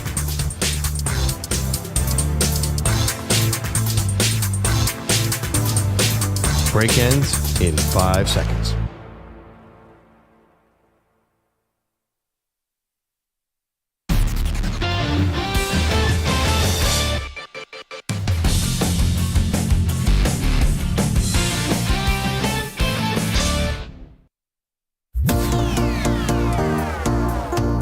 Analytics is just a term that's kind of thrown around a lot. It's time now for the mothership's advanced analytics. You know, sometimes I assume that I'm wise to the world and that I can't be had. And then sometimes I realize I'm a complete mark. Like today, we found out that the mustard in the Cleveland Guardians condiment races at the ballpark, the ketchup and onions have split all 50 races exactly 25-25. Mustard's not won any of them and now been sent down to AAA in a press release suggesting that, the former Indians, the Guardians want this attention. And so we ask this question, did you assume the condiment races at baseball games were rigged? And 84% of you say yes. So I'm in the minority here. I'm part of the 16% that had no idea that these were not on the up and up. Now, advanced analytics tells us that the Brewers began virtual mascot races in the 90s as a partnership with one of their sponsors. One of their sausage companies had the animated meat cylinders arrive at the animated park and the scoreboard went dark. Out of the left field corner of the park sprinted 3 sausage mascots to finish the race. The crowd went bananas, and that's how the tradition of the sausage races in Milwaukee was born. A museum dedicated to mustard exists in Middleton, Wisconsin, originally founded in 19, not 18, and moved from the previous location to its current location in 2009. So we might have to head over there if we do end up doing this Badgers-Packers weekend. And National Mustard Day is the first Saturday in August, so I guess we just passed that. Yes, we did. And Mraz once dressed as an enormous hockey puck for an intermission race on the Madison Square Garden ice, but his pants fell down halfway around and the full moon was out for everyone in the lower level. And that is an actual true story. Okay, let's get to your epic fail of the morning. We had this incredible audio where Chris Moore over the weekend had a sore throat and choked his way through a segment. And thankfully, producer Billy Jockalone was there with the life raft. Here's the fail. Even the DA show is not perfect. We know. Shocking. Here's the epic fail. Hey, guys, anybody need a fill-in? Chris, I heard you were down in the air, man. We all have issues in life. Let me tell you about my issues. On your back. You know who had an issue? Mickey Mantle.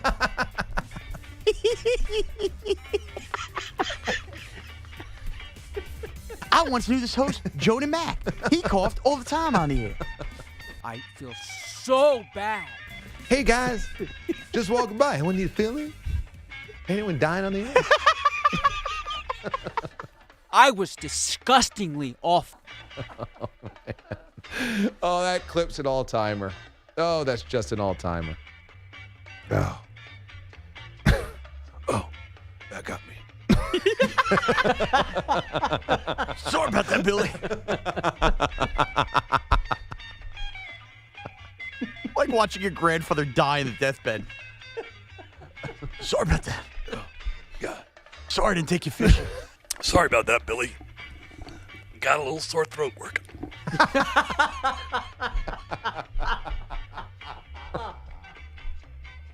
I meant to all these years. It's okay, Grandpa. We all have issues. Sorry, Billy, I wasn't emotionally available. Your adolescence. Sorry we never played catch, Billy. I did love you. Sorry about that, Billy. Got a little sore throat working. Sorry, I was on the road so much during your youth. So sorry. Is that a concern for you? I missed your Little League championship. It's okay, Grandpa. We all have issues in life. So sorry. In that rear end accident, I tore up. We all have issues that we go through in life. I didn't quite know I had this one. Your art project. And wrote an insurance policy number on it. Epic fail, you loser. That is why you fail. Epic fail. Billy, I'm sorry of how I treated your mom.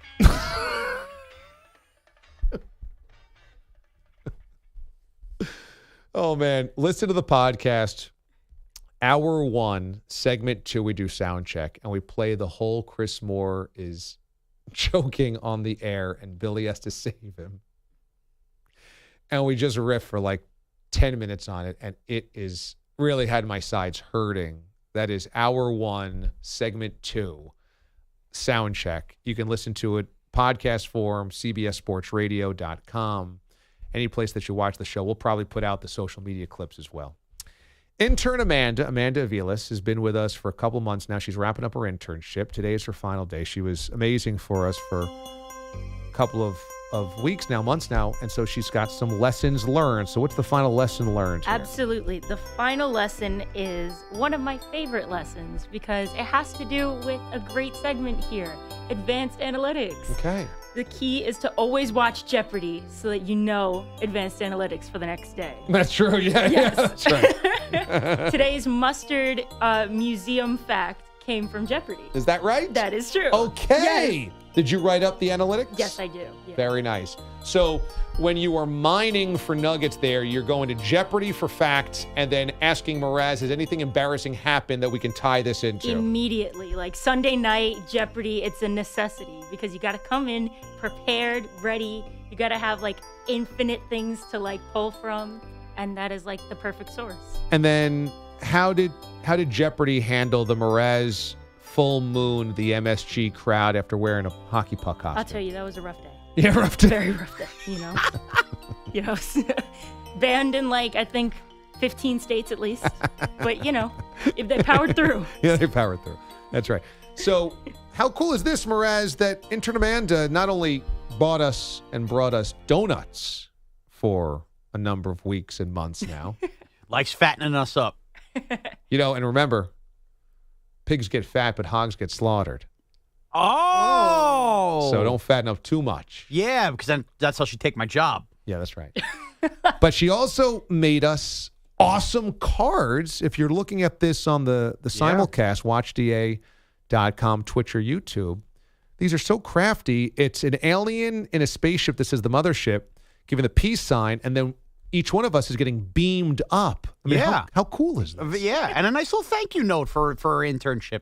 For sure. Awesome. Really creative, and a lot better art project than the one my mom tore up. Was this would not have gotten torn up by Nancy? No, it would have because she had no soul, but it just was nicer than what I had produced. She has no soul.